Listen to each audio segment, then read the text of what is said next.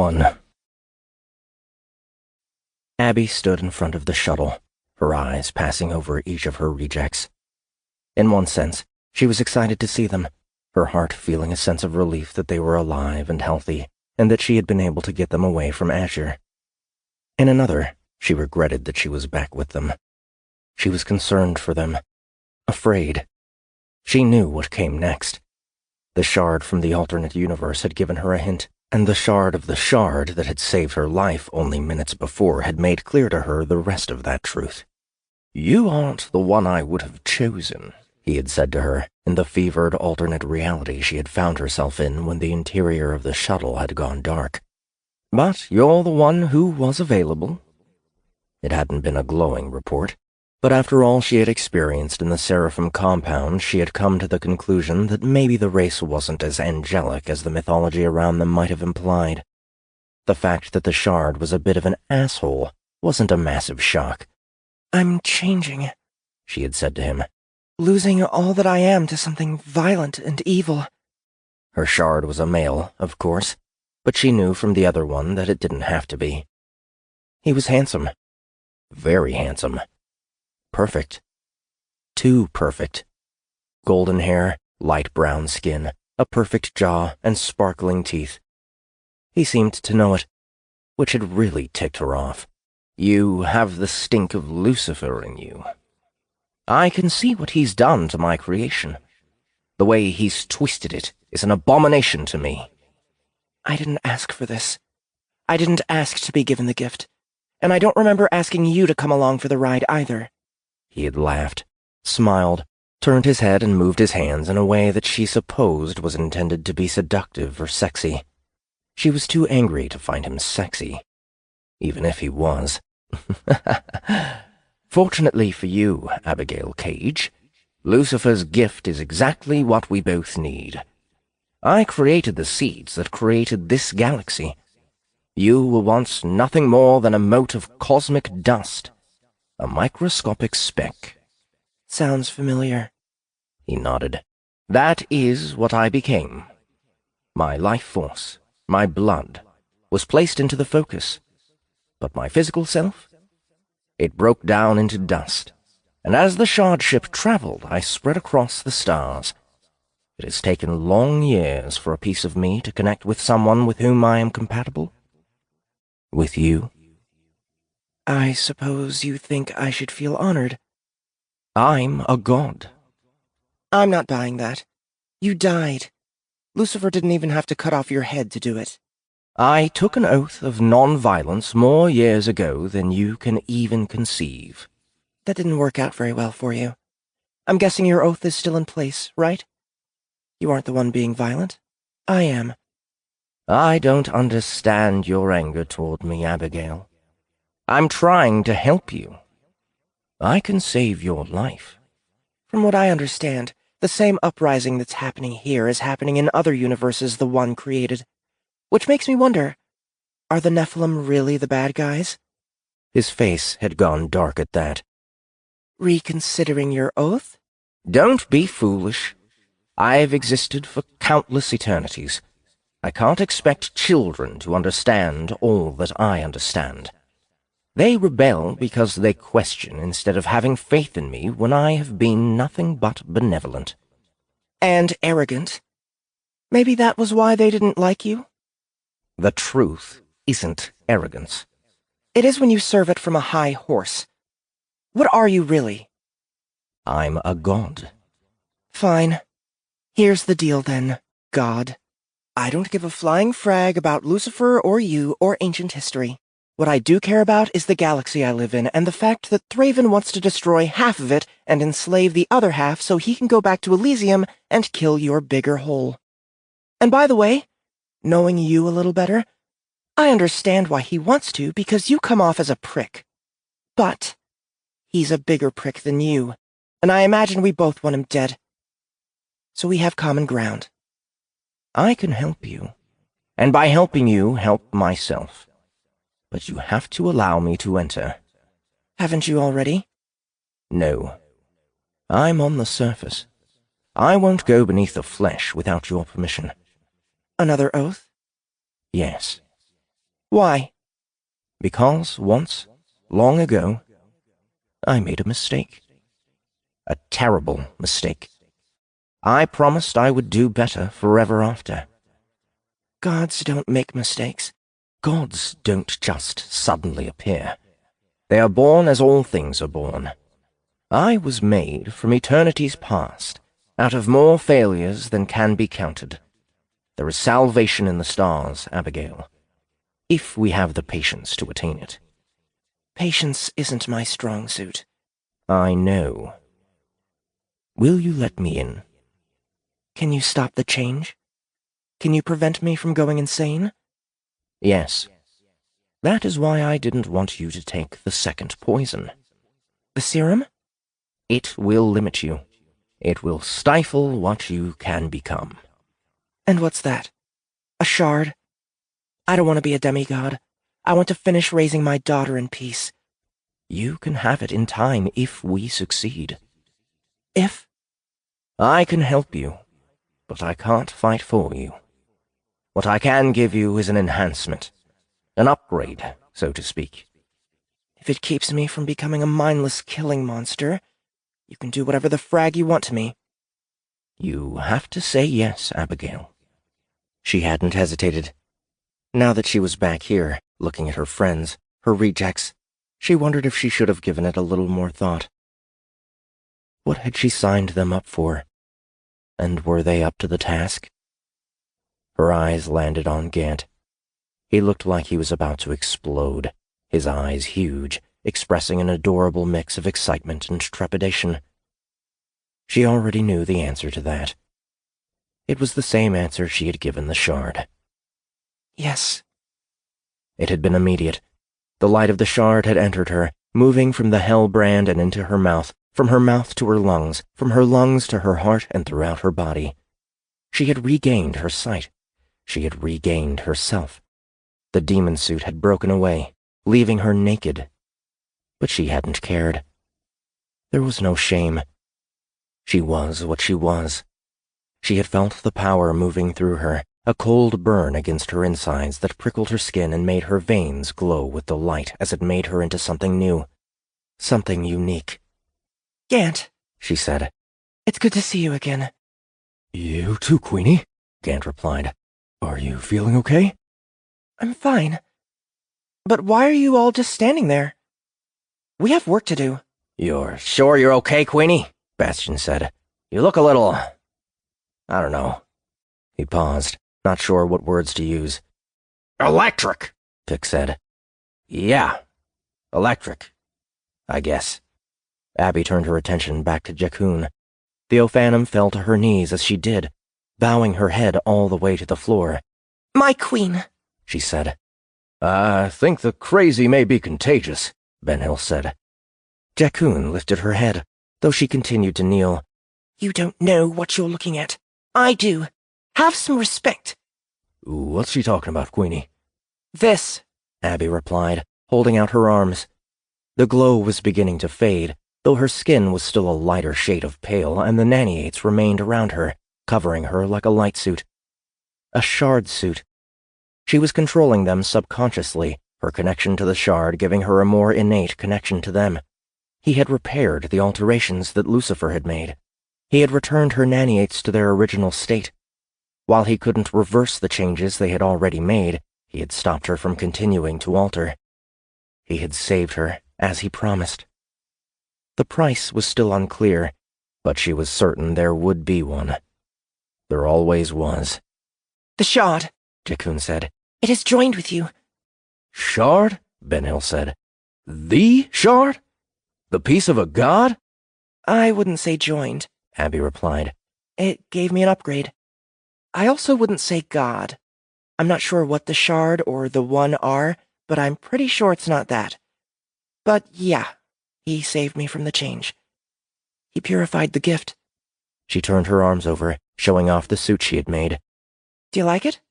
It shimmered at the question, as though it were made of crystal. "I like it," Pick said. "You can almost see right through it." Abby made a face at him, and then turned the shard suit opaque. "Do you have to be an asshole?" Pick shrugged. "Queenie, You said we have work to do? Gant said. Abby nodded, silently thankful to him for deflecting their attention away from her appearance. She was the same person she had been before. Mostly. She wouldn't claim her experience on Azure hadn't changed her or her perception of the war between the Seraphim and the Nephilim. It didn't change her goals or her desires, or her intention of stopping Thraven from ruining the galaxy. I need a debriefing, and then I want to talk to General Kit. We need to regroup and prioritize our targets. She looked around the hangar, her eyes stopping on the Faust.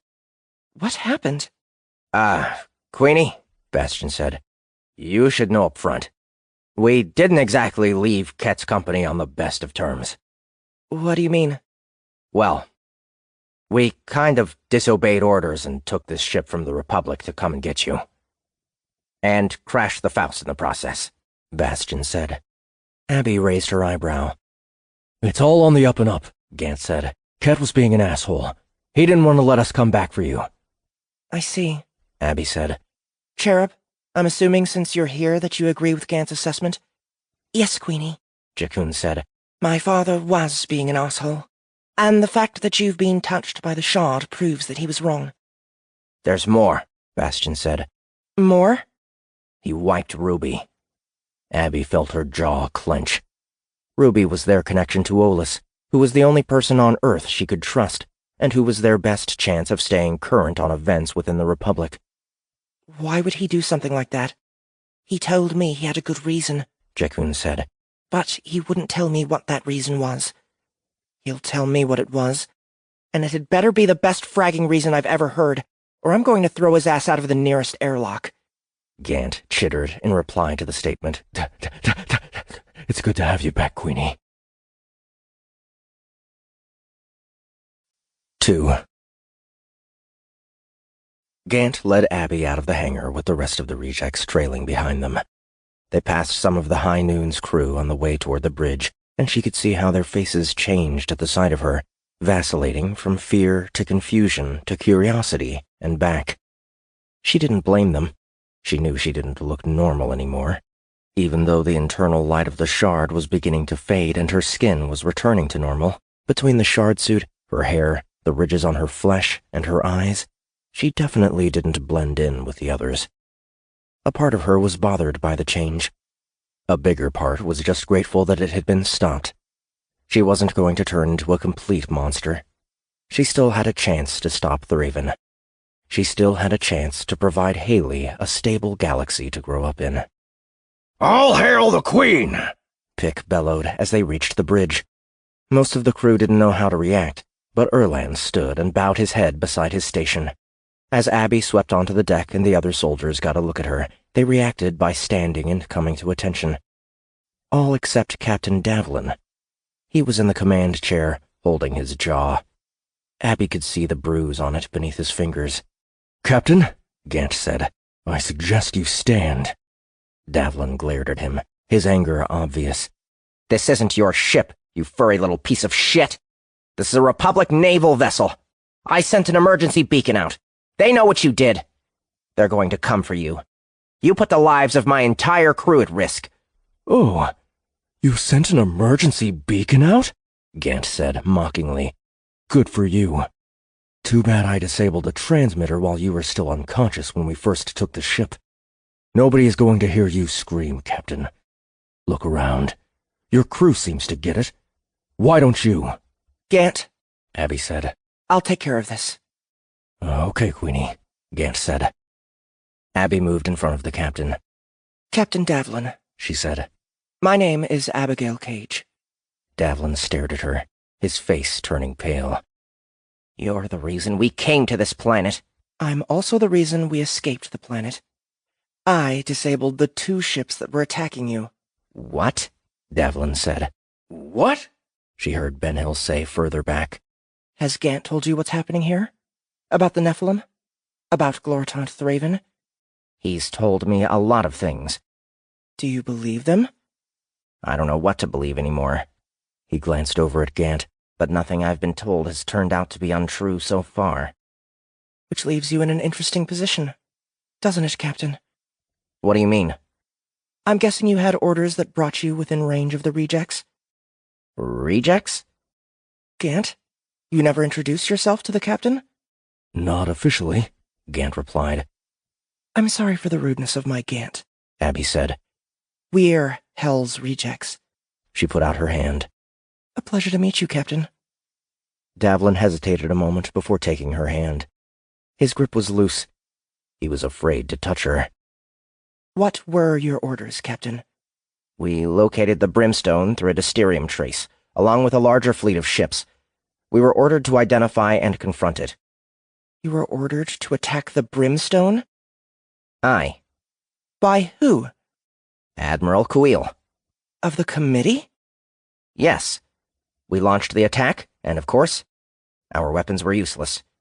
We tried to retreat, but our ships wouldn't jump. General Kett used the focus to keep them from escaping, Jakun said. He sent his gifted through the teleporters on the seed ships to the largest vessels in the patrol group. I convinced him to let the rejects take this one, the High Noon. Thus allowing us to escape, Bastion said. And here we are, Abby said. You disobeyed the Admiral's orders by calling a retreat before you ever committed treason against the Republic by aiding known criminals. Wait a second, Davlin said. I didn't aid known criminals. That one was threatening to kill everyone on board. He pointed at Gant. I made a judgment call. Follow his demands until I could get my crew to safety. That's all. Any good captain would have done the same to protect their crew. Like I said, you're in an interesting position. Do you think the Republic is going to buy that story? Even if they do, what about the fact that you tried to run? It doesn't matter if you were successful or not. The logs don't lie.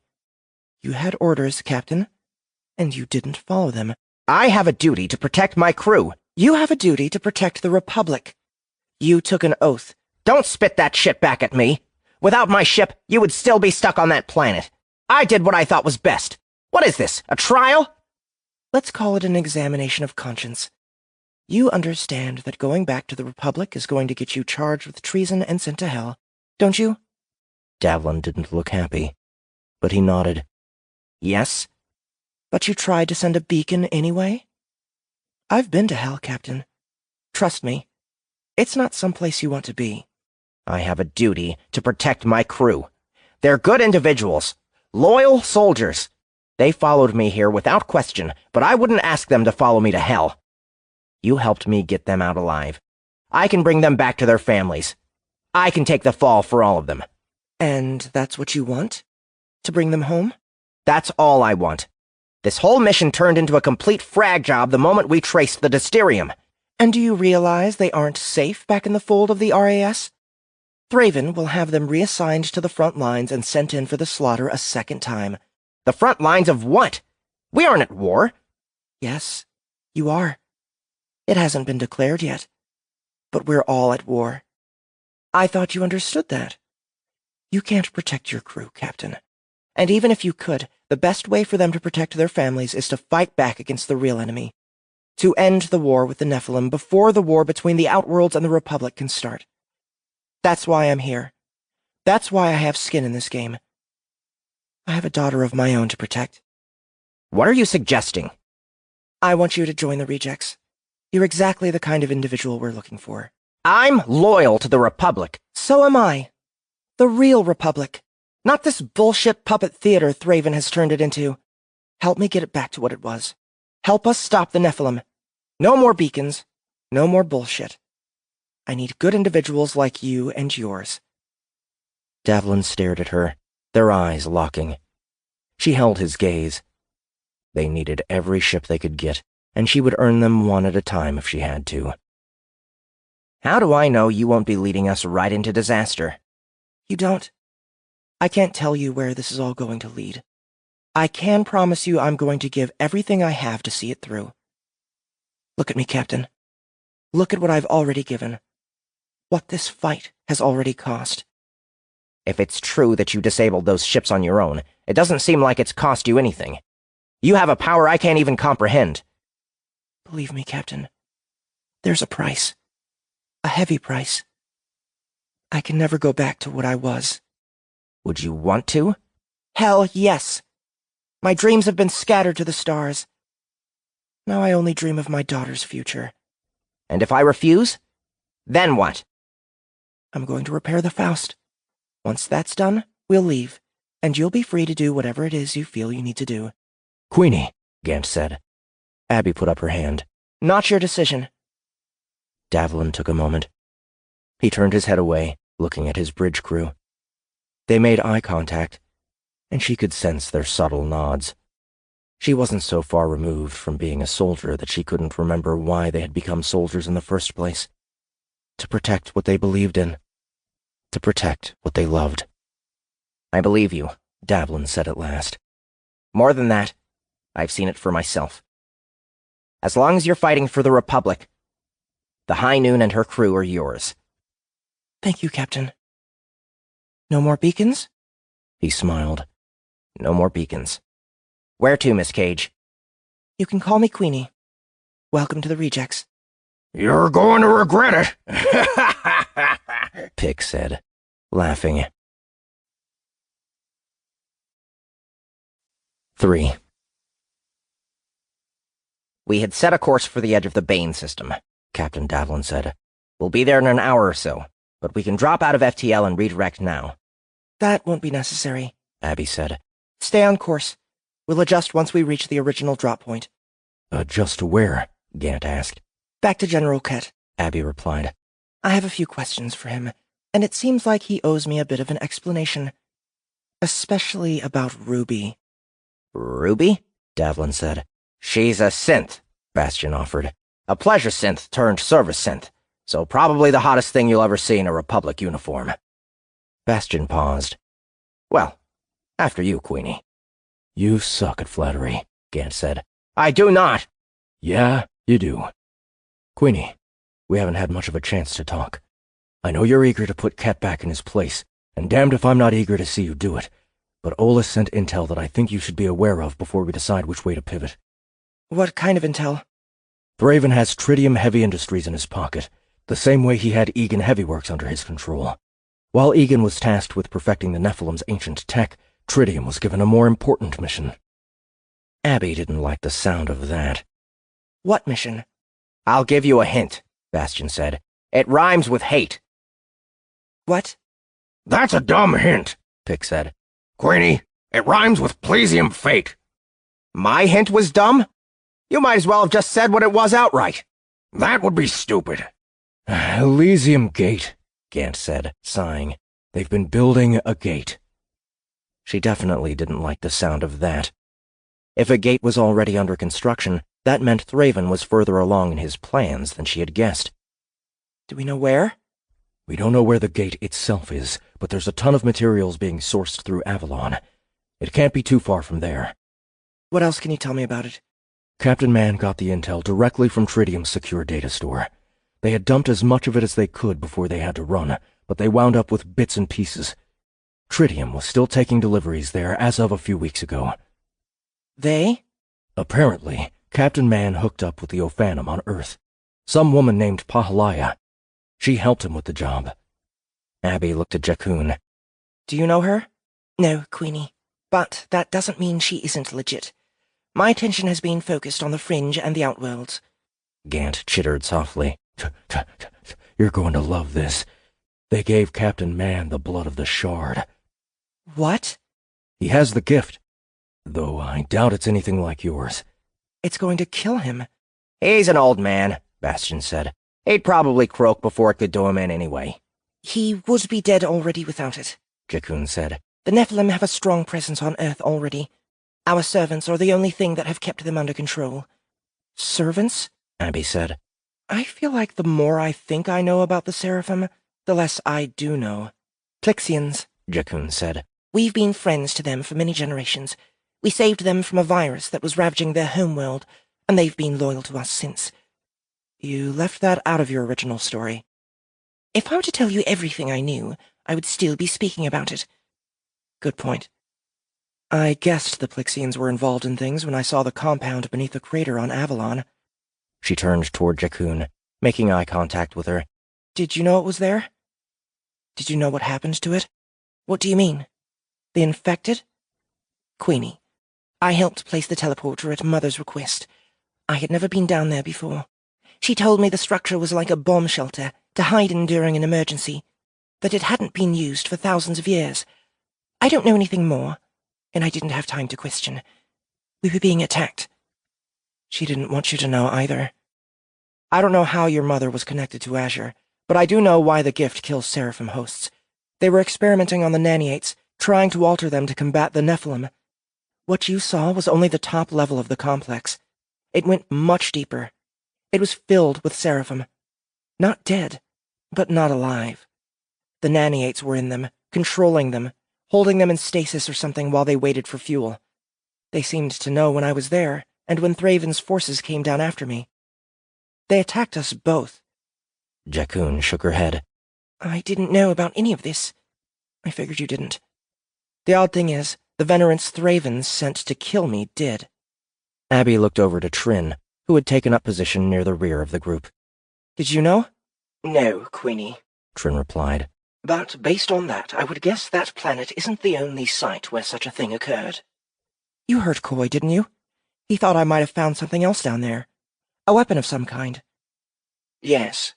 They believed that I could be that thing, so it must be something like I have become. Perhaps a robot of some kind, powered by the gift? Jaunt, have you ever heard of anything like that? Ben Hill asked. No, Jaunt replied. If there were machines like that, they must have been a failure. Like the other experiments. It sounds like the Seraphim have kept a lot of secrets, Gant said. Even from each other. It sure does, Bastion said. I found something else down there, Abby said. A pool filled with crystals. A way for the Seraphim to communicate across universes. I spoke to a shard. She wasn't the original. Her shard had been killed as well. She begged me to close the connection. She said without a containment field, things could go horribly wrong. So I closed it. That was when the light of the shard made itself known to me. It led me to the laboratory where the experiments had taken place. It wanted me to know about them. Why? Gant asked. I don't know. I'm going to ask Ket what he knows about it as soon as I see him again. I don't know if Charmaine ever told him what was going on down there. They sealed the whole thing off when they lost control of the complex, and as far as I can tell, she was one of the only ones who made it out alive. How do you know Charmaine didn't give you the teleporter hoping you would find the complex? Bastion said. What do you mean? Well, you said the light of the shard came to you down there. I remember you told Charmaine you had seen it before. Maybe she was hoping you would wind up in the complex, and that being down there would wake it up. She couldn't have known I would find the compound. No, but she could have been hopeful. Only you would have been able to survive what she knew was down there. We can't rule it out, Gant said. If she was keeping secrets, she's certainly capable of that sort of deception. How many things would have to go right to put me in that situation? That's a logical fallacy, Queenie. How do you know things didn't all go completely wrong to put you in that situation? It only seems preordained because it happened, but maybe there were 1,000 other events that would have put us in an even better situation than we are now? A situation where you don't even need the shard to balance things out? That's another way of looking at it. It doesn't matter in the end. Now we know the Seraphim aren't the purists they make themselves out to be. I can't say I blame them. It's hard to be a pacifist when your brothers and sisters are trying to kill you. But why cover it up? Why not just admit to abusing the naniates the same way the Nephilim did? If your god gave you a perfect, clean pool, and you went and pissed in it, would you want anyone to know? Or would you hide the truth and rewrite history to hide the awfulness of it? How would the focus be sullied? Jaunt asked. We drew the blood from it to give to the others, the same blood that kills us. How could it be impure? Someone at some time thought they had a better way, Abby said. Maybe it made the focus more powerful? Maybe it was the only thing that allowed the Seraphim to hold back the Nephilim the first time? Abby paused, considering. The shard told me to find the original covenant. What if the Seraphim's efforts to stop the Nephilim are the reason the Nephilim haven't been stopped? I'm not following, Bastion said. The One promised to protect the Seraphim. That was the covenant. But when the shard was killed, the Seraphim took their protection into their own hands. They altered the blood to defend themselves and the other life the One had created. But what if they had a little more faith?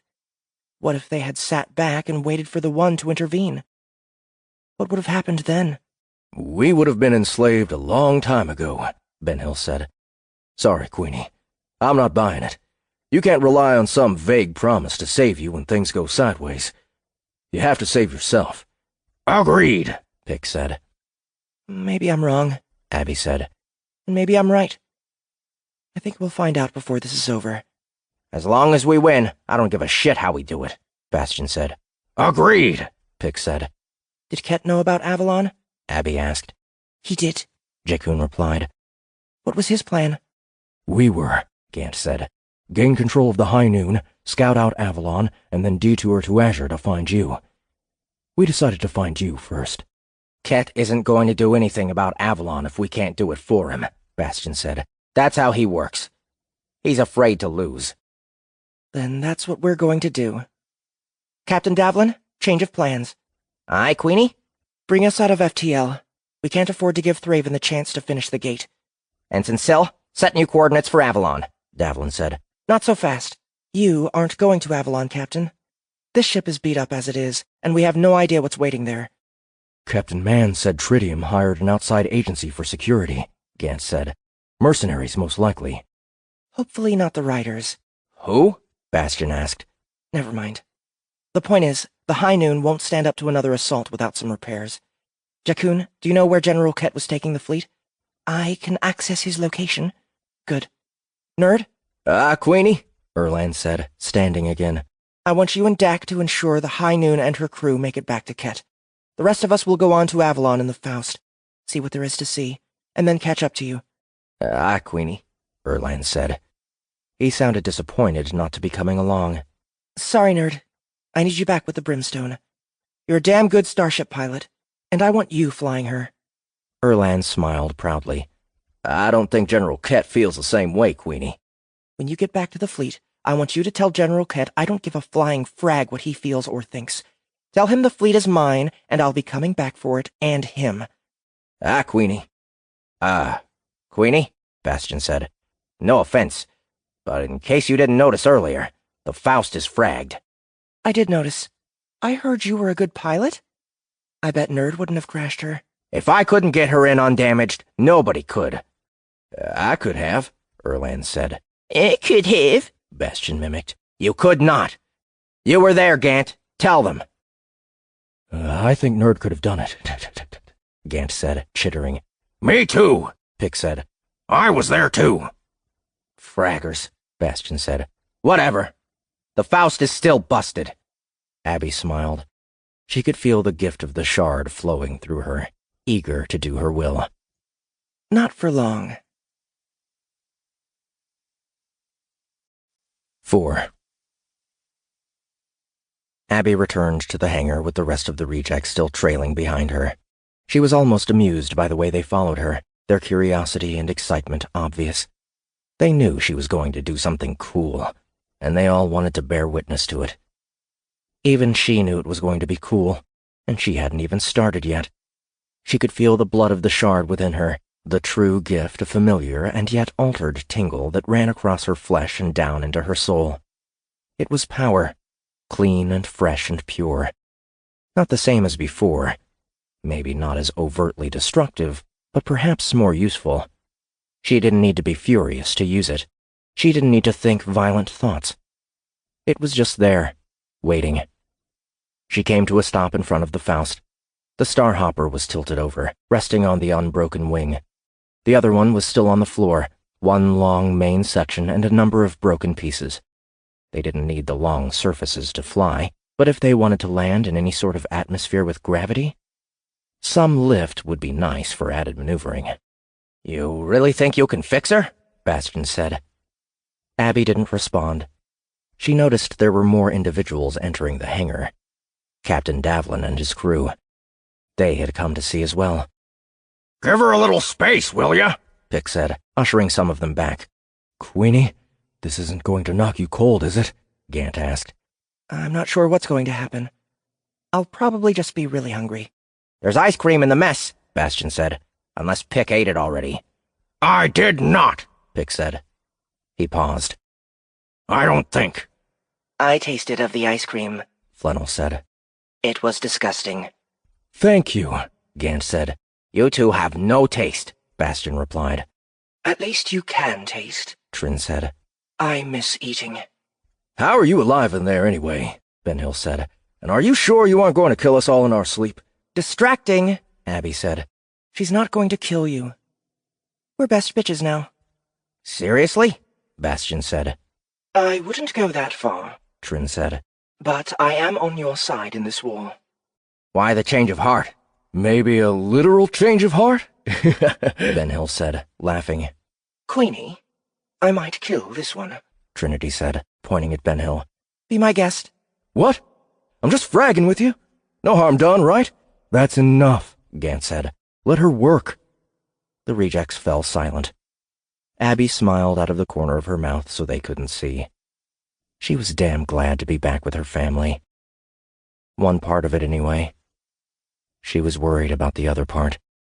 More worried than before, but she had work to do before she could think about that.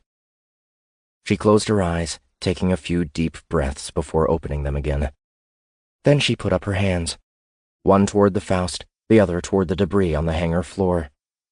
The sleeves of the shard suit began to move, freeing the naniates beneath them as the atomic machines penetrated through the cells of her skin. She sent them forward with little instruction other than to fix it.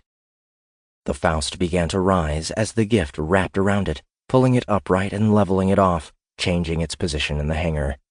The bay door was too narrow for the wings to fit through fully extended, but that didn't seem to matter. The intact wing snapped halfway across as a silver shimmer that matched the shard suit appeared around it, sealing off the outer edge. Further away, the bits and pieces of the damaged wing were lifted into the air and brought together. Hundreds of parts that would have taken her weeks to sift through and figure out how to assemble spun around one another, shifting position as the gift worked out the problem. It was obvious by their actions that the naniates did have some level of intelligence, and by the way they seemed to learn, it appeared to be shared. They re-engineered the wing within minutes, altering the form to match the opposite side before carrying it over the heads of the still-gathering crowd and moving it into position beside the Faust. "I don't know whether to be amazed or terrified," she heard Captain Davlin say to the Rudin beside him.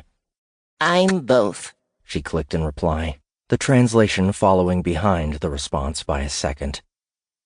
Abby was, too, in her own way. She couldn't believe what she was doing. She was also afraid it wouldn't be enough. Thraven was immensely powerful, and while she was stronger than she had been the last time they met, she was still nowhere near his level. She turned her hands over, merging the gift. The wing came in contact with the side of the Faust at the same time, a dense cluster of the naniates circling the junction point and welding the two pieces together. A moment later, the reactor turned on, the inside of the cockpit becoming visible as it lit up. The landing skids extended, and only then did the ship return to the floor, turned to face the hangar doors and ready for action. Abby put her hands down. She could feel her energy begin to drain as she did, the naniates feeding on the nutrients in her blood to replenish themselves and begin replication.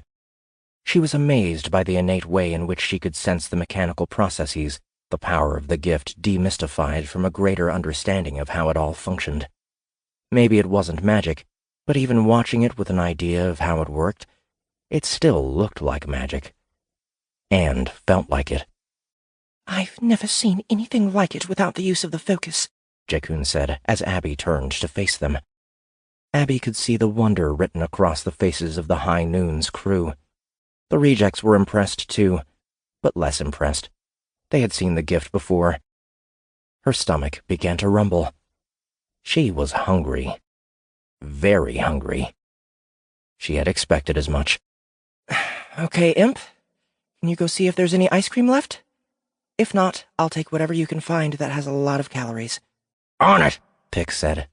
He had to wade through the crew that had come to see the spectacle, and they scrambled away at his approach. Bastian trailed behind him, using the freshly opened lane. "Cherub, Joker, head down to the armory and start picking out anything you think we can use. Weapons, armor, that sort of thing. If there's a chance to get our hands on a more stable copy of Lucifer's Covenant, I want it." "Yes, Queenie," Jakun said. "Flannel, you don't have a nick yet, do you?" "No, Queenie, though Bastian has called me Jello Mold and Pudding a few times. I don't know what those things are." Damn Bastian. "I know what they aren't. Your nick." I kind of like pudding. You know it's a human food, right? He's making fun of your physiology. The sound of it is pleasing to me. Abby hated to give Bastion credit for another of the rejects' names, but she wasn't going to keep arguing. Pudding it is, then. I guess it's better than shmoo. Shmoo? Never mind. Can you start running diagnostics on the Faust and make sure everything is functioning the way it should? I have something else I need to take care of. Of course, Queenie. What would you like me to do, Queenie? Trinity asked. Save your energy. I'm not sure when we'll be able to refuel you. Trin's head lowered slightly, suggesting her disappointment. Abby couldn't imagine what it must be like to be a living human brain inside a mechanical body. For all the power the form provided, the drawbacks were unbearable. Trinity? She said hesitantly. Yes, Queenie. If you ever want me to end it, I will. Not while Thraven is still living, Trinity replied. She hesitated for a moment as well. Maybe after. Abby nodded. Captain Davlin, She shouted, getting the captain's attention. Aye, ma'am, he replied. When you rejoin Ket's fleet, do what he says until I return, but don't forget whose side you're on. You won't like me when I'm pissed. He bowed, mimicking the way Erlan had done it. Of course. After what I just saw, I'm not going to do anything to get on your bad side. Abby turned away from him, climbing into the Faust and making the short walk to the ship's construct room. She slipped inside and closed the door before activating the system. She had been reluctant to contact Haley before because she didn't want to break her daughter's heart twice if something happened to her. She realized now she had made a mistake. A big mistake. Maybe Thraven would have left Haley alone before when he still had hope of bringing her to his side. Now, they had destroyed a good portion of his fleet, and soon enough the Crescent Haulers would know who was really responsible for the attack on the Devastator. Not only that, but she had almost succeeded in killing him. It was one thing to be a thorn in his side, but she had grown into a tumor, and she knew from Coley that Thraven knew Haley existed. Whether for leverage or revenge, her daughter wasn't safe anymore, and she had to warn her. She just hoped she wasn't too late. She entered Haley's construct ID. Even if she were offline, she would get a notification that she was being contacted through the system. Abby waited impatiently for the connection to be made and the data to be transferred. The activity was easily traced, but she didn't care. Let Thraven come for her, as long as he didn't go after her child. She could feel the sense of relief as the VR scene morphed around her, a sign that the connection had been accepted. The small farmhouse room appeared. The old couch. The fireplace. It was comforting. It was even more comforting when Haley's avatar faded into position, standing opposite her. Mother, Haley said. Abby's heart lurched. She knew instantly the person who had joined her in the construct wasn't her daughter. Mom, Mommy, Mama, Ma when she had been an infant. Even Abby when she was really throwing a tantrum. But Haley had never called her mother. where is she? Abby asked. Dead. 5.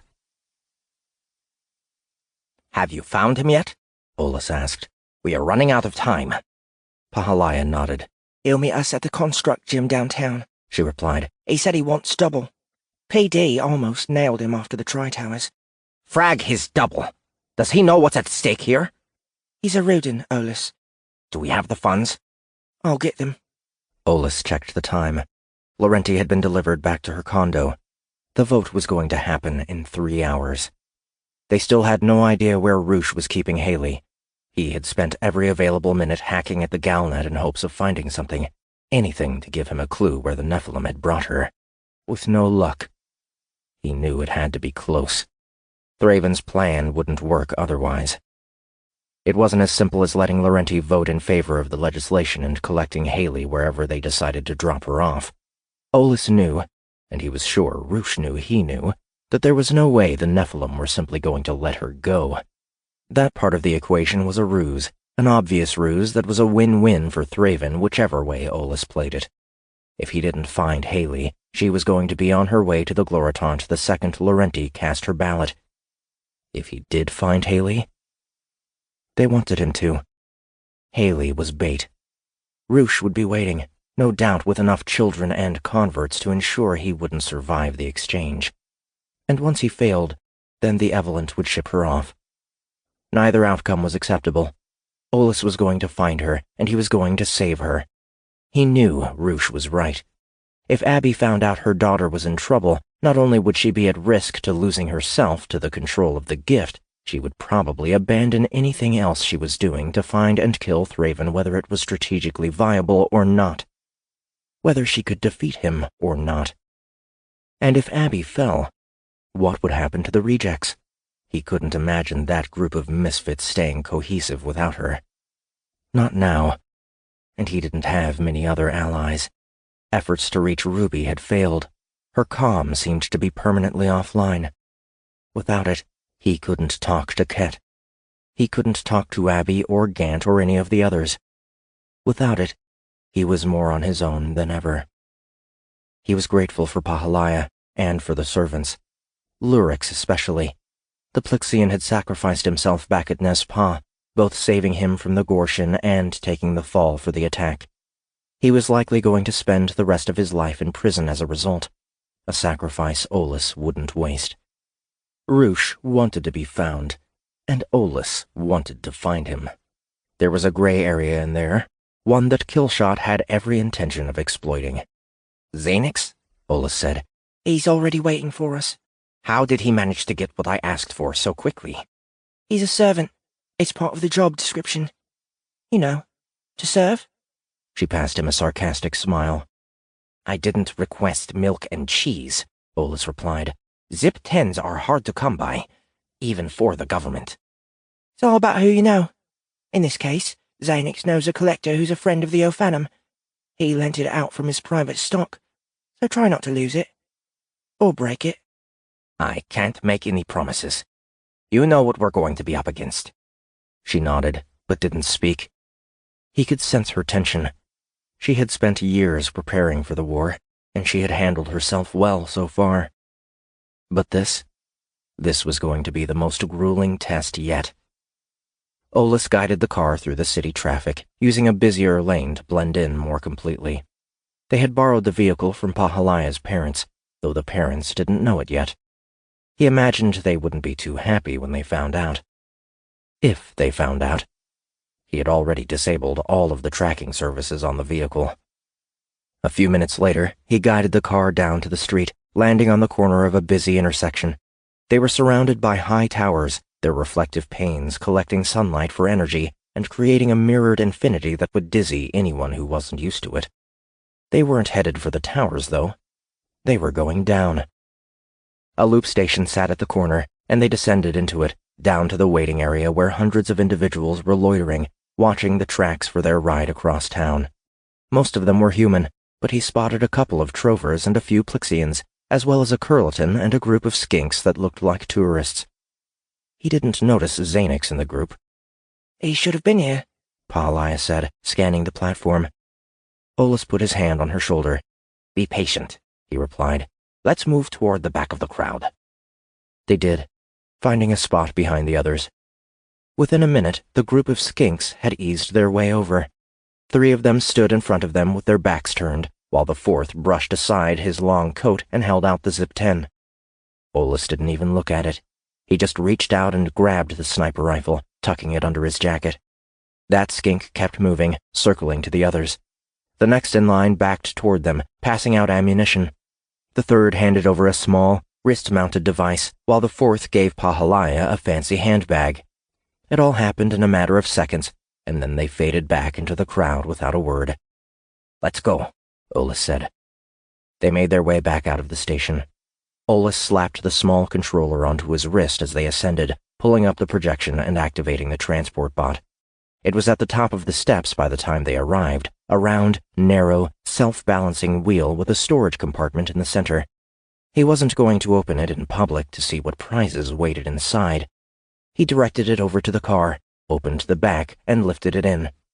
He gave a cursory glance before pulling the Zip-10 from beneath his coat and placing it on top of the bot. Then he closed the trunk and regained the front seat. Zanuck should have told me he was sending someone else, Pahalaya said as they started rising into the traffic lanes. Then you would have been too obvious looking for them, Olis replied. It was a smart move, as long as he can trust those skinks. I'm sure he wouldn't have used them if he couldn't. Pahalaya opened the small bag. She opened a smaller container out of it. There were 4 pills inside. He recognized 2 of them. Pahalaya started to speak, then stopped. She shook her head. I'm not ready to do this. You don't have to, Olis said. I'm not asking you to. Delixix had given him the pills without telling him what they were. At least Pahalaya had a chance to make an informed decision. It was her life, after all. I'll keep them close, she said. If things go really bad, I'll take them. He nodded. Do you know what the other 2 are? Yes, she replied. Kill pills. If things go wrong, they'll guarantee a quick, easy death instead of a slow, torturous one. That won't work on me. It will. They contain a radioactive isotope that will weaken the gift while the poison kills your body. I thought cutting off the head was the only way. It's difficult to force someone to swallow a cocktail like this in the middle of a battlefield, and external poisons aren't as effective. They can weaken the gift, but are rarely fatal. But we could use something like this to weaken Thraven? If you can touch him with something poisoned, I suppose. You'd have to be able to touch him first. The devil is in the details, isn't it? Always. She dug one of the kill pills out of the container and handed it to him. It wasn't the first time he had been given the means to take himself out of a situation this way. He shoved the pill into the back of his mouth and then checked the time. A little over 2 hours. He started to descend again when the construct gym came into sight ahead. It was easy to pick out by the projections that surrounded it, each a stream of some of the action going on inside. Different types of warfare, mostly.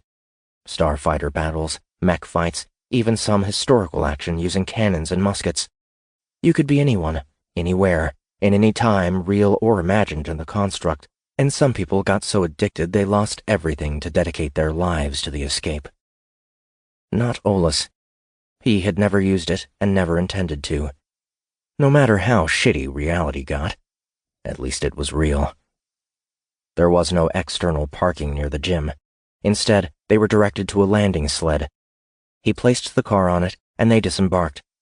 Olis turned back to watch as the car was carried into underground storage, slightly concerned about having left their equipment inside. The Zip-10 was irreplaceable. As long as they hadn't been tracked or followed, it should be safe enough. Is he here already? Olis asked. Yes, in a private booth. Of course, we'll be paying for the booth. She smiled and shook her head. They entered the gym. Olis had always found moving around inside of them a surreal, disorienting experience. The entire thing was for all intents one massive construct room, with millions of points providing the proper VR to the hundreds of individuals standing within, each of them wearing goggles and earplugs that provided the visual and auditory immersion into whichever world they were in. The floor was specially designed so that players could move in all directions without actually moving no matter where they stood, while non-players could travel around them without incident. What made it the most creepy was the sound. Since everyone was in their own little microcosm, they elicited noises that suited their situation, which combined with everyone else to provide a chilling audio track. While this was a public gym and mature themes were banned, that didn't prevent a strange mixture of screaming, laughter, cursing, joy, and most other vocalizations of emotions from mingling. "Can I help you?" one of the employees asked. He was a kid, no more than 18, wearing special gear that would allow him to peek into the different construct nodes. Room 46, Pahalaya said. "Over there," he replied, pointing to a door that nearly vanished against the dark walls. "Thanks," Olis said. They approached the room. The door slid open as they neared it. A small Rudin was waiting inside, standing beside a portable terminal. He was wearing a heavy drape over his body with so many pockets Olis couldn't imagine what they were all for, though they seemed to all have something in them. "Pahalaya," the Rudin said, the name coming out oddly in clicks and snaps. "Goilisi?" In the flesh, the Ruden replied. You must be Captain Man. I'm honored to meet you. He held out a tentacle. Olus took it, shaking it lightly. Of course, you didn't come to make small words. We're looking for Nephilim. He used 4 of his tentacles to access the terminal, using the other 4 to hold himself up. They made quick, sharp movements in front of it, turning it on and cycling through data faster than Olus could manage to read it. I hope you are not offended, but I started without you. The less time we are together, the better it is for me. I barely inked my way out of my setup during the Tri-Towers job. Did you just say inked? Olus asked. Yes, Goylecy replied. Why? Olus shook his head. Every once in a while, someone with a sense of humor would do something like that with the translators. He was sure the Ruden didn't mean the word as it had been presented. Never mind. What have you found so far? I've traced 300 possible locations within a 50-mile range of the city back to Nephilim holdings. Shell corporations, off-world investors, and the like. 300, Pahalaya said. We have 2 hours to find the right location. Less than that, Olus said. Once we have the right place, we need to work out how to approach it. You're charging us an arm and a leg. Or at least 2 tentacles. You have 30 minutes. Captain Man, I'm an accomplished network infiltrator and data scientist, but I can't work miracles. You should be impressed that I've managed to narrow the field as much as I have this quickly. I know how much Polly is paying you. You can do better than that. I swear, I can't. We'll double the double, Pahalaya said. The Ruden's tentacles quivered, betraying his excitement. I'll find a way. There's always a way, isn't there? Olus glanced at Pahalaya. It was her money, or rather, her family's. Still, he knew he could have convinced Goylecy to hurry it up without resorting to more bribery. The Ruden's tentacles slithered and snapped ahead of the projection, the different views moving rapidly in and out.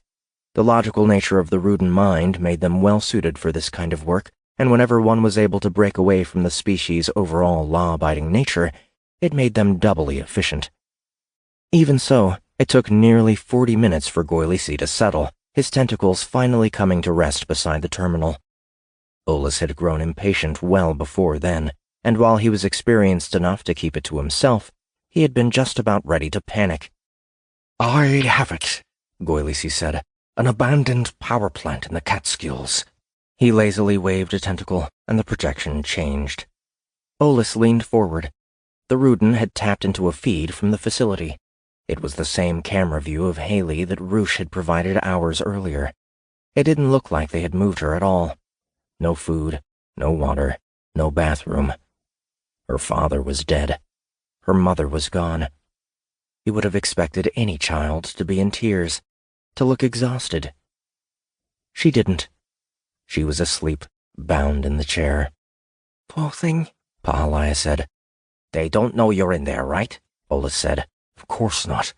The Tri-Towers was different, and they only caught up to me because you tripped the data store security. The plant's systems are nowhere near as advanced or secure. Give me your new identifier so we can communicate over the Galnet, Olus said. Goylecy transferred the data. The price was to find her, he said, not to accompany you on the job. Olus glared at the Ruden. Goylecy was nonplussed. How much? Pahalaya asked. You do understand that if that girl dies, the entire galaxy could go up in flames? Olus said. Mama always said that it's a big universe, Goylecy replied. There's never nowhere to hide. 2 million.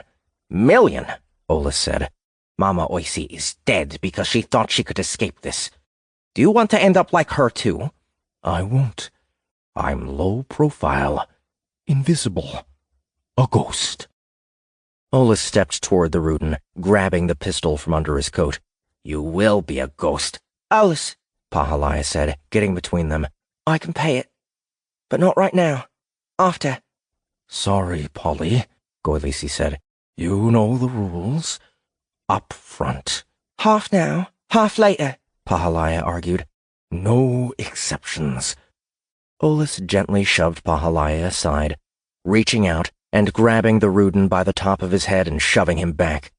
Goilisi's tentacles flailed, trying to grab him, but a hard squeeze caused enough pain that he lost the will to resist. You won't get anything from me if you kill me, Goilisi said. I'm not getting anything from you now, so what difference does it make? You can't use any of the money you've earned if you're dead. Murder is a felony offense. Are you joking? I'm already one of the most wanted Terrans on the planet. Goilisi's eyes shifted to Pahalaya, pleading with her for intervention. You'll get paid after, she said. If I agree, how do you know I'll stick around once you let me go?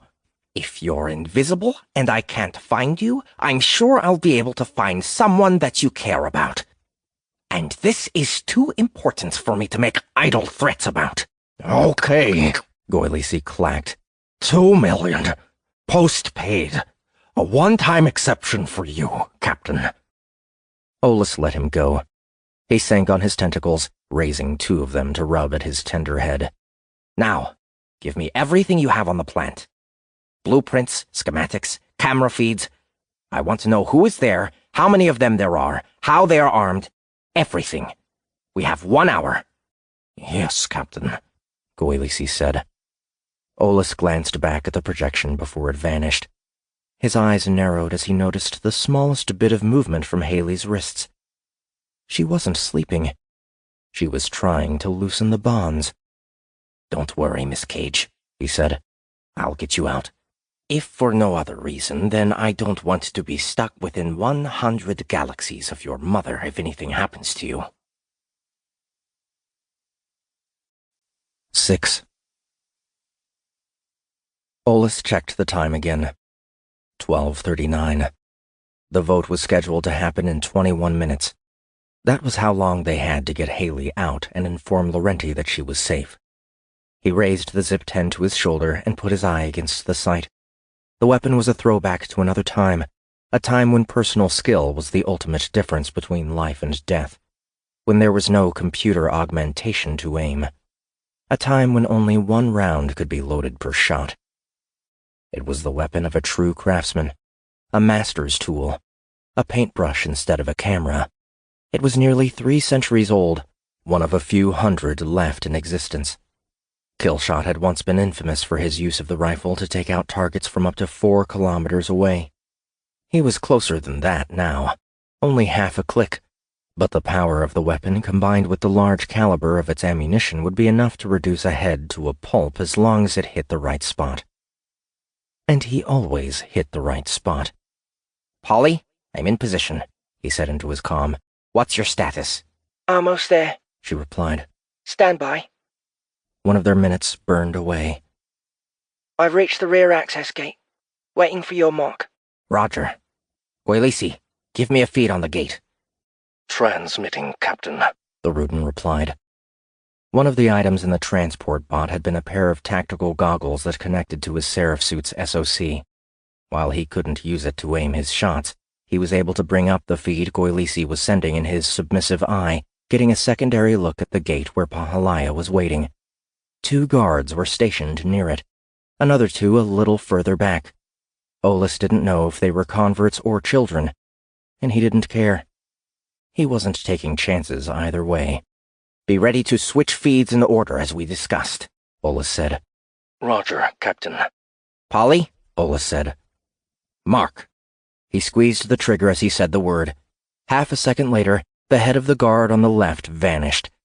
A second after that, the guard on the right fell too. Pahalaya used her Seraph suit to leap over the gate, drawing the attention of the secondary guards as they moved toward it, trying to figure out how and from where their companions' deaths had come. They didn't have much time to think about it. Olis aimed and fired, grabbed the next round from beside him, loaded it into the Zip-10, and fired again. Both targets lost their heads. Pahalaya landed cleanly inside the facility. Next, Olis said, loading another round. The feed from Goilisi shifted, showing the camera near the south side of the gate. The guards there had already changed, revealing themselves as Gorshin. They were rushing toward Pahalaya on powerful limbs, nearing the corner of the main plant. Trigger. Kill. Trigger. Kill. Both Gorshin died before they could reach the corner. Olus reloaded. Next! The camera on the other side. The Gorshin were getting close to Pahalaya, and she was bouncing back toward the ones he had just killed. Captain, Roush is moving, Goilisi announced. He shifted his aim, the reticle falling on Pahalaya's head. One of the children was right behind her. He shifted 3 millimeters left and squeezed the trigger. The bullet came close enough to cut through some of her hair as it slammed into the Gorshin's mouth and detonated. Frag! Pahalaya said, the blood splattering onto her back. Too close. He adjusted his aim and fired again, killing the other one. Where's Roush? Olus asked. Tracking. Captain, the feeds are going dead. He's manually killing the cameras. Olus had figured he would. He shifted his fingers to drop the feed, using both eyes to scan the plant below. He found 3 more targets, quickly dispatching them before getting to his feet. He was reluctant to leave the zip behind, but it had done its job. Now he had to reach Haley before the Evelyn did. Kill shot. I'm inside, Pahalaya reported. Roger. Goilisi, give me something. The cameras are dead, Captain. It's a fusion plant. There are other sensors inside. The Rudin clattered. Of course. Stand by. Olus took 3 steps toward the edge of the nearby bluff he was positioned on, and jumped. It wasn't an ordinary jump, even with the assistive musculature of the suit. It was augmented by the seraphim gift, the blood of the shard, and it carried him hundreds of meters through the air. It made him more like a bird than a human, a massive leap that brought him over the wall and into the compound. He reached for the weapons on his hips as he neared the ground, bringing a gun to one hand and a Nueen to the other. He still wasn't overly confident with the seraphim blade, but if he could disable his opponents with bullets first, removing their heads wouldn't be that difficult. He hoped. Goilisi, what do you have? He barked, straightening and dashing toward the building. The Rudin had already figured out where the space they were keeping Haley was, based on the positioning of the cameras and some other network hackery that he didn't completely understand. It was enough that he had an idea where he was headed. There are heat sensors spread along the plant for the fire control systems. They're sensitive, and I'm using them to determine target locations. I can't tell you which one is Roush, though. Something is better than nothing. Olus grunted, throwing himself to the side as a Gorshin pounced down at him from the rooftop. He came up, raising a forearm and blocking the creature with the strength of the gift, bringing his arm around and firing right into its head. It shuddered and fell back, and he jumped at it, slicing its head off cleanly with the Ueen. He looked up at the concrete side of the structure. Haley was on the other side of the stone. That was where he needed to be. Polly? He asked, asking for her status. I've got 4 converts closing on me, She replied. I can handle them, but no sign of Roush. Roger, Olus said. Roush had gone to grab Haley. It was the only thing that made sense. He reached into a tight pack, producing a wad of putty. He rolled it into a ball in his hand and then threw it at the wall above. His aim was slightly off, but he reached out with the gift, guiding the explosive to a more proper position. Someone shot him. He clenched his teeth in pain, diving away as the bullets kept coming, turning toward the source. Soldiers had reached his position. He took 3 more hits as he returned fire, squeezing off one round after another, each of them well-aimed, striking his targets in the forehead one by one. The soldiers froze momentarily, stumbling but not falling before something else took over. With jerky motions, they renewed their attack. Olus put up his hands, still amazed when the slugs found purchase in the empty air, freezing and falling to the ground. He held the shield ahead of him while he turned back to the explosive. He moved his fingers, triggering its detonation. The wall exploded outward, the debris falling around him and obscuring him in a cloud of dust. He dropped the shield, using the seraph suit to leap the distance to the hole he had made, the hole that should have penetrated directly through to Haley. He landed inside. The charge had been shaped to blow outward, leaving the interior undamaged but still grainy with dust. His eyes landed on the chair where Haley had been bound. The tie that had held her hands was unbroken on the floor. The straps that were holding her feet to the chair were open. Haley was gone. For a moment, he thought he was too late. Then the door slid open. Evelyn Roosh was standing behind it. 7. They reacted to one another at the same time. Roosh raised his hand, sending his gift outward toward Olus, intending to knock him back and out of the building. Olus put the Uin up as though it were a shield, his gift countering, absorbing some of the blow. Some, but not all. He was still pushed back, left only centimeters from the edge. He fired 3 times. His bullets stopped by the Evelyn, who shifted his attention to deflect them. That split-second break allowed Olus to regain his footing and bounce forward, nearly slamming into Roosh before he was thrown aside by an invisible hand, crashing through the chair and into the wall. "Olus," Roosh said. "Where is she?" He didn't know. Olus could have laughed if the blow hadn't broken his ribs. Gone, Olus replied. He could feel his body being put back together. but I'm here. Isn't that what you wanted? "You should know by now. We want everything." The force of the Nephilim gift slammed him again, shoving him against the wall. He fought against it, the weaker seraphim gift giving him enough resistance that he was still able to move. He got the gun in line with Roosh again, forcing the Evelyn to release him in order to block or avoid the projectiles. You aren't going to get it, Olus said. Without Haley, you've got nothing to bargain with. No leverage. He used Roosh's distraction to bounce in again, swinging the Uin, slashing down toward the Evelyn's chest. Roosh spun away, catching his wrist, dragging him into his other hand and punching him hard in the face. Olus took the hit, returning a hard kick of his own that slammed into Roosh's leg, breaking the bones. "We got Laurenti back," he said, trying to back away. Olus didn't let him, knowing that he had the best chance close up. He moved with the Evelyn, pressing the attack. "That's all we really needed." I wouldn't be so sure, Olus replied. You're assuming she's going to vote in Thraven's favor. He slashed down with the Uin. When Roosh knocked it aside, he followed it up with a pair of bullets in the same place. They dug into Roosh's gut, knocking him back. Plus, I'll finally get to kill you, which is a bonus. He slashed with the Uin again while the Evelyn was off guard. He felt the Nephilim gift pressing the attack, but he met it with his own, refusing to let it knock him away. Roosh turned, getting his arm ahead of the Uin and taking the hit there, letting the blade sink deep into his arm and cut into the bone. He turned again, quickly enough that he yanked the weapon from Olus's hand, leaving it embedded in his flesh. Olus stumbled, surprised by the maneuver. That surprise caused his focus to waver, and then he was choking, the gift wrapping around his throat and squeezing tight. He tried to fight against it, putting his free hand to his neck, the palm warming from the flow of the gift. Roosh was regaining his composure, his power increasing as he did. The gift slammed against Olus again, knocking him back against the wall. He fell to the ground there, still trying to cast off the invisible noose, suddenly pinned. "You're a fool, Olus," Roosh said. "Did you think the Watcher's gift would be enough to make us evenly matched? Did you think a preemptive attack would keep me from killing you?" He pulled the Uin from his arm and dropped it on the ground. No, Olus replied. But I did think I could get Haley out, and I have. It doesn't matter if I live or die. Only her. Only Abby. The vote? You have no idea what is going to happen, but I do. "What do you mean?" Roosh said. He tightened his grip. "Tell me." Olus tried to choke out an answer. Roosh relaxed the hold slightly to let him speak again. At the same instant, the fire control system went off, spraying the Evelyn with a thick white foam.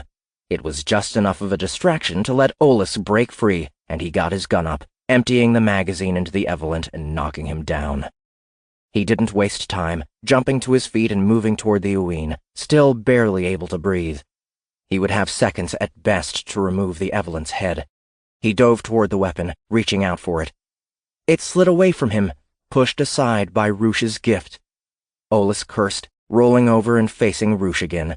He bounced forward, pulling a knife from his seraph suit and stabbing downward, catching the Evelyn in the shoulder. Roosh cried out, punching Olus in the stomach. But he managed to hold on. He twisted the knife, trying to dig it in deeper, using his other hand to grab another. He raised it to strike before being thrown away by the force of Roush's fury. He slid across the floor, returning almost to the place he had started. In truth, he had thought the blood of the shard might be enough to let him beat Roush. He couldn't have been more wrong. He was completely outmatched. Hell, he wasn't even in the same league. He was going to die here. At least Haley had escaped. Roush got back to his feet, wrenching the knife from his shoulder and throwing it aside. He reached up again, and again Olis started to choke.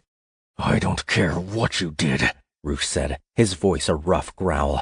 "You can't stop us. You can't stop Thraven. The Great Return is coming. The promise will be kept. Nothing can stop that. Do you understand, Olis?" "Captain," Goilisi said in his ear, "Polly isn't responding. Captain, are you there?" Not responding? Did that mean he had failed? He felt a surge of strength, and for a moment he thought he could break free of his invisible bonds. He took a step toward Roush, only to be held again before he could do anything meaningful. How could he have failed? Haley was loose. She had escaped her bonds on her own. Could she get out of the building on her own, too? He had a feeling she could. Laurenti was taken care of, that part of their plan secure. Thraven probably thought the councilwoman was still on his side, but she hadn't turned out to be that selfish in the end. She had agreed to follow his lead, even though her odds of survival were slim. So maybe he hadn't failed. Just because he was going to die didn't mean the war was over. It didn't mean all hope was lost. He had done everything he could to fight the good fight. He had given everything he had, and then some. He looked up at Roush. The Evelyn's face was twisted in fury. His hand curled as though it was physically wrapped around Olis's neck. He increased the pressure, enough that Olis could feel his spine beginning to collapse beneath it. Would the Evelyn end him outright? He was suddenly glad for the pill Pahalaya had given him. There was a finality to it, and a sense of control. He would die on his terms, at his time, not Roush's. It wasn't much, but it was better than nothing. "Captain?" Goilisi said again. "Captain? Frag, I haven't gotten paid." Olis would have laughed if he could have. That truly was all the Ruden cared about.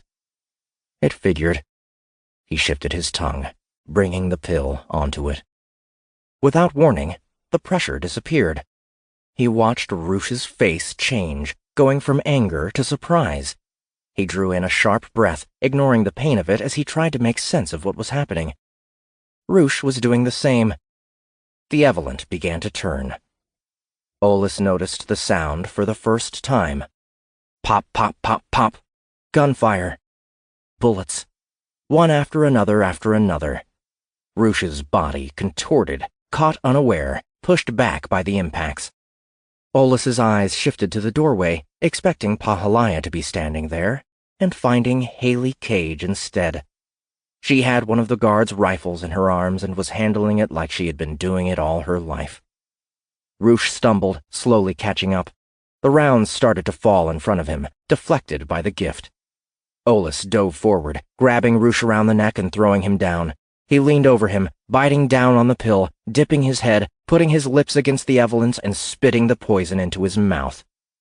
Roush choked, his hand coming up and pummeling Olis in the ribs, the force knocking him aside. He sputtered, trying to spit out the poison, but it was too late.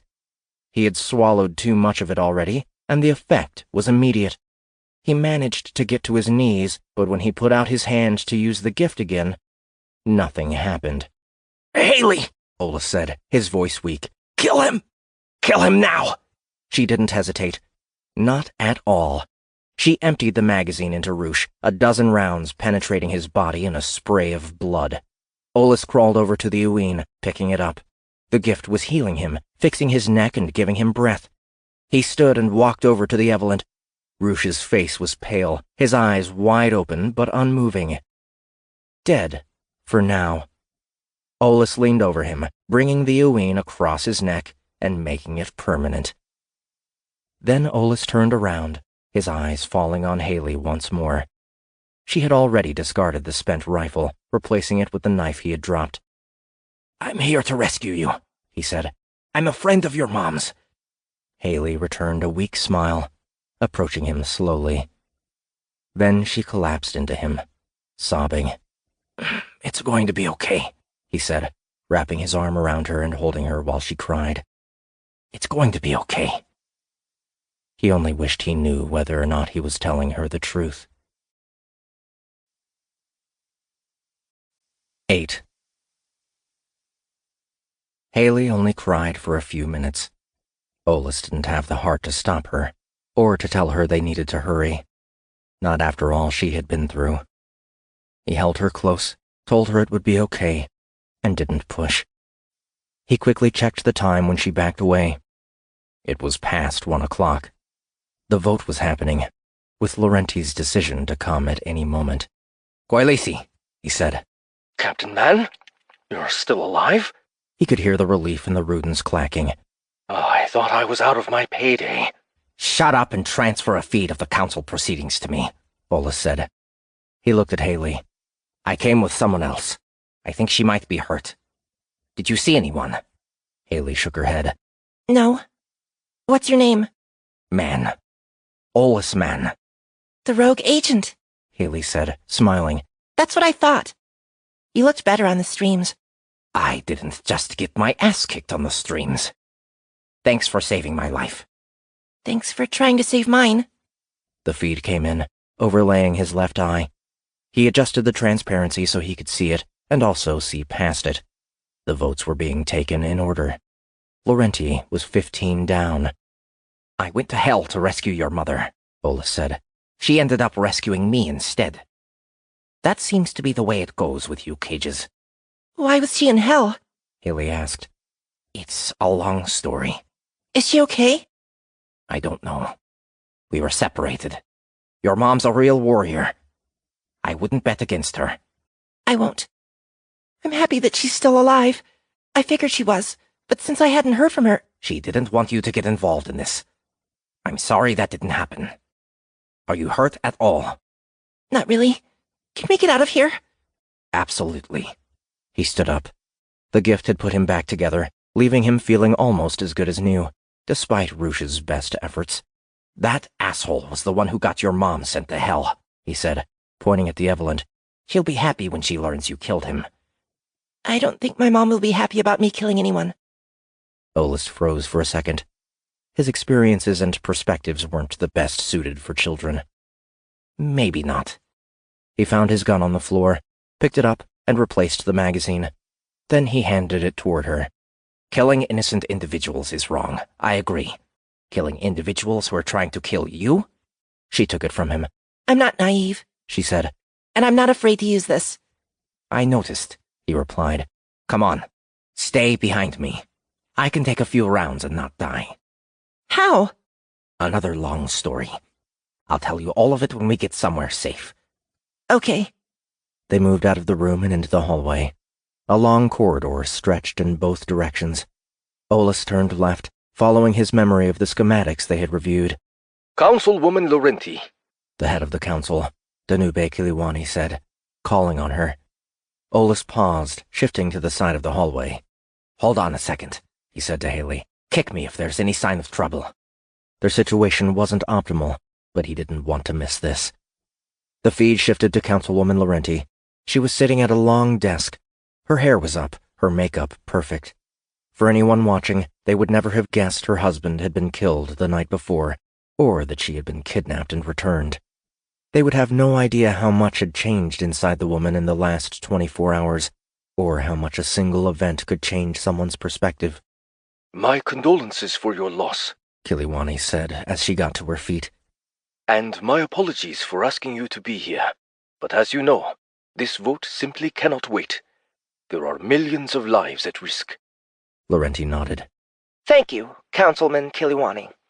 Of course, I understand the urgency of this session. I took an oath to serve the Republic above all things, including my own mourning. She paused, her eyes shifting around the room. The council was arranged in a circle around the central dais where Kiliwani was standing. Individuals from every Republic nation were present, Trovers, Atmos, and the rest. They sat still and silent and patient. Olaf wondered how many of them felt patient. There were enough votes in the room to override the Prime and send the Republic to war. At least, Thraven believed there were. Laurenti was the missing piece, the most vital affirmation or dissension. She had promised to help Olaf, but now that she was in front of the Council, now that she had to make the sacrifice, would she go through with it? Individuals of the Council, she said, her voice solid and strong. We called this emergency session because we are concerned about the growing unrest in the Outworlds. The activities on fringe worlds like Anvil and the destruction of Egan Heavyworks on Faerû, including the theft of the Fire and the Brimstone. We've heard rumors of Outworld attacks on our patrols, and of fleets massing beyond our sensors, preparing to launch an assault on our freedoms and our way of life. The Outworlders want our planets for their own. They want our resources. They want revenge for pushing them beyond the most fertile system in the galaxy all of those years ago. Those are all valid reasons on the surface. But over the last 24 hours, I've been forced to start thinking. What lies beneath the surface? Olaf felt himself start to smile. She was about to sign her death warrant with her words. She knew it when Olaf had asked it of her. But she had seen the Gorshin kill her husband. She knew Roosh had taken a child to get to him. Those were signs she couldn't ignore. Actions that had tripped her over the edge of her selfishness and into a rage of righteousness. She couldn't ignore what the Republic would become if Thraven had his way, even if it meant her life. She was going to paint a massive target on her head. Would he have time to pull her away from it? Captain! Haley said, stealing his attention from the feed. A pair of Gorshin had turned the corner ahead of them, and they growled as they noticed him, charging fast. Stay behind me, Olaf said, holding out the Uin. He raised his other hand, feeling the gift flowing through him and adding its strength to his seraph suit. Aim for the head. Haley stayed back as the monsters approached. Olaf heard the pops of the handgun behind him and saw the rounds sink into the children's thick foreheads. He was impressed with her aim, even if the slugs weren't powerful enough to penetrate. He bounced forward at the lead monster, brushing aside its claws, using the Uin to cut off one of its hands. Its head came down toward his neck, trying to bite. He shifted his weight, ducking and throwing it up and back, into the second creature. He rolled up, diving back toward them as they tried to untangle themselves. Haley fired into the mess, causing them to grunt as bullets dug into their flesh. It was a distraction to them, nothing more, but every little bit helped. Olaf could hear Laurenti speaking in the background, in a third channel of his consciousness. My husband was a good man, she said. An honest man. To be frank, I didn't deserve someone like him. He let me be who I was without complaint, without judgment. He let me feel like I could live free without consequence. But there is always a consequence, and true freedom is an illusion. We are bound to morals, to justice, to righteousness. As members of the Council, we have a duty to uphold all of these things regardless of the circumstances. Councilwoman, Kiliwani said. What is your vote? I'll give you my vote when I damn well please, Councilman, Laurenti snapped. I have a right to speak. All of us do. There was no further objection. Olaf moved in on the Gorshin. One of them turned to him, while the other broke for Haley. He cursed himself for letting them get in the middle, leaping toward the closest, breaking his guard and throwing his hand forward into its chest. The strength of the gift flowed through him, and he sent the Gorshin into the wall with enough force that he could hear its bones shatter and feel the structure vibrate under the impact. He would have taken a moment to remove its head, but there was no time. As I was saying, Laurenti continued, what lies beneath the surface? Let me put it in perspective with myself. On the outside, I'm a respected councilwoman. Hard-working, honorable. Beneath the surface? She paused.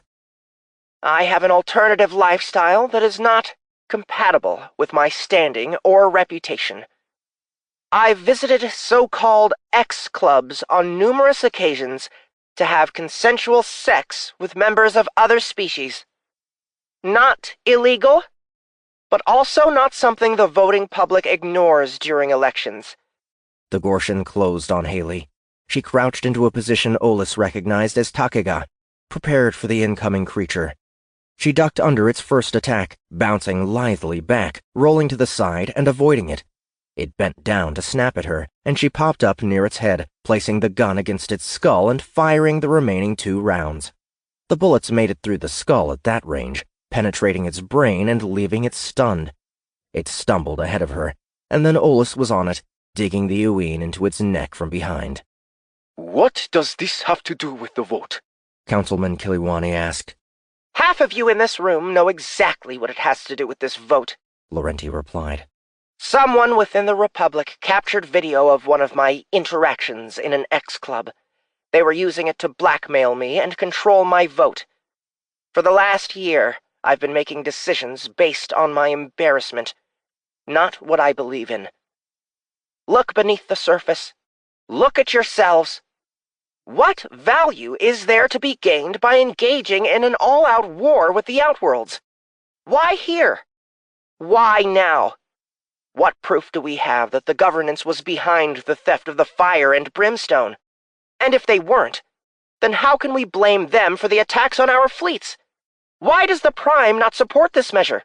Why are we trying so hard to circumvent our own rules by writing new ones? Not enough? What about this? Olus rounded back to the first Gorshin. It had recovered from his blow and was stalking toward him, being more careful this time. What are they? Haley asked. Assholes, Olus replied. Then he burst forward on the power of the gift, charging the creature. It tried to keep up, but he had been an accomplished assassin long before he had been upgraded with the blood of the shard. He moved too fast for it to manage, breaking past its defenses and slashing it with the Uween. Once, twice, 3 times. He cut deep wounds in its arms, disabling it before bringing the blade up and into its neck, shouting as he did. The creature was static for a moment, and then its body and its head toppled in different directions. Olus flicked his eye back to the feed. Laurenti had activated the projection on her comm, the conversation that Roosh had with him about Haley, showing her bound and held.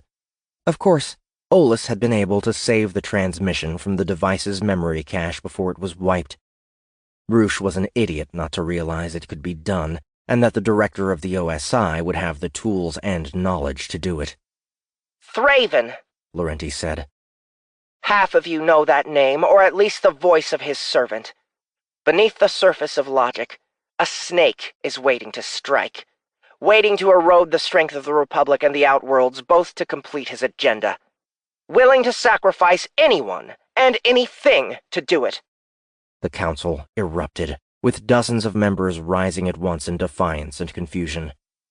My vote is no, Councilman, and no matter what he has on you, no matter what you've been promised, if you know Thraven, I suggest you vote the same. Uphold your promises. Sacrifice yourself for the— Something hit Laurenti, forcing her head to snap back sharply. Her body collapsed, the stream breaking away from her in an instant. Frag, Olus said. A bullet? The gift? He didn't know. Either way, someone had shut her up before she could further incite the council, before she could reveal Tritium's participation in Thraven's great return. The feed went dark, the public stream shut down before any more violence was shown. He could imagine what kind of chaos was occurring. Or maybe he couldn't. If there was a Venerant or Evelyn on the council, who knew what could be happening? Either way, his plan to try to get Laurenti out of the crosshairs was never going to materialize. They had dealt with her more swiftly and more publicly than he had imagined. If Thraven was watching, he was surely going to be beside himself with rage. Olus loved that thought. Goilisi, are you still with me? Olus asked. Yes, Captain. I need anonymous passage off Earth. Can you arrange it? For a price. The price is your life, you wormy piece of shit! Olus snapped. Fine.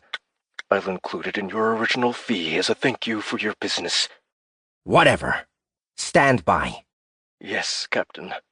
Ollis killed the overlay, lifting the goggles off his head so Haley could see his eyes.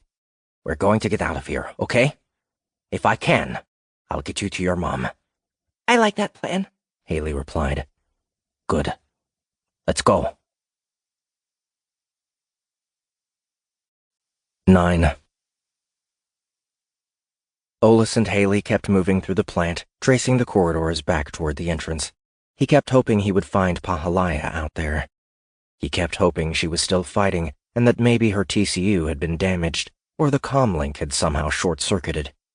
It was a rare occurrence, but it wasn't impossible, and after what had happened with Zoe and Gyo, he was reluctant to leave someone else behind. They found a few dead converts further into the plant, their heads cleanly removed by Nuin, a path of destruction that he decided to try to follow. They claimed the converts' rifles first, reloading them with fresh magazines and continuing together.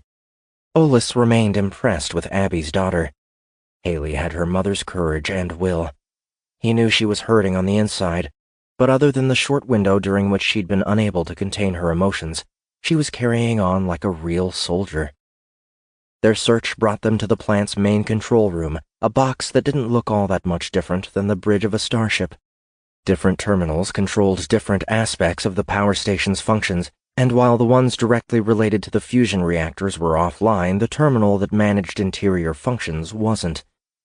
Its projection was visible, a multi-layered view of all of the cameras in the facility that Roosh hadn't destroyed. Through it, Ollis could see the organization of the remaining enemy forces. They were mostly covering the exits, waiting outside for him to emerge, no doubt aware that their leader was dead.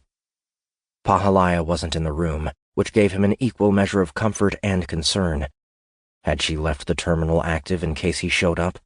Or had the enemy set it up, hoping to lure him into a trap? Was her body gone because she was still alive and had left the area? Or had they removed it so as not to give their intentions away? We'll go out that way, Ollis said, pointing to the entrance where Pahalaya had entered. The bodies had been removed, replaced with 3 squads of soldiers in black suits. There are fewer of them there, Haley said, pointing at a smaller surface entrance. Only 3 soldiers waited. If it's a trap, they'll be trying to get us to go that way, Ollis replied. Unless they know you'll do the opposite of what you think they want.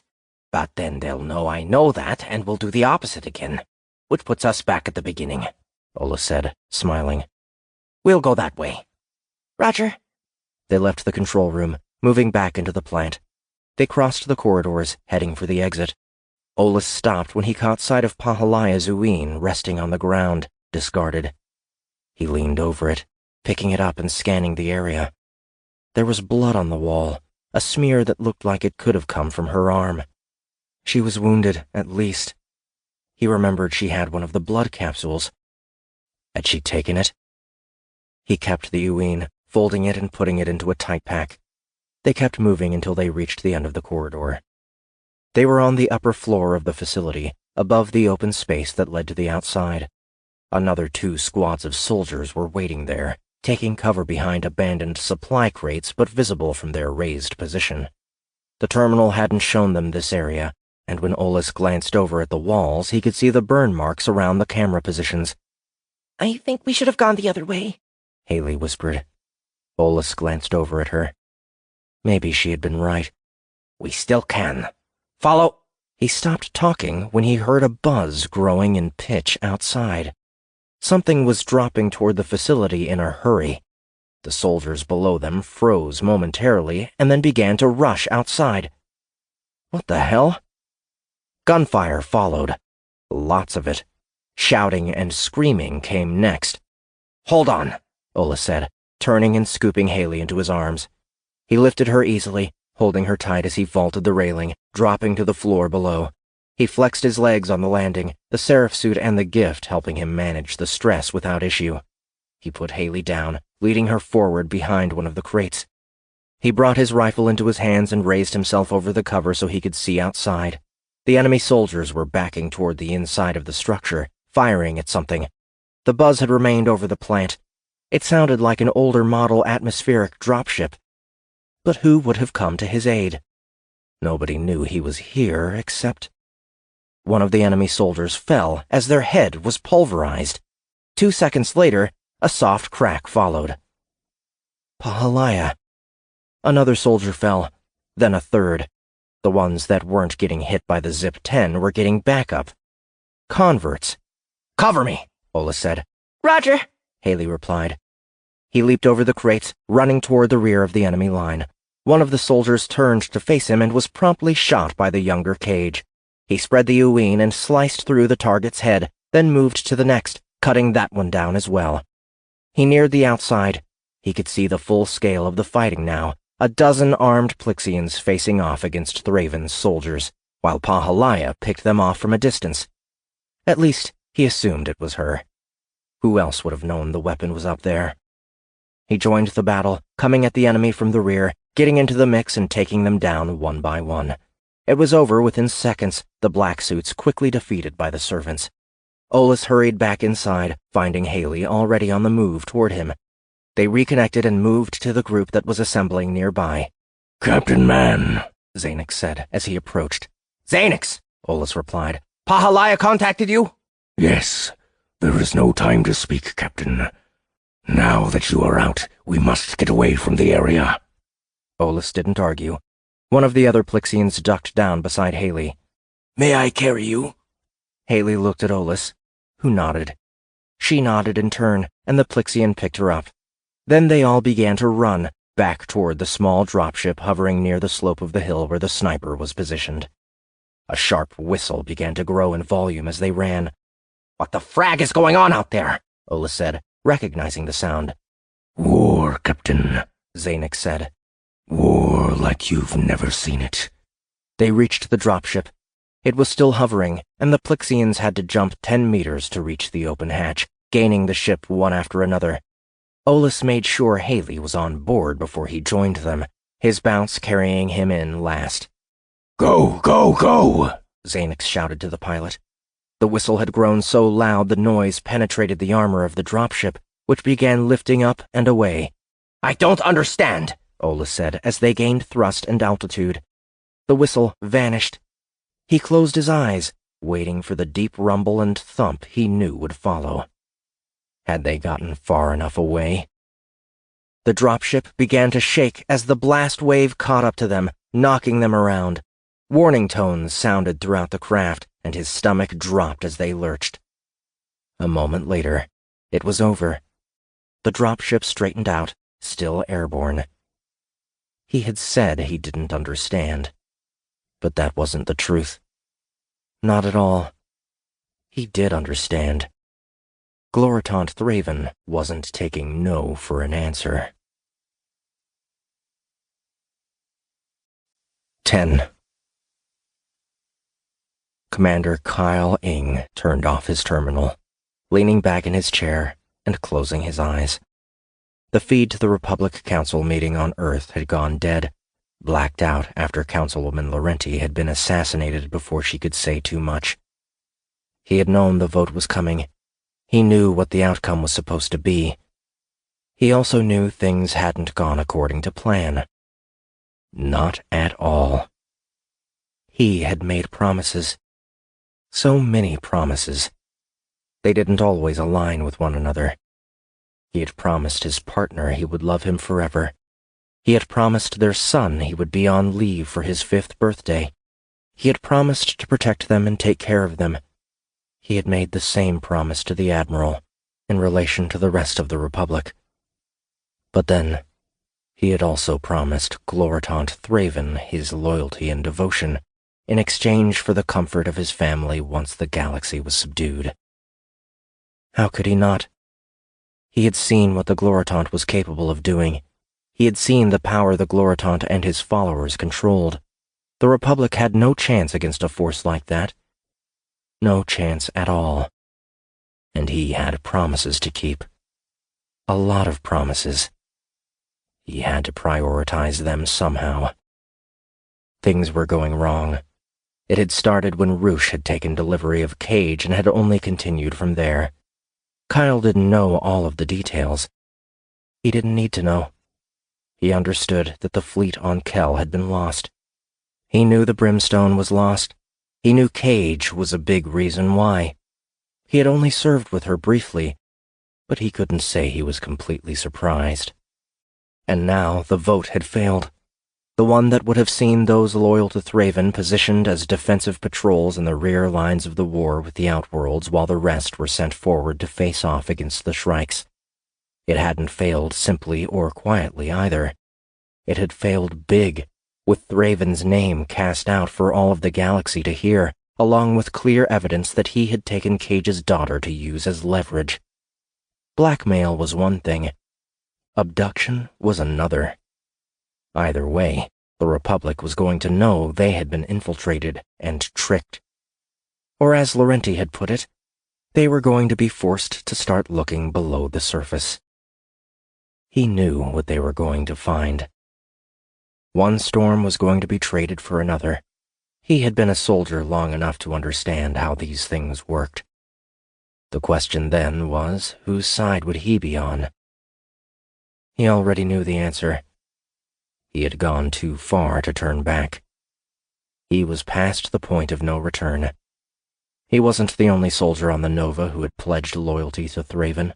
The compromised committee had seen to it that the right people had been reassigned to the right places. A change of heart would likely lead to death, and dying was the last thing on his agenda. The minutes passed. Kyle soaked them up, trying to drag as much peaceful enjoyment out of them as he could. He had a feeling there would be no peace for a while. Maybe not for the rest of his life. When his calm sounded in a special, reserved tone, he knew his time was up. He opened his eyes, leaning forward and tapping his terminal. The projection turned on. He felt a chill at the sight of Gloritant Thraven, resplendent in his uniform, crisp and composed and fully in control. The vote was a setback, not a defeat. A blip of unfortunate circumstance, not the end. There was always a contingency. My warriors, my army, my children. The time has come. The words sent a shiver down Kyle's spine.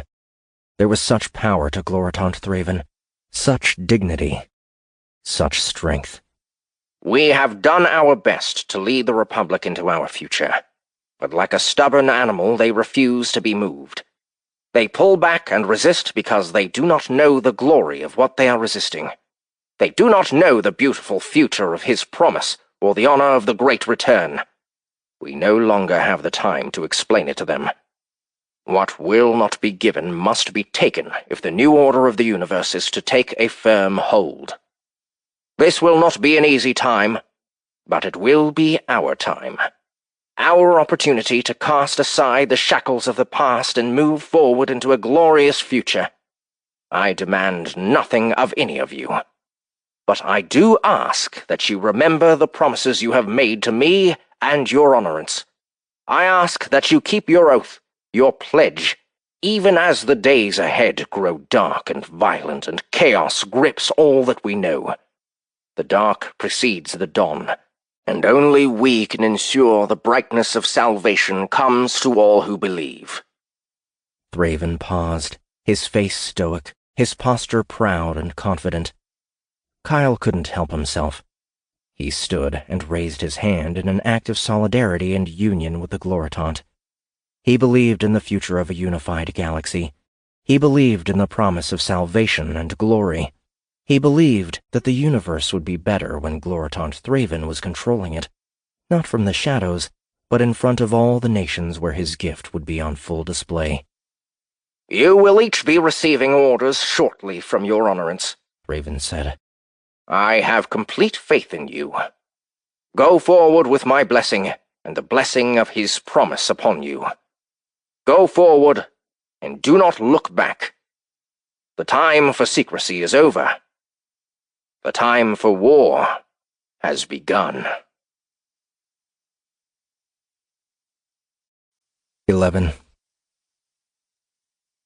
Captain Golt shook his head in disbelief. What the hell was happening back on Earth? What the hell was happening to the Republic? The Council had always been a bastion of faith and security across the nations of the interplanetary government, but now it had been turned into a scene of absolute and utter chaos. Council members under the control of an outside influence, children being taken and held prisoner to force compliance. He had felt anxious and uncertain since the committee had repositioned his fleet nearer to the fringe, not many light years from where the patrol had been assaulted by the fire near Averill. The committee had been making a lot of decisions he didn't agree with lately, showing a change in tactics that he recognized as a more aggressive stance toward the Outworlds while remaining within the guidelines of the Prime. But now, after what he had just seen occur in the council chambers, Councilwoman Laurenti had brought a dark wound into the open and had been murdered for it. The feed had gone dark, leaving him and all of the other Republic officers around the galaxy to wonder where their next order would come from, and what kind of order it would be. He was beyond anxious and uncertain. He was afraid. "Sir?" Ensign Gruel, a fellow Curleton, said. "What do we do now?" Nothing, Ensign, Golt replied. We continue on our mission until we are ordered otherwise. "Aye, sir." They were patrolling the fringe 50 light-years from Averill, ordered to run interference should the Outworlds make any sudden moves toward the Republic, and be prepared for orders to launch an assault on the nearby planet. A second battle group was stationed 10 light-years distant under the same commands, sweeping back and forth and waiting for action from one side or the other. "Sir," Gruel said. "Do you think there will be a coup?" No, Galt said. The Republic is too resolved to fall in that way. Her soldiers are loyal. "Aye, sir." Galt rubbed at the fur beneath his chin. It was a reflexive action intended to soothe his fraying nerves. He had said the words, and now he needed to try to believe them. "Sir!" Lieutenant Roscoe approached him from the left side of the command station, holding a thin tablet. "The procurement documents require your signature." Galt took the tablet and quickly scanned the form. It was a typical request for resupply. He moved his large finger along the bottom of it to sign it. "Thank you, sir." Roscoe headed off to transfer the form back to Central Command. Galt looked out of his battleship's forward viewport at the sea of stars around them, split by the other ships in his group.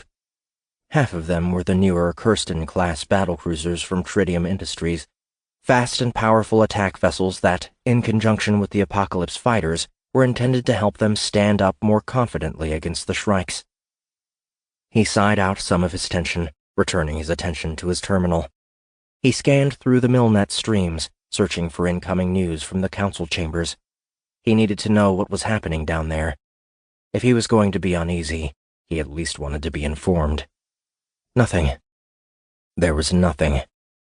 It was as if the entire Milnet had gone dark. The existing streams were all dead. The wider channels that were normally filled with chatter were silent. There was no data flowing through his identifier. No positioning updates. Nothing. "Sir!" Roscov's voice came over his terminal. Yes, Lieutenant, He replied. "I'm trying to send a procurement request. The transfer is failing." Had something happened to their communications equipment? Chief Petty Officer Royals. Gold said, contacting the communications chief. Yes, Captain? Royal said. Is there a problem with the comm gear? Our Milnet connection is dead. Sir, I haven't registered any discrepancies. Can you double-check it for me? Aye, sir. Something was wrong. Very wrong. The Milnet didn't just disappear like that. "Sir," Gruel said. "we're picking up a Dysterium plume." What? Put it on projection.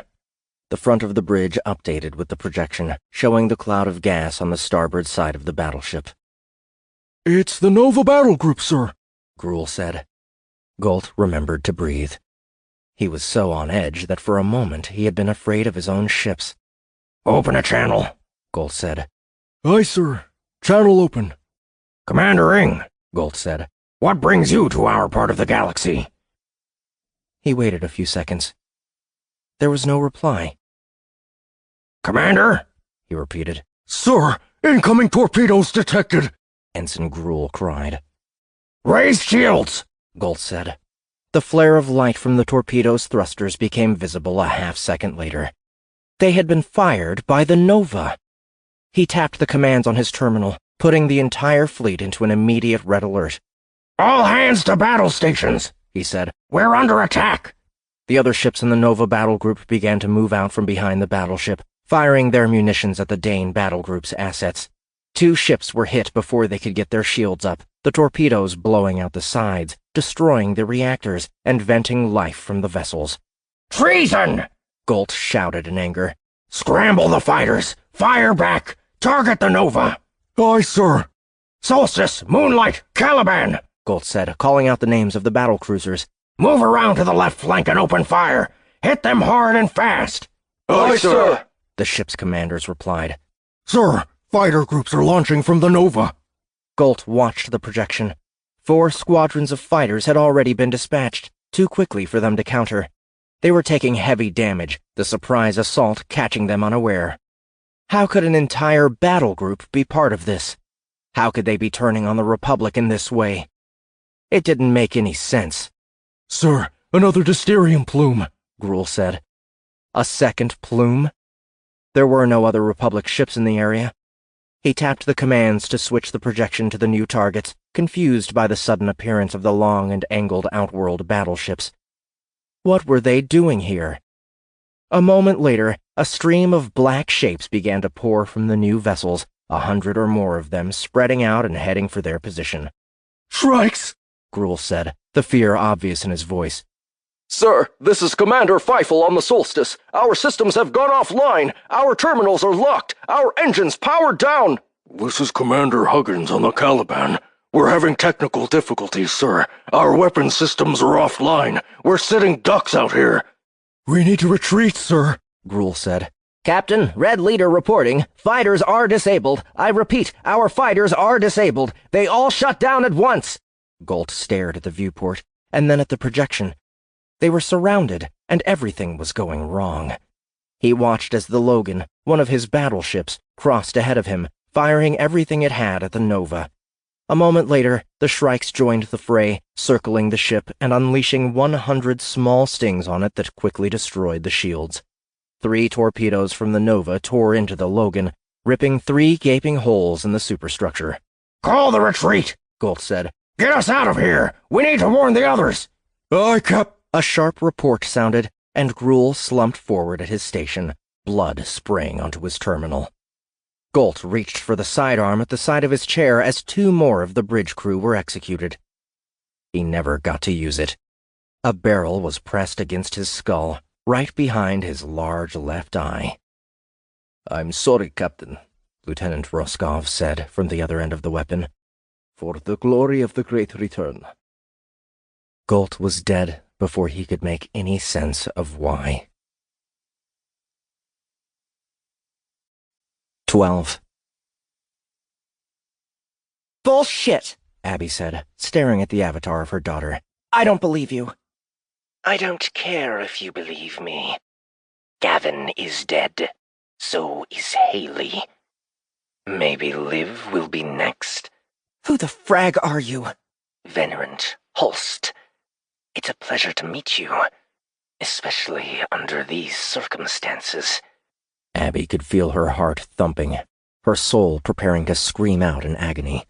She had no reason to believe the Venerant, other than the fact that they had access to Haley's construct ID. Any decent breaker could hack the construct, though. That didn't prove a damn thing.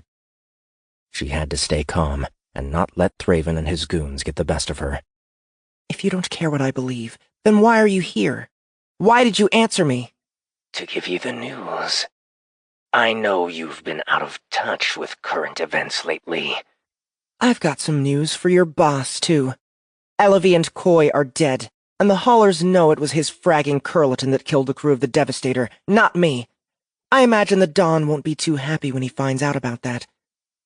It's already happened, Holst said. A hand well played, Abigail. The haulers are nothing compared to the glory and might of the Gloritant and the Nephilim.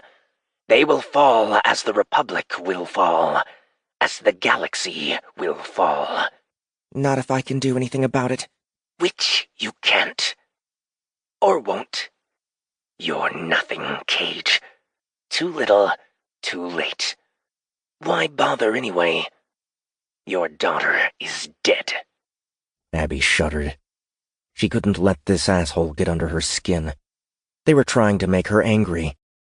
Why? To accelerate her change? She almost laughed at the idea of it. They didn't know she wasn't going to change. How could they? Thraven didn't know about the shard either. She sure as hell wasn't going to tell him.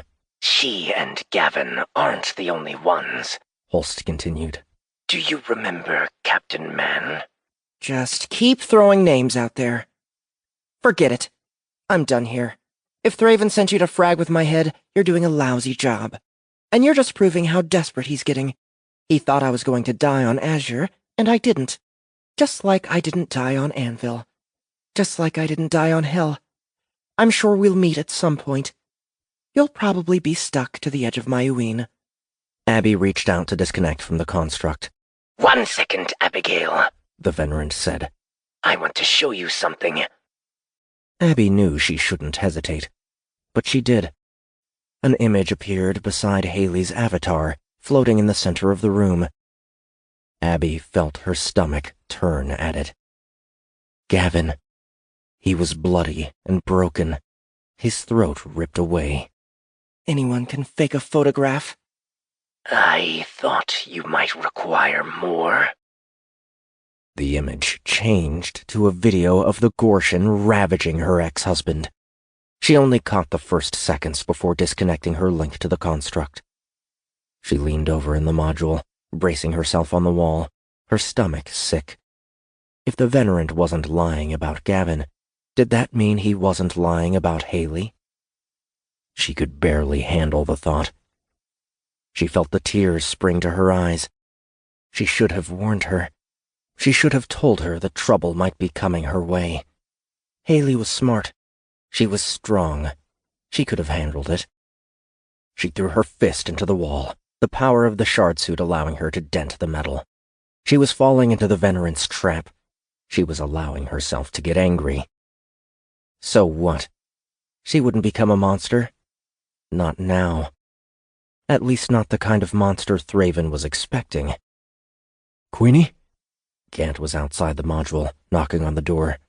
Queenie, are you in there? Abby wiped her eyes. Haley wasn't dead. She couldn't be. She would have known. The shard would have told her somehow. Am I right? Is she alive? She said it out loud, hoping for resolution. The shard couldn't speak to her. It had used itself up to repair her. Queenie? Gant said again. Abby opened the door. Gant was looking up at her, concerned. Queenie? What were you doing? What happened? Abby fell to her knees. I tried to contact Haley. To warn her. She could feel fresh tears coming. Some asshole Venerant named Holst answered using Haley's identifier and avatar. He said she was dead. Oh, Queenie, Gant said, reaching out and putting a hand on her shoulder. You don't believe it, do you? Thraven is trying to get to you. He knows you made it off Azure, and he's afraid of you. I told myself that. But Holst had video of a Gorshin killing Gavin, my ex-husband. It could be fake. It wasn't. I'm sure it wasn't. Gavin was a good man. We didn't work out, but he was a good father. If they got to him, then they were close to Haley. How would she escape from them? How could she still be alive? You told me she wanted to be like you, that she was preparing to be a breaker when she got older. Queenie, I'm sorry for your former mate, but that doesn't mean your child is lost. You can't believe what Thraven tells you. He expects the gift to drive you mad. He wants it to do his dirty work for him and take you out of the equation. I know he does. I know I shouldn't believe this. But this is my daughter, Gant. I was so close to going home to her, and it was all ripped away. Queenie, Gant paused. I don't know what to say. This is where we are, here and now. The rejects need you. Like you said, we have a lot of work to do. We can't let Thraven beat us. You can't let him beat you. Too many lives are at stake. Too many mothers who might lose their children. Too many children who could lose their mothers. I can't do this knowing I let her down. I failed her. You can, and you will, Gant said, his barks becoming deeper and more forceful. This has blown up beyond any one of us, and especially beyond you. The light of the shard came to you. It gave you power no one else has. Not because it wanted to. I was the only one around that it was compatible with. Whatever that means, that isn't the point. You're special. How? Why? It doesn't matter. It just is. The entire galaxy is at stake, Queenie. You know what we need to do. You know what you need to do. If your child is dead, then we'll avenge her. If she isn't, then we'll save her. Abby looked into Gant's furry face. The way his nose was wrinkled and his eyes were lowered was the most pathetic, adorable thing she had ever seen. She swallowed her fear and nodded. You're right. Whatever Thraven's goal is to hit me below the belt like this, I'm not going to give him the fragging satisfaction. He wants to turn me into a rage monster? I'll give him a fragging monster, all right. She leaned forward, embracing Gant and letting herself smile when he started to purr. Ah, damn it, Queenie, Gant said, trying to wriggle free. Relax, Gant. There's nobody else around. And I could use a hug right now. Gant stopped fighting it, wrapping his long arms around her. For what it's worth, I don't believe she's dead, he said. It's strategically short-sighted, and while Thraven has many words that translate to 4 letters in your language, the one thing he isn't is short-sighted. She's leverage he'll want to keep on hand to control you. Abby relaxed slightly, realizing he had a point. Thraven was hoping for a visceral, emotional reaction, not a logical one. Besides, she knew deep down that Haley was still alive. She didn't know how, but she was sure of it. How did you get so insightful? Gant's embrace softened as he froze. A lot of pain, he replied. Abby was going to ask him what he meant, but Bastion appeared in the doorway ahead of her. He made a face when he saw how she and Gant were holding one another. Whoa! I don't mean to interrupt, whatever this is, but Queenie, the shit is going up big time. Abby pulled away from Gant, getting to her feet. What do you mean? Captain Davlin had Nerd send word down to us. One of the council members was just murdered after she refused to vote for the Crisis Consolidation Bill. Crisis Consolidation Bill? Yeah, I don't know. Nerd doesn't always speak in words that any human being can understand, even though they're in Terran. Something like control of the RAS, blah, blah, Thraven has power over the military, blah, blah. You're saying it failed? Yeah, that's what I think Nerd said. That's not the juicy part, though. Can you get to the point? Gant said. Is that a wrench in your tight pack, or are you just happy to see me? Bastion replied, glancing down. Gant growled softly. You aren't funny. What's the juicy part? The Milnet is down. Down? You mean offline? Completely. Davlin says there's nothing moving on it. Queenie, this is bad. What do you think? Captain Mann's message to Ruby. He said something about an alternate network, but it was only supposed to be on tritium-built ships. You're saying tritium is in bed with Thraven? In bed and making the beast with 2 backs, Gant replied. Abby wasn't familiar with the term, but she could guess what it meant. The Republic sources hundreds of components from tritium, not just ships. They have contracts for everything from laser batteries to refrigeration. A lot of those components don't interface directly with critical systems. No, but they're all on the network, aren't they? Of course. Everything is. Oh, yeah. You're right. This is worse than bad. What are you two getting at? Security protocols won't allow a refrigerator to have the same access level as a main control system, but if you embed an undiscovered alternate network protocol in a refrigerator, and then take down the standard private communications platform also known as Milnet, you can bring up your proprietary communications network and still talk to the individuals who are loyal while destroying the opposition's ability to effectively coordinate a defense. So you're saying what exactly? Losing the vote forced Thraven's hand. He's moved up his timetable and started his war. A war the Republic has no chance of winning on their own. Oh, you're right. That is bad. So what do we do? You're going to head to the cockpit and get the Faust on the way to Avalon. Call back the others. Whatever they've gathered is all we're taking. We don't have time to frag around. Tell Davlin to get his ass back to Ket. I'm sure the General will understand what's happening. I don't know how he's going to react to it, but his forces are the best hope of slowing Thraven down. What if that asshole won't fight? Avalon first. Isn't Thraven's attack more important? We can't win with what we have right now. If there's a gate out there and we have a chance to destroy it, we need to destroy it. That will force Thraven to slow down and give us an opportunity to even the odds. Even the odds how? I'm saving that surprise for later. You're not going to like it. I can't fraggin' wait. 13. Everybody buckled in back there? Bastion said, flipping the switches in the Faust's cockpit to get the old starhopper back in business. If they're not buckled in by now, they deserve the bruises, Abby replied from the seat beside him. It was the seat Ruby normally occupied, and she was determined that the synth would again. She had no idea what Sylvan Ket wanted with her or had done to her, but he was going to put her back the way he found her, or there was going to be hell to pay. Captain Davlin, Dak, you know what to do. Aye, Queenie, Davlin replied. The captain had been even more agreeable after Councilwoman Laurenti had been killed and the millnet had gone down. It was pretty easy for him to understand what was happening, and it was validation that the rejects weren't full of shit. He had been almost grateful to be out on the fringe with them instead of in the middle of a Republic fleet whose loyalties were questionable. When Gant had turned over a handwritten schematic for updating the High Noon's comm systems to route privately through the Galnet, Davlin was even more impressed. It was a system Gant had only just finished integrating with the Brimstone before the rejects had left, and would hopefully allow them to stay in touch. Not that Abby wanted them to reach out just yet. She wanted to take the General by surprise. She wanted the High Noon to show up out of nowhere with the now fully loyal captain and the former mercenary in tow to plant the flag in Abby's name, carrying a method for their fleet to stay in contact with one another when all of the military assets were down. That was all she wanted them to do for now.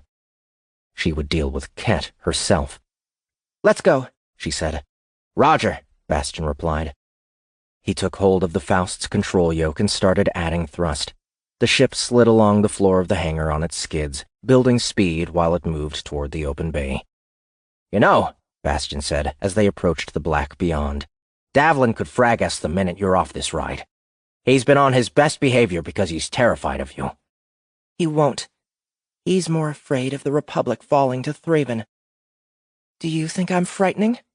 Bastion glanced over. Nah, I think you're perfect. Even with this? She held up her hands. The small ridges were obvious on the back, running up toward her wrists. Especially with that. It makes you unique. Exotic.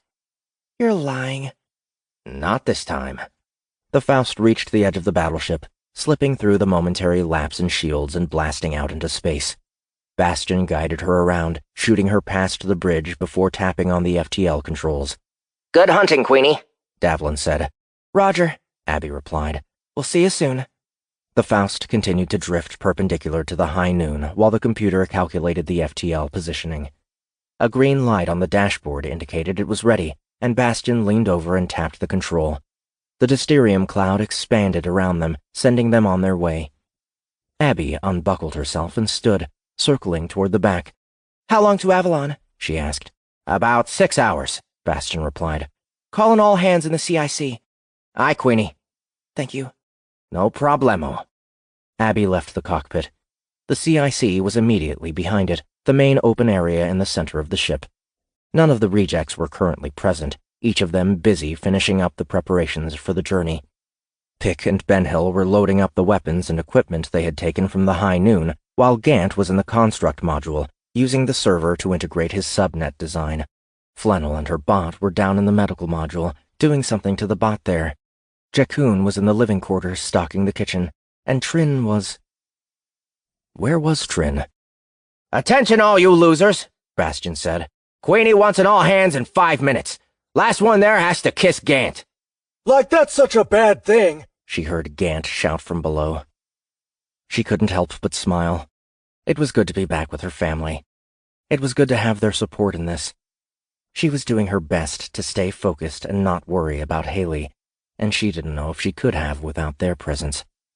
She's okay, she told herself. She had heard that mothers always seemed to know when something bad happened to their children, even when they weren't with them, and she had never had that feeling. What good was the light of the shard? What good was the shard's gift if it couldn't do the same? Of course, that didn't mean she wasn't in Thraven's hands, ready to be used against her. She had to be prepared for that possibility. She had to be prepared to make the impossible choice. Would she let the entire galaxy burn to save her child? If it came to it, she knew she would. But she would be damned if it would come to that. She would save them both, and that was the end of it. Queenie, Jakun said, coming down the ladder into the CIC. Bastion arrived at the same time, moving in from the cockpit. I've got about 3 boxes of food bars left to unpack, and then we're all set. Queenie, Ben-Hill said, his head peeking up from the ladder as he ascended. He scanned the room. I'm not last. Me neither, Pick said, following Ben-Hill. Gant is behind me. It doesn't matter if I'm last, Gant said. I can't kiss myself. I'd like to see you try, Abby said. They spread out inside the CIC. We're missing Flannel and Trin, Ben-Hill said. Flannel's bot climbed the ladder. Does it count if I'm not physically present? It asked. Debatable, Bastion said. I'll give it to you, Abby said. Thank you, Queenie. Where is Trin? Pick asked. Probably planning a bomb or something, Bastion said. Did you check the engine room? She can't kiss Gant either, Pick said. She doesn't have a mouth. She can hear you, Trin said, her feet appearing on the ladder, leading down from the upper level. and she doesn't appreciate the comments. She dropped to the floor, turning to face Abby. My apologies, Queenie. I just wanted some time alone. I am not fully adjusted to this yet. My mind has the capability of feeling sadness, but the lack of a physical response is unsettling. Now I feel like an ass, Pick said. I'm sorry, Trin. Well, not completely sorry because you were working for Thraven and you did try to kill us. But maybe we can call it even? I'm glad you mentioned that, Abby said. It's one of the reasons I wanted you all together. Most of us here know who Trinity was and our history with one another. If any of you have any grievances to air or any hard feelings to get out, I want you to do it now. I don't need any bullshit when things get serious. Things aren't serious yet? Ben-Hill asked. You know what I mean. Do you trust her, Queenie? Bastion said. Yes. Abby replied without hesitation. Good enough for me, Ben-Hill said. Me too, Pick agreed. Welcome to the Rejects, Bastion said. Any shit we give you from here on out is because you're one of us. Thank you. Trin said. For what it's worth, I'm sorry I tried to kill you all. I'm not the same person I was before. You need a nick. So does Flannel. Flannel has one. Pudding. Flannel said. Ha! That's mine, Bastion replied. Let me think. He put his hand on his chin. Iron Woman? No. Terminator? No. That's stupid. Robo-Trin?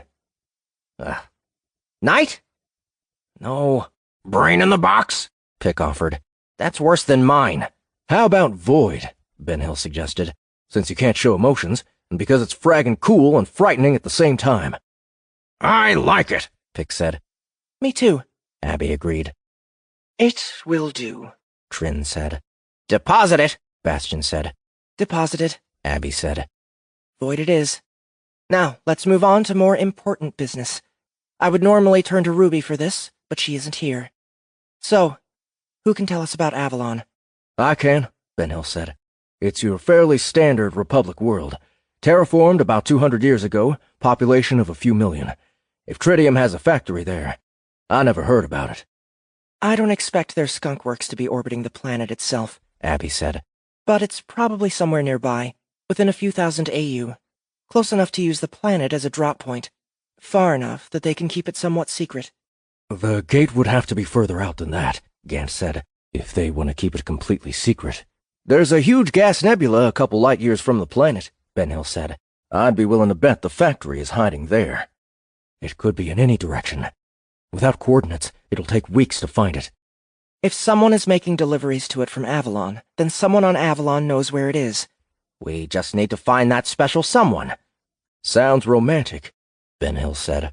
Odds that the someone in question is a Tritium employee? Jaunt asked. Too obvious, Gant said. But I'm sure we'll be able to connect them to Tritium one way or another.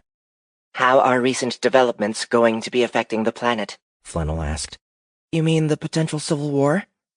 Yes. Avalon is pretty far removed. Hopefully it won't be a problem. This is us, Queenie, Bastion said. I'm willing to take bets that there will be some kind of problem. And not the one we're expecting, Pick said. Deposit that. Personally, I think we can handle any complications that come our way, Trin said. I like your attitude. Let's go with that. We'll gear up for a civilian excursion in the planet's capital. Cherub, okay, Joker, you're with me. The rest of you will provide backup. Queenie, you don't want me to come? Gant asked. Gant are still relatively rare outside of Ganymant. Thraven is bound to have a heavy presence on a world so close to his pet project, and I don't want your existence making them suspicious. Like you won't?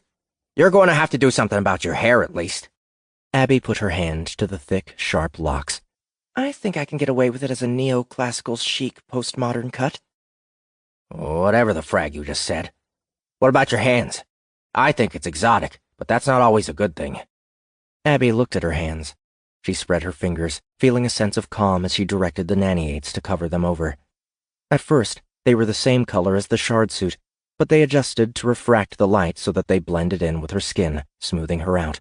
Nice, Pick said. I bet you could make yourself invisible like that. Abby glanced over at him and smiled. You know, I probably could. We've got 6 hours until we reach Avalon. Gant, I need you to finish your work on the subnet and then figure out how to change the Faust's identifier to something that doesn't make us easy to pick out in a crowd. The rest of you, when you're finished with whatever you're doing, the rest of the time is yours. Aye, Queenie, Gant said. Good. I'm going to get something to eat. I'm fragging starving. Dismissed. 14. We've got clearance to land, Queenie, Bastion said. Seems like it's still business as usual out here. At least for the time being. I figured as much when we weren't attacked the moment we came out of FTL, Abby replied. She checked the fit of her clothes before sliding a long overcoat above them, making sure the edges of the shard suit remained hidden beneath the sleeves. She didn't need the individuals on the surface staring at her because she had dressed like a soldier. She supposed she could have withdrawn the nanny-aids back into her body, but that would have left her naked, and she was so accustomed to the feeling of the pressure on her flesh that she felt like she would be less confident without it. When you were entering hostile territory under cover, confidence was paramount. They had arrived 10 minutes earlier, dropping from FTL on a travel lane a few AU from Avalon's orbit.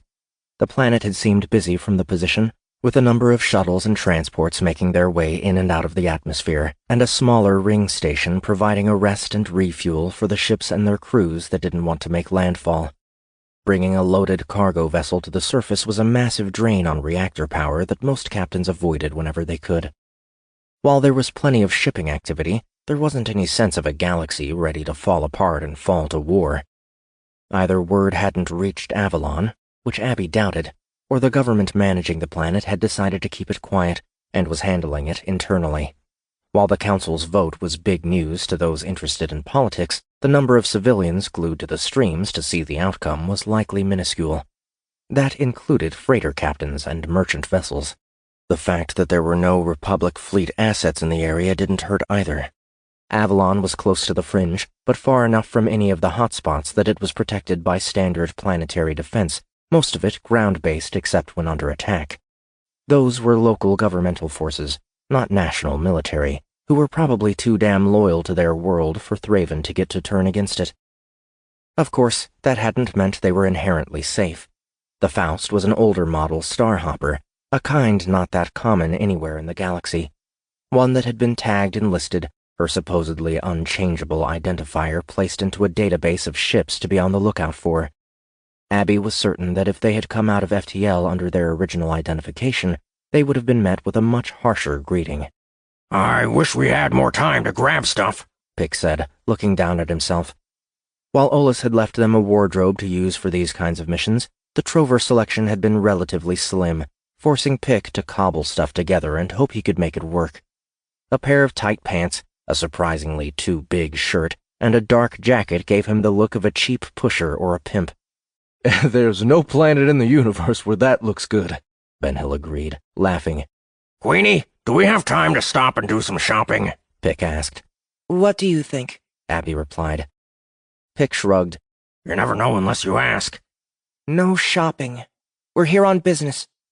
Gant, do you have anything for me? Aye, Queenie, Gant replied. Tritium has an office on the planet. I'm passing the coordinates to you now. Roger. I still want to come along, you know. I could hang behind you. Stay out of sight.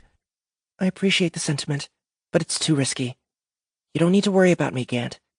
I've got the gift to protect me. The gift has conditions. I don't. Abby shivered at the thought. He was right, of course.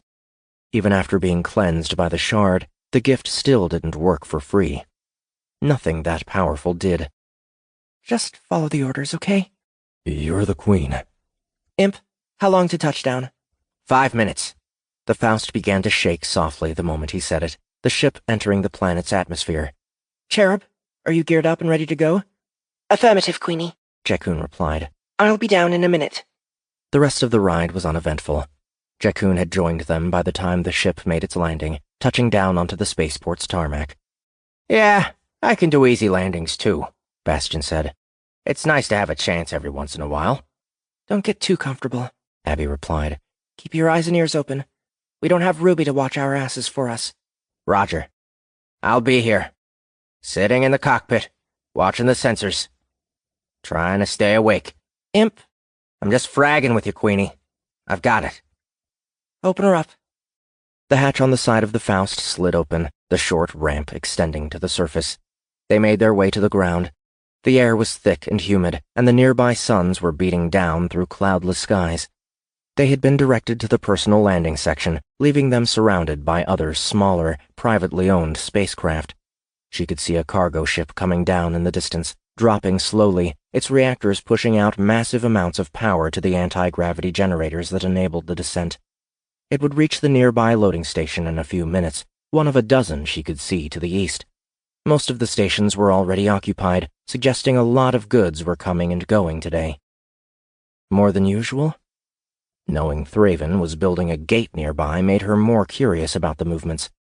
The worst thing about a la carte parking is having to walk to the transfer terminal, Ben Hill said, wiping at his head. It feels like hell out here. High summer, Abby said. It gets equally cold in the winter. You can't say that about hell. At least we're outside, Pick said. Maybe you'll get a tan. Do I look like I need a tan? Ben Hill replied, holding up his already dark hand. Pick laughed. Abby blinked a few times, feeling the gift shifting around and within her. Naniates flooded over her eyes, creating an invisible sheath above them, which became an augmented overlay a moment later. When the shard had upgraded and cleansed her, it had integrated the technology of the demon suit into the network of the machines, giving the aggregated instance of them all of the informational capabilities of the hardware embedded into it.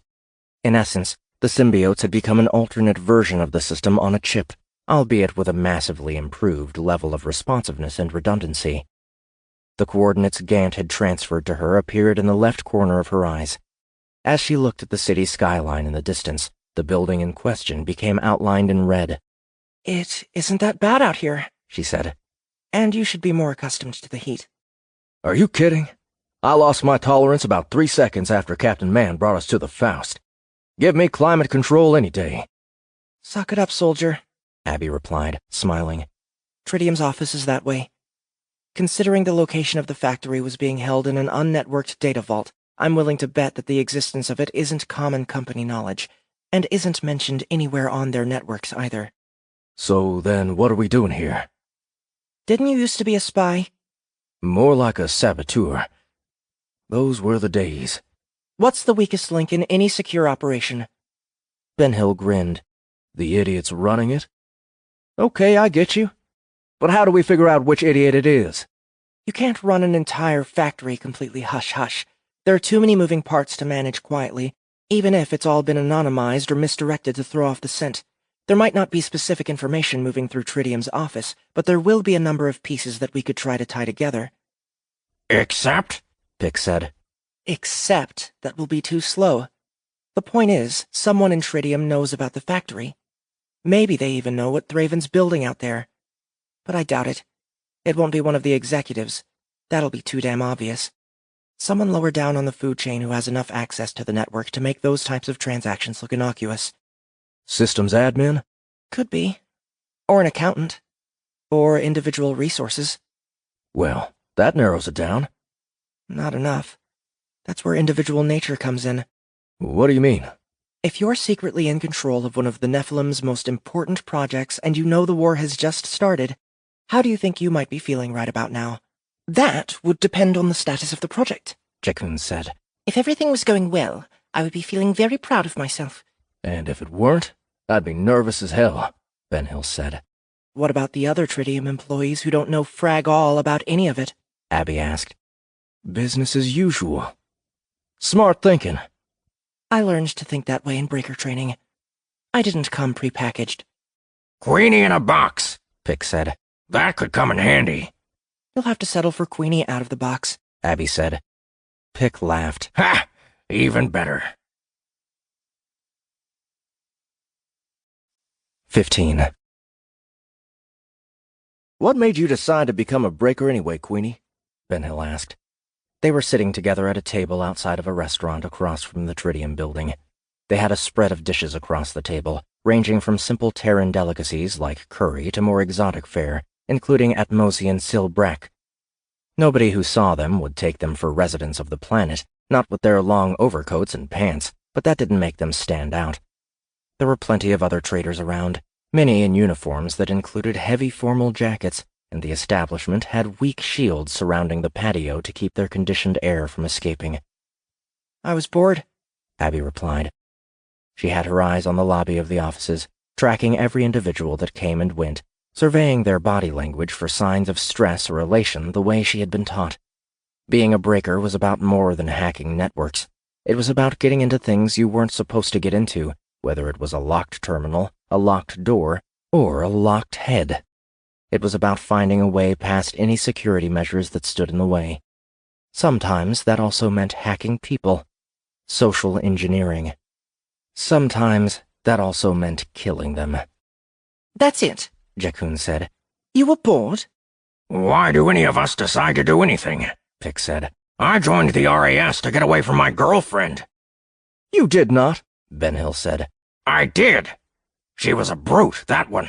It's tradition on Trove for the mother of the son to choose the spouse, mainly because no Trover male would take a Trover female any other way. I was ready to join planetary defense, get paired, have a few little Trovers. But the choice? What makes Trover women so bad? Jaunt asked. Have you ever met one? No. Well, there you go. I'm still not accepting that you were just bored. There has to be more to the story than that. Not really. My parents were regular blue-collars. They owned a small clothing store on Earth in Chicago. My sister Liv and I had a pretty normal life. Nothing outside of the usual childhood drama. Except Liv was satisfied to stay and settle down, and I wanted to be challenged. Mentally, physically. I have a strong competitive streak. No shit, Pick said sarcastically. I figured the armed services would be the challenge I was looking for. When I heard about the Breaker program, I was all in. I heard you have a kid, Ben Hill said. HSOCs don't usually have time to have kids. I was young and still a little immature. He was older and really good-looking. To be honest, we didn't really fit. I should have seen then that it was never going to work long-term. But love is blind. We made the distance work, and in some ways, it made things better. When we got together, things were incredible. He told me he was off prevention when Haley was conceived. I didn't care. I thought the odds of getting pregnant from one time weren't that high, right? It was stupid. The best kind of stupid. She could feel the emotions flooding in, threatening to distract her. She had to swallow them, to force them back. They were eating and talking to keep their cover while they waited. She was still working. Liv has been more of a mother to Haley than I have. She's been there when I couldn't. The amazing thing is, for all of that, Haley still wants to be just like me. She tells me I make a difference in individuals' lives, even if they'll probably never know it. That the work I do has a value that goes way beyond me. There was a time when my motivations were selfish. I wanted to be the best for me. Then I wanted to be the best for her. Now, I want to be the best for everyone. Somebody has to. I think you're the best, Queenie. With or without the gift. Sounds like a great kid, DQ. Hope we get to meet her when all of this shit is over. Me too, Abby replied.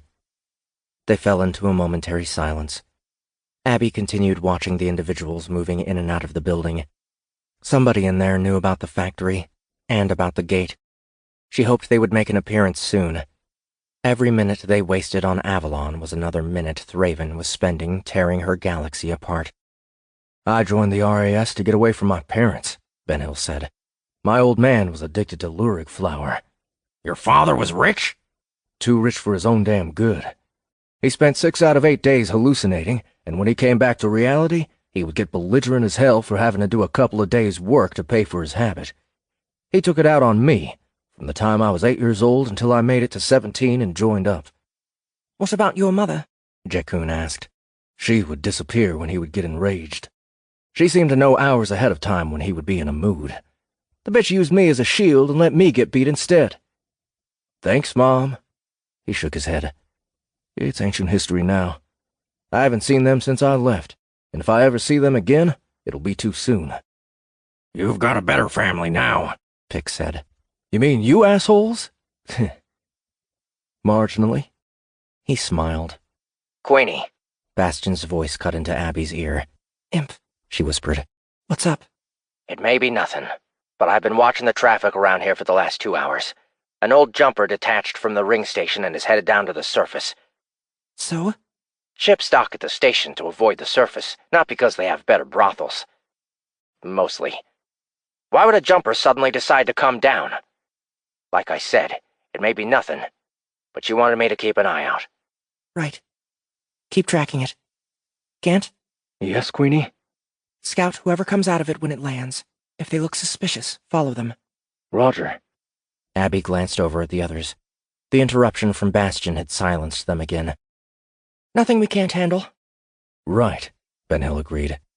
As I was saying, I joined up, made it into HSOC training, and angled for work as far away from home as I could get it. That's what got me into the Outworlds. In the meantime, Ben Hill's voice trailed off when he noticed Abby's eyes had locked onto someone. I think we've got him, Abby said, slowly getting to her feet. Which one? Just follow me, but not too close. Okay. Abby left the table, pushing through the shields and into the humid air. She kept her eyes on the target, an older man in simple pants and a stylish blue shirt who looked just a little too pleased with himself. He was wearing an ear-to-ear smirk, as though he knew the punchline to the galaxy's funniest joke. And maybe he did. She stayed across the street, walking parallel as he headed away from the building on foot. She could tell by the tension in his jaw that he was fighting to control his emotions and stay at least somewhat reserved. Who was he? And what did he know? She was going to find out. Was there a chance she had the wrong individual? Of course, but her experience told her this was the mark, and she had to trust in her training. Queenie, Bastion said. the jumper just touched down. I'm headed out to meet it, Gant said. Roger, I'm tailing our idiot. Maintain calm silence unless it's an emergency. Roger, Gant said. Abby continued trailing the man, crossing the street and increasing her pace as he descended into one of the city's many transport hubs. If Abby lost him in the endless maze of computer-controlled tunnels and pods that ran beneath the city, she would never locate him again. She picked up the pace as she lost sight of him, slipping between other individuals as they rode the belt down. Excuse me, she said, ducking under a Plixian and easing her way around a Terran woman. Watch where you're going, the woman said. Sorry, Abby replied. She looked at the bottom of the belt. The mark was off already, closing in on the queue. Only a few individuals were waiting for a pod. She was too far behind. Damn it. A trover was on the belt in front of her. "Excuse me," she said. "Can I get past?" "What's your rush?" the trover asked, turning his head and looking down at her. "It'll get there." "I'm late for an appointment." "Not my problem." Abby considered shoving him out of the way, but didn't. It wouldn't help to draw that kind of attention. She leaned over to see past him. The target was third in line for a pod. The belt reached the bottom, and the trover stepped off. "Asshole," Abby said as she finally got by, walking briskly toward the queue. He was next up, and a pod was already incoming, running along the track to meet him. She started reaching out with the gift, ready to use it to disable the pod. Too much attention. What if the Mark knew about the gift? What if he was a Venerant or an Evelent? The pod came to a stop, the door sliding open. Abby didn't get on the line. She walked past it, running alongside to the edge of the track. The pod door closed, and it accelerated into the tunnel. She got a look at its identifier as it did. "Queenie, where are you?" Ben Hill asked. "Pod station," She replied. "He got away." "Are we fragged?" "Not yet." 16. "I have the pod ID," Abby said. "I'm queuing up. I'll contact you once I have an updated position." "How are you going to find him? There are at least 1,000 tunnels down there." "Why do you seem to keep forgetting that I was a breaker before I went to hell?" "It's the hair, I guess. What are you going to do?" "All of the pods have to communicate with one another so they don't crash in the interchanges. I just need to break into the onboard system of one of them and track the identifier. I should be able to get its destination." "Piece of cake," Ben Hill said. "Try to stay somewhat inconspicuous while I do all the work." "Ha ha. It's good to be the queen, isn't it?" "Yeah. It's fragging great." It didn't take long for her to move to the front of the queue. She hopped into a pod, leaning back into one of the 3 seats in the small sled. "Destination?" A synth voice asked. "Spaceport," Abby replied. The pod began to move forward, quickly gaining speed. She didn't need to go to the spaceport, but it was a 2-minute ride away. A fairly long trip relative to the other stations in the system. She leaned forward, putting her hand on the dashboard and reaching out with the gift. She could feel a gossamer thread stretch out from the shard suit, sinking through the material to the electronics hidden behind it and connecting like a built-in extender. She waited a few seconds for the secured terminal to appear behind her eyes, open for instructions. There was no need to tap a keypad or wiggle her fingers. She thought the commands and the nanny-aids captured them, passing them along to the pod's computer. She ran through a basic password-cracking algorithm first, increasing the complexity as her efforts at gaining entry failed.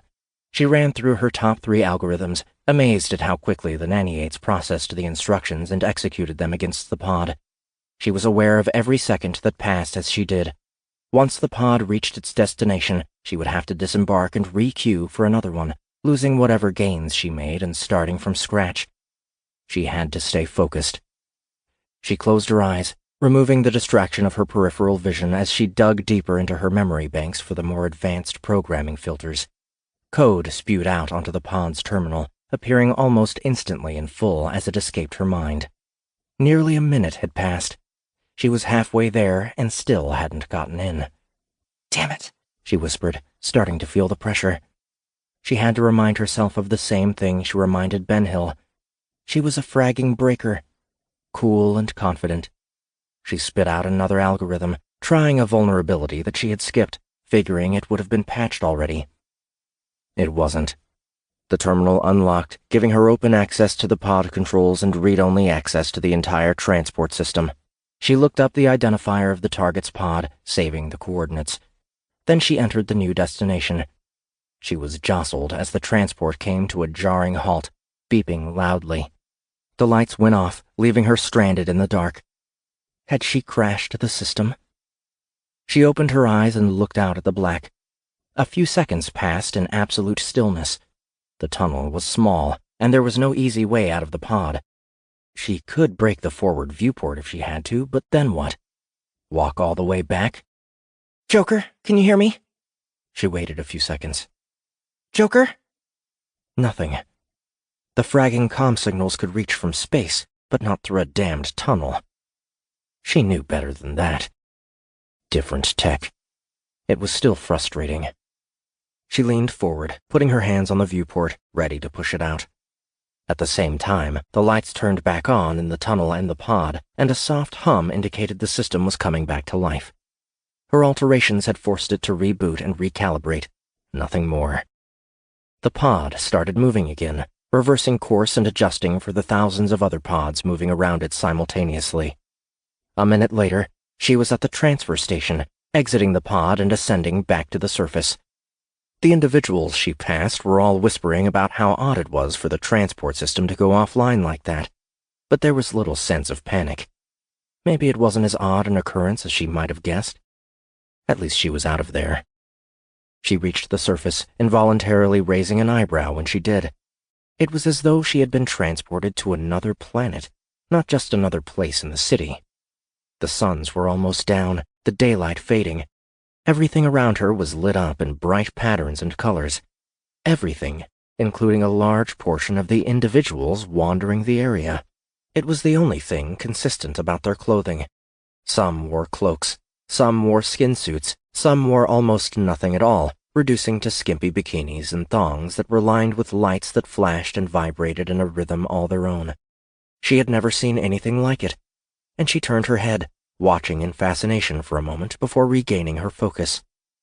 The target was here somewhere. Now she just had to find him. Queenie, do you copy? Joker said. Affirmative. Where are you? I'm not sure. Everything is covered in lights. Oh, man. I've always wanted to check out Brighton. Brighton? What do you think they'd call a neighborhood like that? Light City? Bulby Place? Laser Street? Shut up and make your way over here. Sure thing, Queenie. But we're going to need to do a little shopping if we're going to fit in over there. Did someone say shopping? Pick said. She couldn't argue. The others who didn't have illuminated outfits drew the wrong kind of attention. She looked down at herself and smiled. She didn't need to do any shopping. She reached out to the gift that composed the shard suit at the same time she let her overcoat hang open. The naniates flared with light, sending waves of alternating color patterns running along her entire body. Better, she said. What's better? Ben Hill asked. That is fragging awesome, a passing woman said, eyes watching her shard suit. You should head over to Tagger's. You'll win the light show for sure. Thanks. Where's Tagger's? The woman laughed. It figures a visitor would have the best display. Head that way about 4 blocks, turn left, look for the building that's lighting up the entire city. She smiled again and went on her way.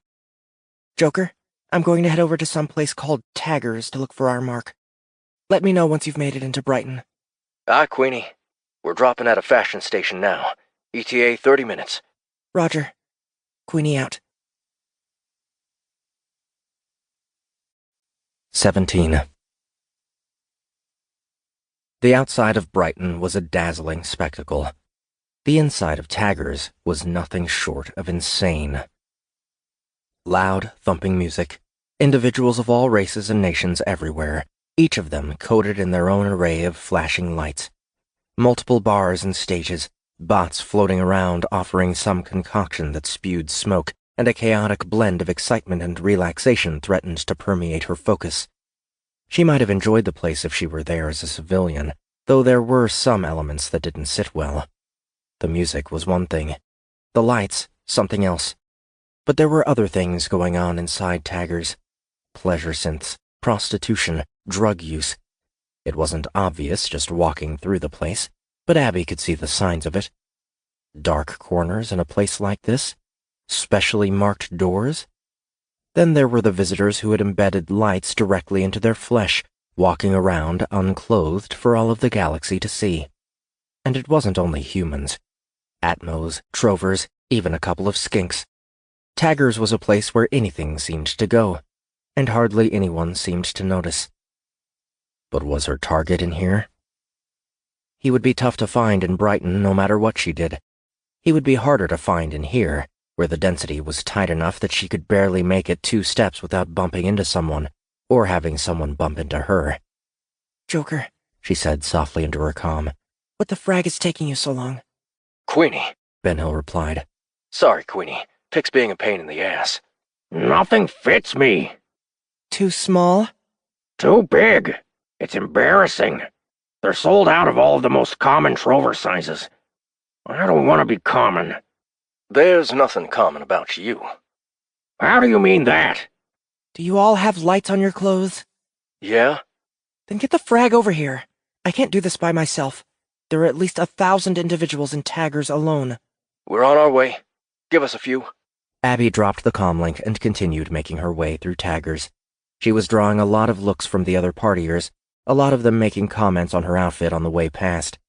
She was having fun with that part of the work, alternating the patterns and colors and impressing anyone nearby. It didn't have to be all business, and it fit with her cover. She made it up to one of the multiple bars in the building, reaching the counter and turning her head to see along the line of patrons.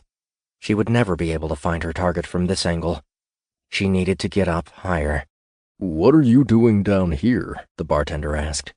He was a physig, and he waddled slowly to her, picking up a glass in a meaty hand.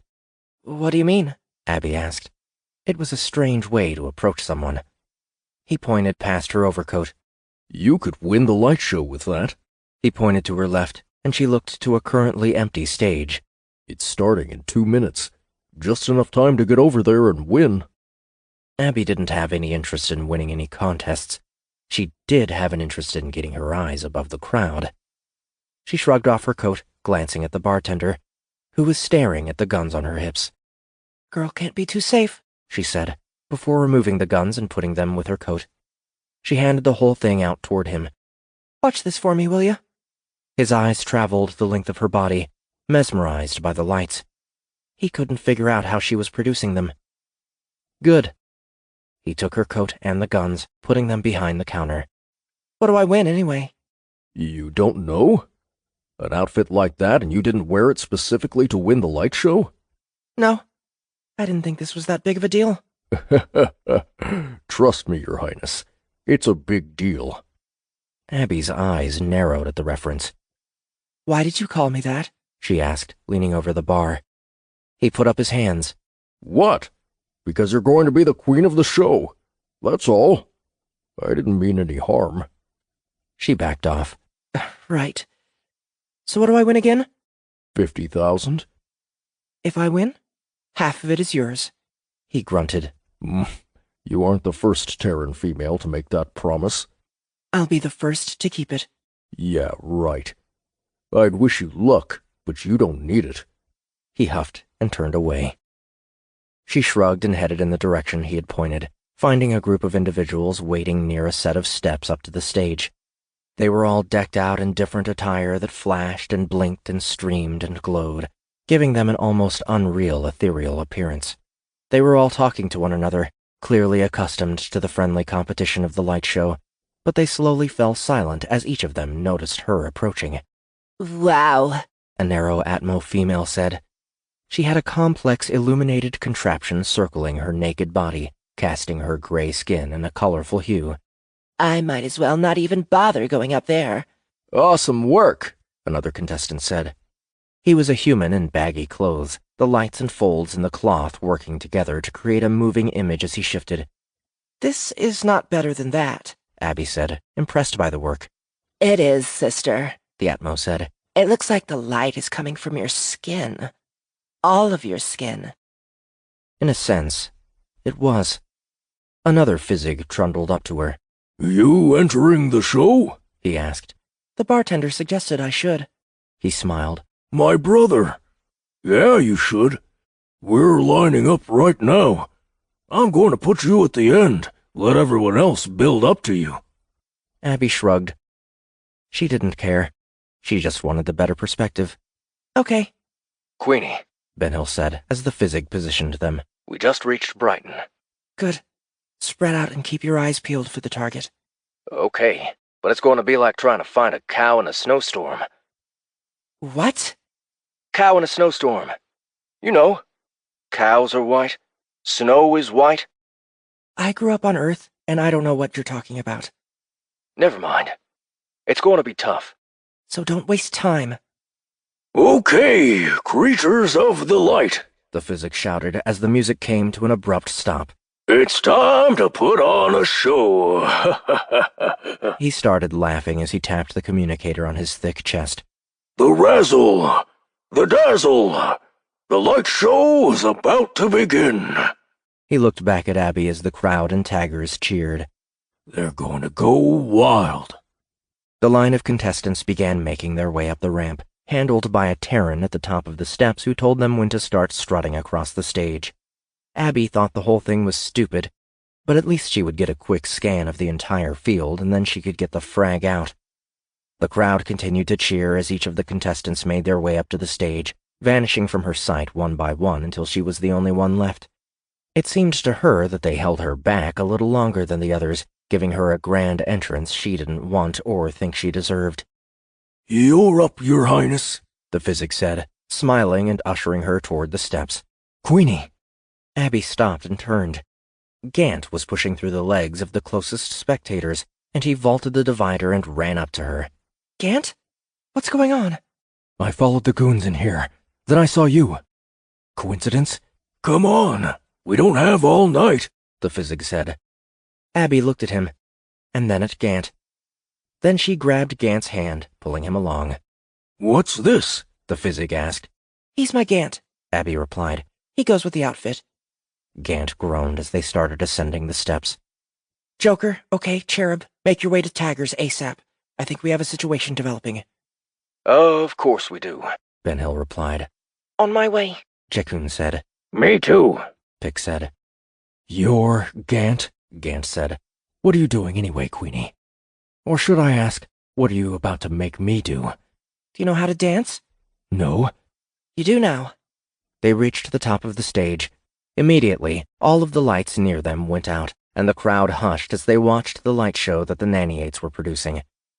Abby held on to Gant's hands, tossing him out, pulling him back, and twirling around him. He was stiff, uncomfortable. Dance lessons had been part of her breaker training, along with etiquette and protocol. She put it to good use now. She moved her hips, rocking toward the front of the stage.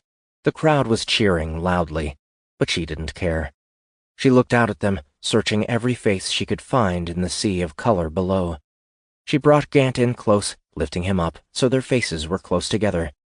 What do the goons look like? She asked, flipping him up and over her shoulders and down. He was stiff, nervous in a way she hadn't seen him before. He could fix a starship reactor with a wire and some snot, but he couldn't dance. He stepped back and away from her, scanning the crowd.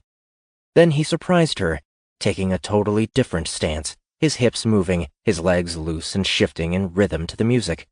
He bounced toward her, climbing her arm and sliding around her torso, pausing halfway. About 10 rows back, he said. Black masks, no lights. She spun him around again, lifting him and throwing him high into the air, while sending part of her sleeve out with him, encircling him with light. The crowd cheered louder at the same time she found the new arrivals. They were moving away from the stage, 2 of them holding someone by the arms. Damn it, Abby said as Gant came down, momentarily cradled in her arms. They're making off with my shithead. 18. Throw me, Gant said, sliding down her arm, holding her hand in his. I'll slow them down. She pulled, and he folded back into her, sitting gently with his feet in her hand, ready to be propelled into the crowd. She could feel the gift pulsing around her and inside her, so pure and bright and giving, not at all like the corruption of the Nephilim. She pushed out with it, guiding it with her hand as she threw Gant forward, launching him over the crowd below. She froze as she realized that the gift wouldn't touch him. It would circle him, it would come near him, but it wouldn't make contact. They had both believed it was his fury that had saved him from Ursan Gall's wrath on Droon.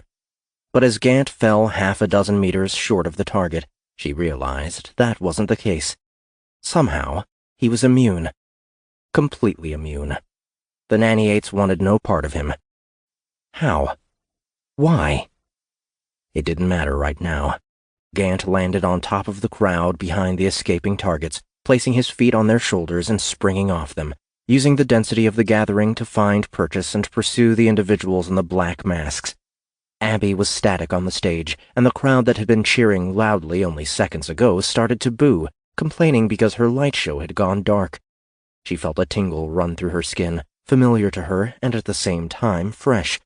She followed the direction of the warning with her eyes as a second group of individuals in black suit and masks made themselves known, pushing through one of the side doors to the main stage of taggers.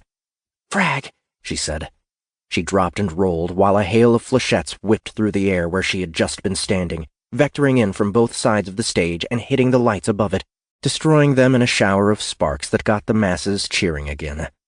The music within the building changed to something loud and thumping and alien that covered up the din of the rounds. "Joker, where the frag are you?" she said, quickly finding Gant approaching the group that was trying to escape with her target. Small problem, Queenie, Joker said. You've attracted your usual crowd of assholes who want to kill us. A group of children jumped us 2 blocks from your position. I hate these fraggers, Pick said. I think we can take them, but they're slowing us down big time. "Why the frag didn't you tell me sooner?" I guess it slipped my mind while I was trying not to have my throat ripped out. Shitty excuse. Abby bounced to her feet. Gant was almost at the soldiers, and 2 of them had paused to confront him. He vanished beneath the sea of individuals who still had no clue what was happening, and a moment later the first of the black masks sank into it with him. Then he popped up, slamming the other enemy hard in the mask with his foot, the force of it knocking him back. A dark form landed on the stage beside her, bouncing too far to be anything but gifted. She turned to face him, staring at the mask. "Halloween is an Earth holiday," Abby said. "and we're a long way from Earth." The immolant remained still, while a stream of metal slivers exploded from his suit. She raised her hand in response, spreading the gift of the shard out before her and catching them easily. A distraction. She realized it immediately, but still almost too late. She spun, pulling the slivers with her, bringing them around as more rounds screamed at her from the rear. The flechettes hit the sudden wall, but she had to keep spinning, turning back toward the immolant before he could hit her from behind. She dove to the ground a second time, barely avoiding the blade as it whistled overhead, nearly removing hers. The immolant had closed the gap in an instant, moving so fast she barely recovered in time to catch the blade between her hands, turning it aside. She kicked up, hitting him in the side and knocking him away, rolling to her feet again, and again having to evade the attacks from the enemy soldiers. "Joker, I really need you guys," she said into her comm, bringing her wrists together as the immolant's blade came down again, stopped by the shard suit. Doing our best, Queenie, Joker replied. Cherub broke through. She should be on her way. The immolant kept at her, and she pushed out with the gift, the force of it throwing him back and giving her a few seconds of breathing room. She managed to get up, reaching out with her hand and beckoning for the guns she had left behind the bar. The weapons came to her, launching through the air as if by magic. She caught one in each hand, firing on the immolant as he approached. He evaded them all, seeming to blink in and out of existence as he dodged the rounds, covering the distance back to her in a second. He had almost reached her when something fell from the top of the building, landing between them and causing the immolant to pull up. "Queenie?" Trin said without looking. "Sorry we're late." Trin closed on the immolant, blades extending from her armor, which moved as fast as the enemy did, sparks flying as weapon met weapon. The crowd beneath them started screaming, finally realizing that something was wrong. "Why doesn't anyone use their damn communicators?" Abby said, getting back up. The patrons were trying to run for the exits, clearing the area around Gant. 4 of the enemies were down, including her target. Blood was running from the side of his head and chest. "Gant, why did you kill him?" Abby asked. She jumped toward the shooters on her flank, using the gift to catch their rounds and throw them back. The flechettes tore into 2 of the soldiers, the others managing to get back behind cover. She landed in the middle of them a moment later, freezing as she found herself surrounded by Gorshin. I didn't, Queenie, Gant replied. The assholes did. Queen of demons, one of them said, exchanging his gun for razor claws. Prove it. Abby smiled, holding her hands out at her sides. The shard suit extended beyond her fingers, creating dagger claws of her own. "Tell your boss if you live long enough. I'm not the same Cage he knew before, and he made the second biggest mistake of his miserable life to drag my daughter into this." You can tell him yourself, the monster replied. He'll be here soon.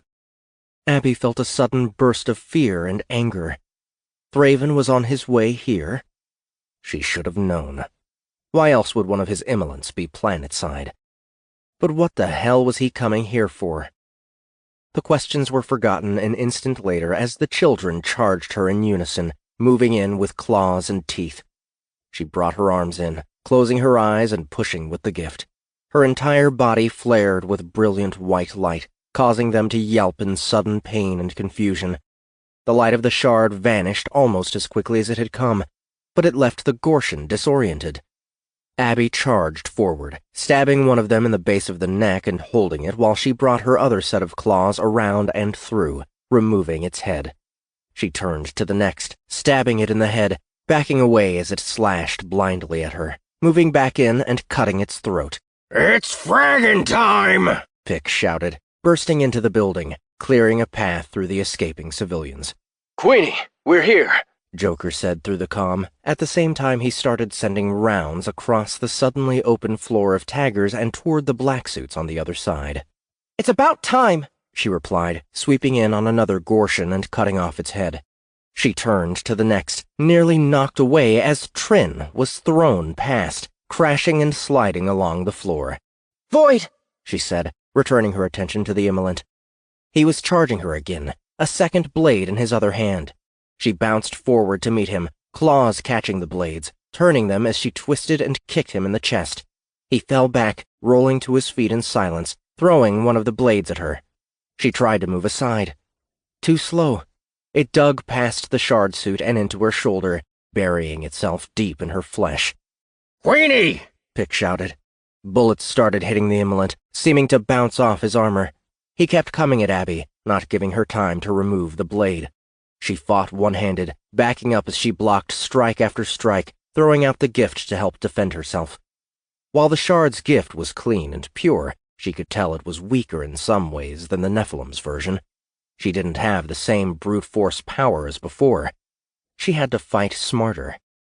She turned into the immolent's next attack, allowing the blade to strike her, letting it dig into her side. It hurt, but if she survived, the wounds would heal. She twisted, giving her opponent the choice of following the blade or losing it. He chose to follow, stepping in a little closer than he should have. She lunged forward, slamming her forehead into his mask. It shattered beneath the blow, the pieces digging into the immolent's face as he was sent reeling away. Abby ignored the blades in her flesh, bringing up her claws, ready to send them deep into the immolent's throat. She froze at the sight of him. Or rather, her. She was just a child, no more than 16. But her eyes, they were black and empty. She stared back at Abby with no emotion, no submission, no anything. She was somebody's Haley, or had been once. The thought caused Abby to hesitate, almost for too long. The immolent's hand lunged forward, a fresh blade springing into it, aimed at the base of her neck. Trin's hand caught the immolent's wrist, stopping the blade. She broke it smoothly, the effort not eliciting anything from the immolent. Then she removed the enemy's head. Abby took a step back, glancing at Trinity before tracking the rest of the space. The Gorshin were all dead. Flannel and Jakun were standing over them, suddenly still as the battle wound down. Further away, Pick and Benhill were kicking soldiers with their feet, making sure they were dead and would stay that way. Gant was kneeling over their target and looking at her, his expression concerned as his eyes landed on the immolent's blades. She let the claws sink back into the shard suit, reaching down, pulling them out of her flesh, and dropping them on the ground. She could feel the naniates move to heal her body, the pain easing as they did. "They're nothing but servants," Trin said. "Slaves to Thraven. It looks childlike, but there's nothing childlike about it." "How?" Abby said, still a little off balance. "He trains them as Evelyn's. If they're strong enough, he may make them immolents. His personal bodyguards. He takes their identity, their memories, everything. That way they have no opportunity to be disloyal. He wanted to make me into one of them after Villeneuve was done with me." "If it's a bodyguard, why would it be here without him?" If it's here, then Thraven isn't far behind. He probably sent the Immolant because he couldn't send me. I can't fight Thraven yet, Abby said. I'm not strong enough. I know. We have to finish what we came here to do. Locate the factory. How? My target is dead. I found you after Mama Oisi was dead. You can do the same. Read a dead man's mind? Yes. We need to hurry. 19. Joker, okay, Pudding, Abby said. Secure the building. We're going to be surrounded by planetary defense in about 20 seconds, and I don't want them coming in here. You want to start with PD? Ben Hill asked. Want has nothing to do with it. Roger, Pick said. on it. Imp, Abby said. Bastion didn't reply. Imp, She repeated. Shit. I'm here, Queenie. Bastion said. where the hell have you been?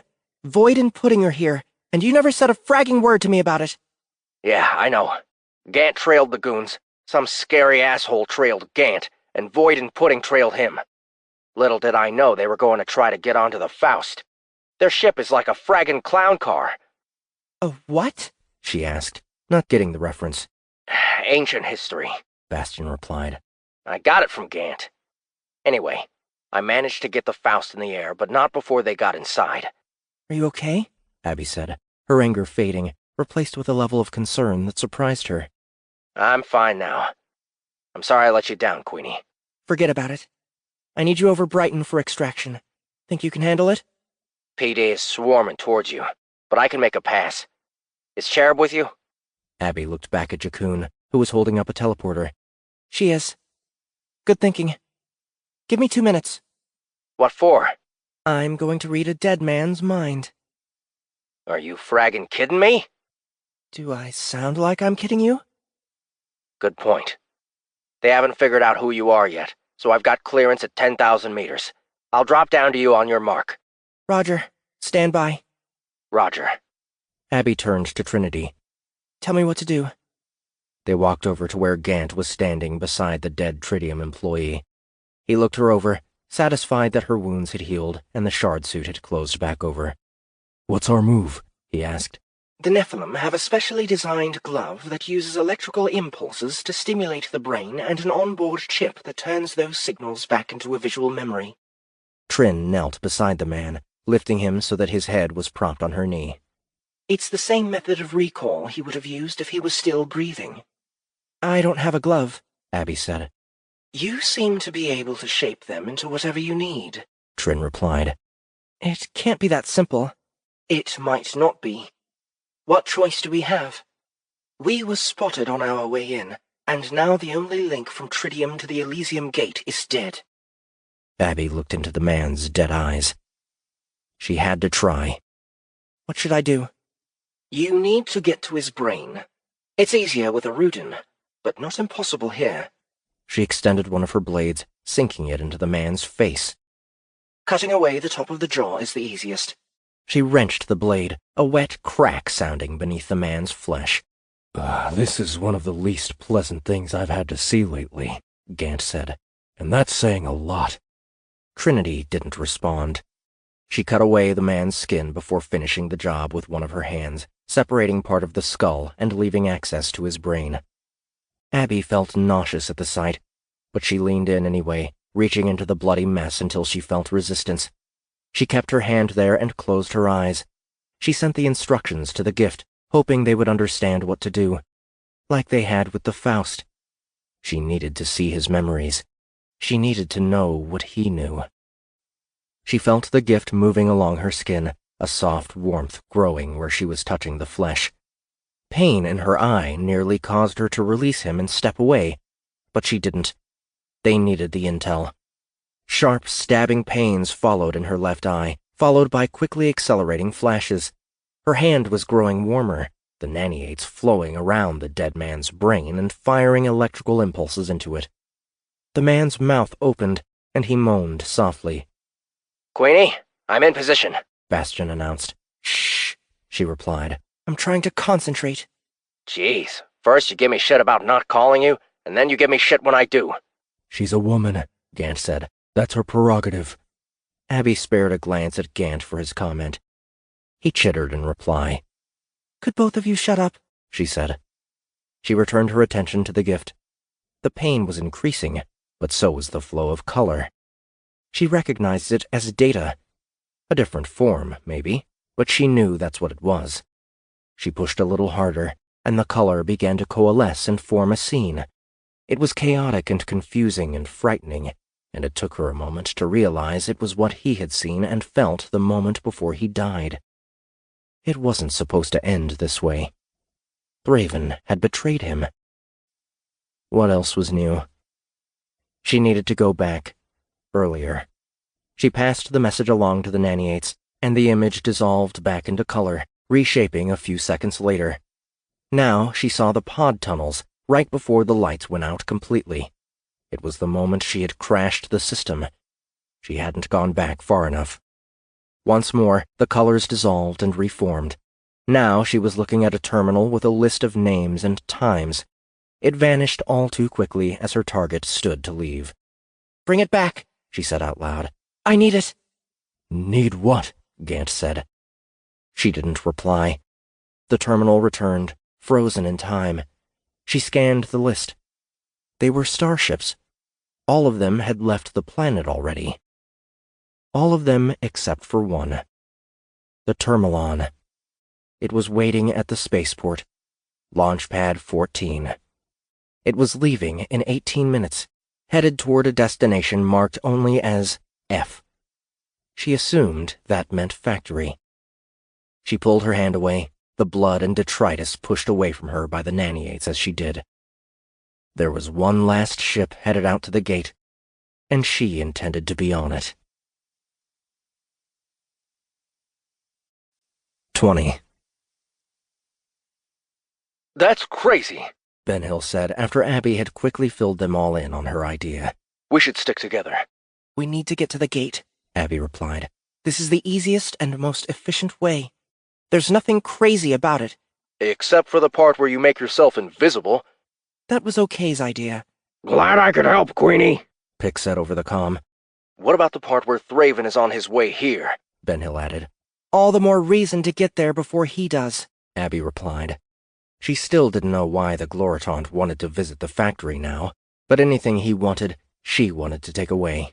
Queenie, you need to be careful. Jakun said.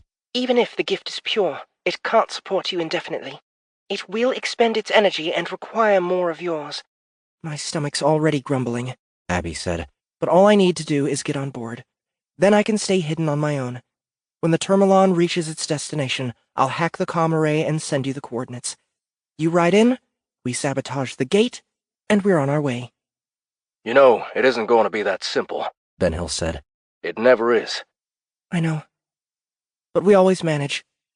Queenie, Bastion said. I'm on my way in. Is everybody ready? Pick, Ben Hill, and Jakun had been firing pot shots out at planetary defense, keeping them honest. Now that they had what they came for, it was time to bug out. Stand by, Abby said. Cherub, okay, Joker, time to go. Roger, Pick said. Why do we keep getting split up? Gant asked, looking at her with big, sad eyes. She smiled. It'll only be for a few hours at most. Then you owe me the rest of our dance. He laughed in response. Roger that. Abby felt a hand on her shoulder. She glanced over, finding Flannel standing beside her. The Herschen hadn't brought her bot along, leaving her unable to vocalize easily. She used hand gestures instead, pointing to herself and then to Abby. A moment later, her gelatinous form shifted, leaving only a faint outline of her form. Apparently, Abby wasn't the only one who could make themselves disappear. Fine. Pudding, you're with me. Imp, we're ready to go. Roger. Initiating drop now. Count to 10 and then step through the teleporter. You heard him, Abby said to the others. be careful out there, Queenie. Pick said. You two okay? Abby replied. She watched as Jakun dropped the teleporter on the ground in front of her and activated it. The light on it was still red, the other end out of range. Ben Hill and Pick appeared from opposite ends of the room. PD's moving in, Ben Hill said. Don't let them catch you here.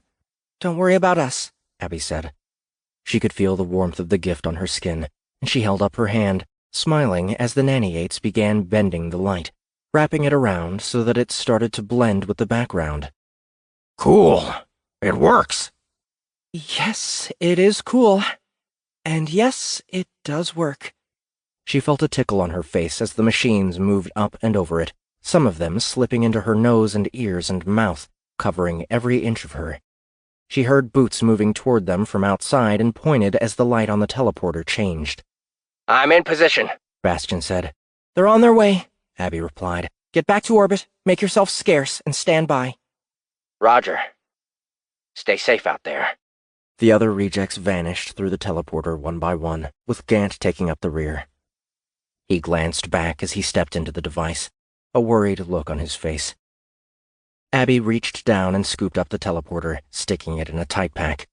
We need to move, she said to Flannel, barely able to see the slight alteration of light as it passed through her nearly transparent form.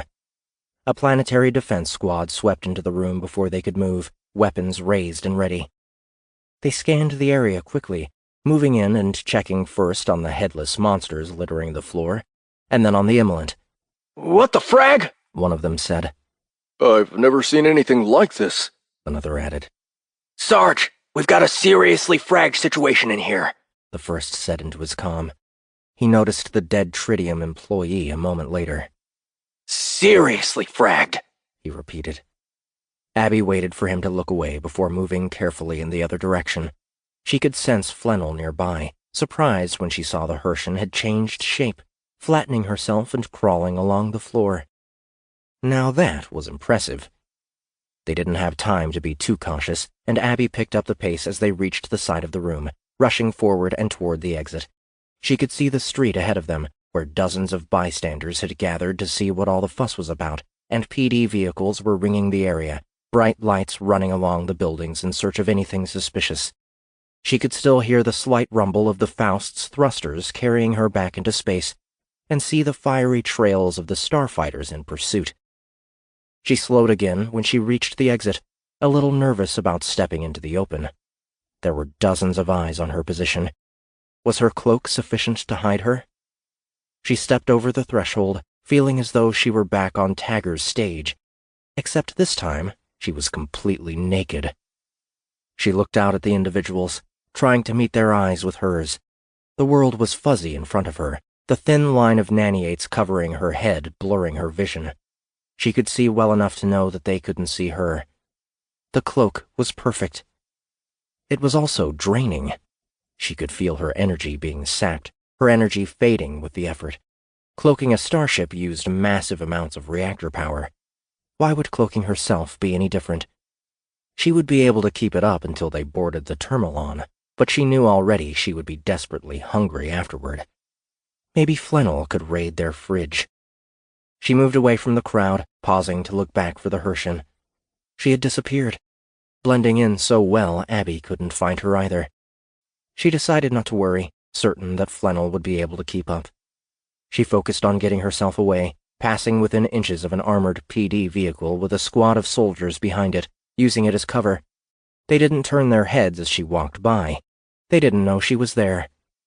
She dropped the cloak once she was outside the main defensive perimeter, choosing to take her chances instead of wasting too much energy. She stepped back out into the street, dressed in light once more, though she chose a more subtle pattern that wouldn't draw so much attention. The pod terminal was a short distance away, and she headed for it at a brisk walk. The Termalon was leaving in 10 minutes. She was joined by a stranger at the halfway point, a man who didn't speak as he sidled up next to her, winking at her with a single translucent eye.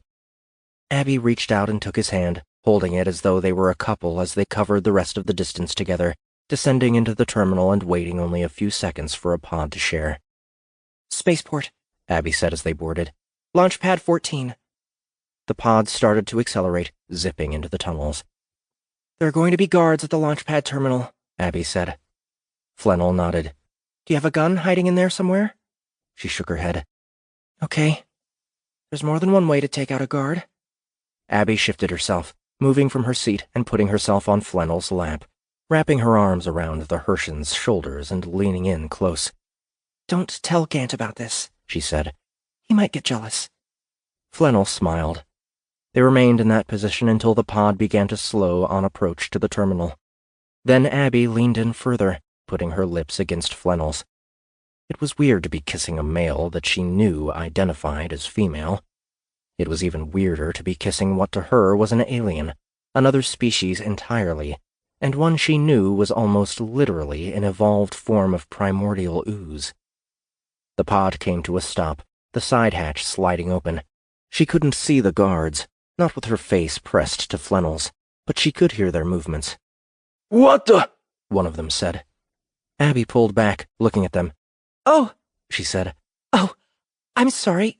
This isn't the cruise port. Sweetie, what did you do?" Flannel made a surprised face. "This is a restricted area, miss," the guard said. "I'm so sorry. Can you help us? We aren't from around here, and I'm having trouble working the controls." The guard stared at her, slightly suspicious. She did her best to look harmless.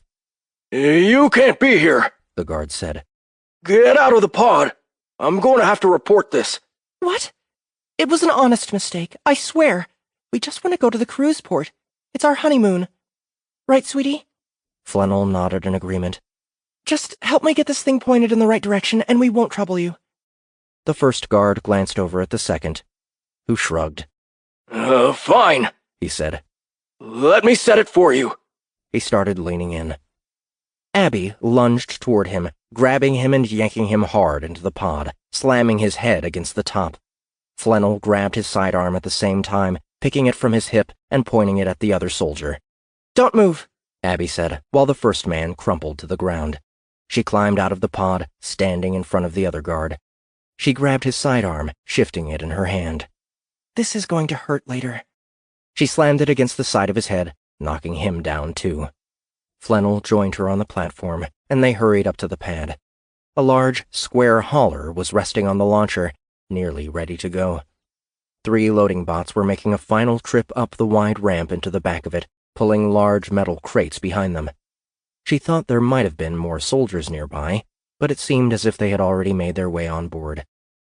They paused to make themselves invisible again. Then the two of them crossed the tarmac to the starship, joining the loading bots and ascending the ramp. A trover was directing traffic inside, telling the bots where to leave the cargo. He didn't see either of them as they broke away, peeling off and taking position behind one of hundreds of crates that were already on board. Abby released the gift, feeling a slight tingle as she did. She had used a lot of energy and had no means to replenish it. At least not yet. Flannel solidified beside her, retaking the male form from the pod. She smiled at Abby, giving her a thumbs up. "Nothing to do now but wait," Abby agreed. 21. The trip in the hauler was shorter than Abby expected. Only 15 minutes had passed in FTL before the cargo ship dropped, the commotion in the hold beginning the second it did. The loading bots reactivated, and an entire crew of workers appeared from the decks above, quickly taking up positions beside the crates and coming to attention. Abby peered out from behind one of the crates, remaining visible but tucked away, trying to conserve her energy. She was already a little nervous her growling stomach might betray her, and she kept her hand on it, hoping it would behave. She watched as the trover moved out from a second hatch to her right, taking big steps to the center of the hold. "There's been a change in plans," the trover said. "This shipment isn't going out to the yard. Once we dock, all of the crates will be transferred to the Nautilus." "Aye, sir!" the workers shouted in unison. "Once the payment has been made, we're going to rendezvous with the main fleet for reassignment." "Aye, sir!" "This is a glorious day for the Nephilim Empire. This is a glorious day for Gloritant Thraven. This is a glorious day for the coming of the Great Return." "Aye, sir!" The trover tapped his communicator, checking the time in the projection. 2 minutes to lock. You know what to do." "Aye, sir!" The workers changed position, aligning themselves to move the crates with practiced efficiency. Joining the master fleet? Was that why Thraven was coming here? For reinforcements? Abby wasn't convinced. The few remaining ships that were powered by the gift hardly needed more than a skeleton crew. So why else would Thraven be close? "We have to ping the Faust," she whispered to Flannel, who responded by altering her transparency. Abby considered doing the same, but decided against it. She had been in situations like this before she had the gift. She didn't need to use it for everything. "See if you can create a slight distraction," Abby said. "I'll make a break for the exit." Flannel nodded again, the slightly shifting air the only indication of the motion. Then she moved away, vanishing around the corner of one of the crates. Abby turned her attention back to the hatch the Trover had emerged from. He had moved to the other side of the hold and was speaking with one of the workers there, pointing and making angry faces. Clearly, the worker had done something wrong. Good. She stepped lightly around the crates, pausing to watch the faces of the workers before she crossed the narrow columns. She had gotten across 2 of them before Flannel's distraction became apparent. A loud siren blared from one of the crates.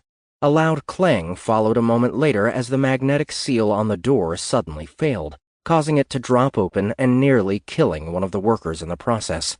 "What the frag is going on over there?" the Trover yelled, rushing in that direction. The other workers broke rank to follow him. "Nice work," Abby said, even though Flannel couldn't hear her. She sprinted to the edge of the last crate, pausing to look around the corner. A long corridor leading deeper into the cargo ship. She slipped through it, glancing back at the commotion as she did. The Trover was cursing and shouting, pointing at the mess of smaller boxes that had poured out of the crate when it opened. It had been packed so tightly that the door was the only thing holding some of the contents in, a development that was less than innocent. Something had held the door in place while it had been sealed. Something would hold the smaller packs in place when it was opened. Something like the gift. It was more than that. The rectangular containers that had fallen out of the larger module were instantly familiar to her by the size, shape, and Plixian writing on the sides. The ship was transporting guns. Thousands of guns, at least some portion of which were MGs. The Trover had said they would be shifted to some other ship named the Nautilus. It was a Republic name, but not one she was familiar with. If Thraven was giving thousands of weapons to anybody, it was sure to be bad news. She moved down the corridor, speeding up as she got further from the hold. Most of the crew beyond the officers were probably already in there at their stations. The rest would be closer to the bridge or near engineering, handling the maintenance of the ship and preparing to dock. They had 1 minute remaining. She came to a stop as she reached the first viewport in the side of the ship, a small square that gave her a look at the expanse beyond. She could see the corner of the station through it, a small portion of the ring that composed the outer edge of the factory.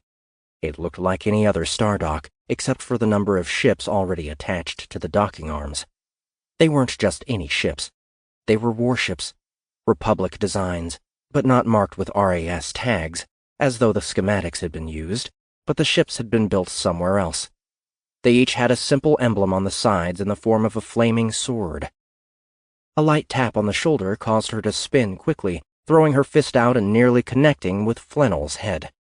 The Herschen had anticipated the reaction, standing on the opposite side of the touch. A soft buzz escaped from her. Not a vocalization, but an emission of sound. Laughter. "Do you know those symbols?" Abby asked. Flannel shook her head. "I'm going to assume one of those is the Nautilus. They have an entire armada out there, and I'm willing to bet it's in league with Thraven. We can't let them get all of those guns." Flannel nodded. Abby started down the corridor again, stopping when she heard someone coming their way. She scanned both sides of the corridor, but they were in an open stretch. She looked at the walls. Not enough time to cloak herself. She looked up. The top of the space was a few meters away. She jumped, turning herself flat and gripping the smooth metal, the naniates extending and gripping in. She pulled herself in as much as she could, wishing she were bald again. Hopefully, she was high enough they wouldn't notice her hair. The 2 soldiers turned the corner, moving down the hallway. They were looking over a report of some kind and arguing about the numbers. They didn't look up, and they didn't notice Flannel as they walked right past her. Abby dropped behind them, motioning Flannel to follow. They turned the corner as the ship shuddered and clanged, the impact with the docking arm shaking them slightly. The arm would guide the rear of the hauler to the loading airlock, where the cargo would be quickly moved from one ship to another. The vibration was a signal that they needed to hurry. Abby ran down the corridor, reaching an emergency stairwell and vaulting down it 6 steps at a time. Flannel kept up easily, her form able to slam into walls and bounce off surfaces without pain or damage. They dropped 3 decks and spilled out into another long, silver hallway, much closer to engineering and the comlink. They ducked into a corner as the shuddering subsided and a group of soldiers emerged from their stations, likely headed to the ring station. Abby and Flannel swung out behind them, quickly crossing to the comm room and entering. A single tech was still on duty there, and he almost had enough time to open his mouth before Flannel grabbed him and quickly knocked him out. "Watch the door," Abby said, reaching for the terminal. She activated it, and then reached out with a thin strand of her shard suit that vanished into the device. The commands appeared ahead of her eyes, and she quickly ran the protocols to hack into the hauler's aged system. The position was trivial to retrieve, and she entered the Faust's Galnet subchannel, getting an immediate connection. "Imp, do you copy?" she said. "This is Imp, Queenie," Bastion replied. "I copy." "I'm sending coordinates now. The factory is huge, and there's an entire fleet docked here. Not haulers either. Warships. Ask Gant if he's ever seen a symbol of a flaming sword before." I heard you, Queenie, Gant said. Let me think. He paused for a few seconds. No, I'm not familiar with it. "You mean there's at least one thing you don't know?" Bastion said. Do you want me to tell you something I do know? Gant asked suggestively. "What's that?" "Not the best time for this," Abby said, cutting them off before they could really get going. "This hauler is toting guns. Advanced weaponry. MGs at least, and probably some heavier shit.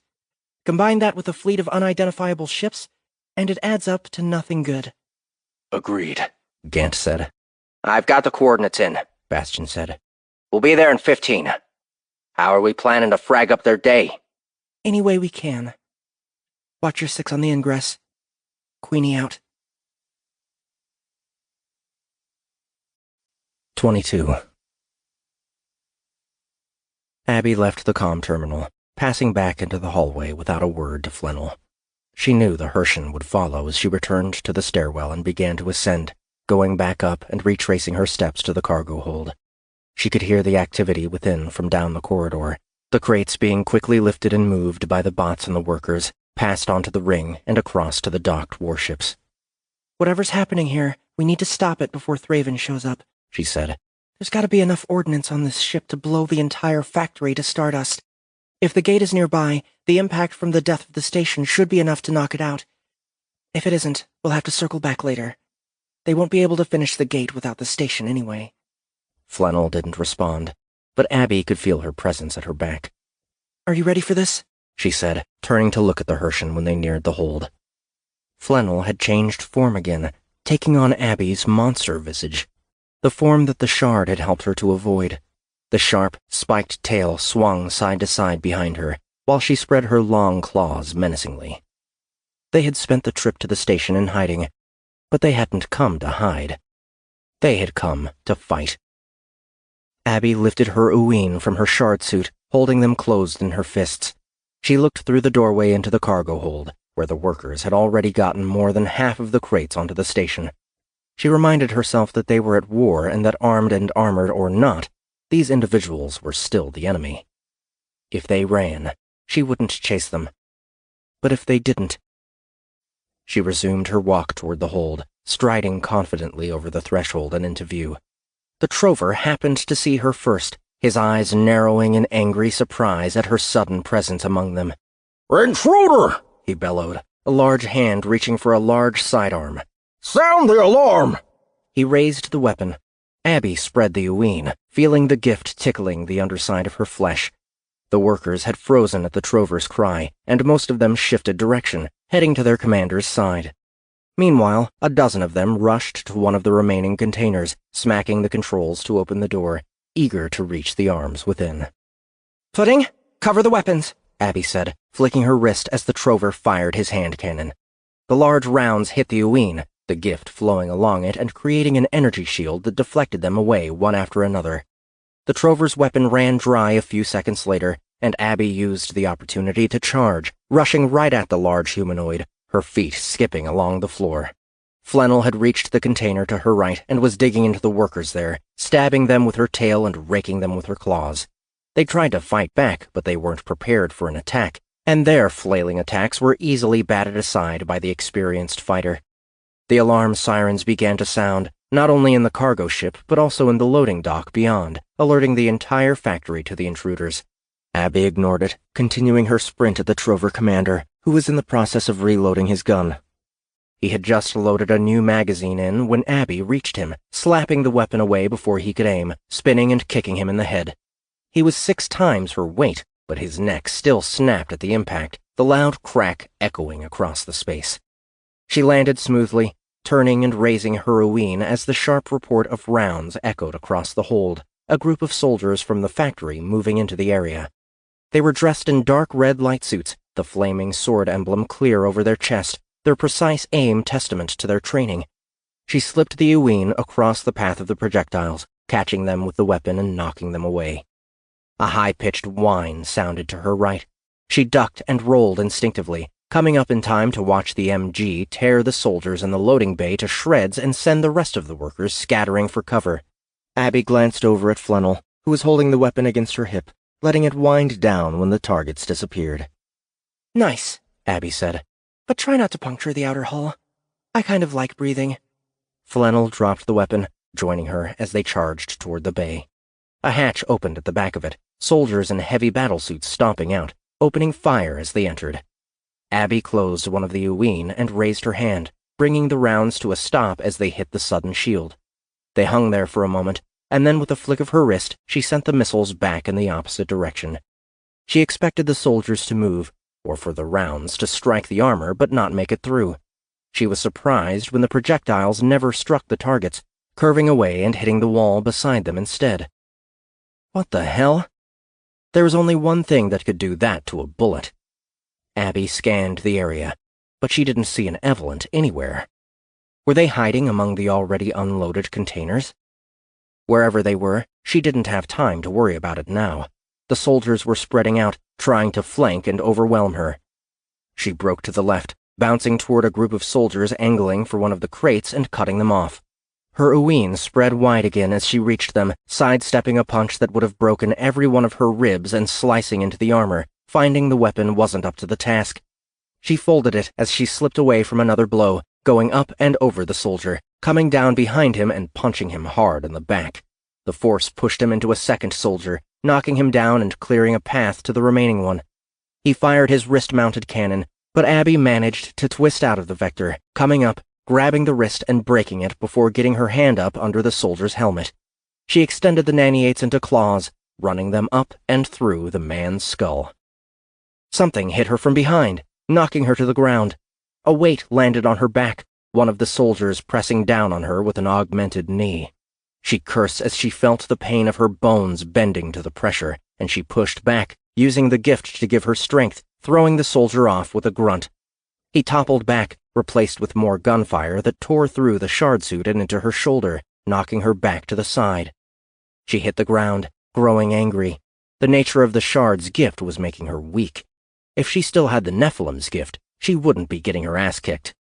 She growled as she forced herself back up, charging the nearest soldier, his return assault going wide. She hit him hard, extending the shard suit into claws and slashing into the grooves of the battlesuit, cutting into flesh. She sliced one of the soldiers, and then grabbed another, throwing him with extra force into the side of a container. It dented at the impact, and he hit the ground and didn't move. Abby turned, searching for another target. She froze when she saw him, a cold chill running from the brand on her shoulder. He was tall and lean and clothed in a white light suit with the flaming sword emblem on the chest. He had an Uween in each hand, and he flipped them nonchalantly as she turned to face him. "You're a seraphim," she said. "If you mean a descendant of a dying race, then yes."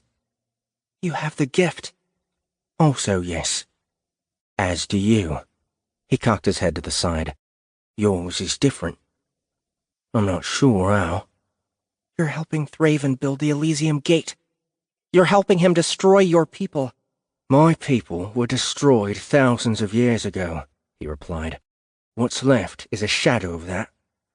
There's no profit in shadows. You're a mercenary, then? I prefer the term soldier for hire. Oh, yeah. That's much better. Abby rolled her eyes. I'm not letting Thraven finish the gate. I'm not letting him use it. Then you'll be disappointed to know, the seraphim said. The gate is already finished. What? This delivery was payment for services rendered. The gate is complete. You're too late. It isn't even here anymore.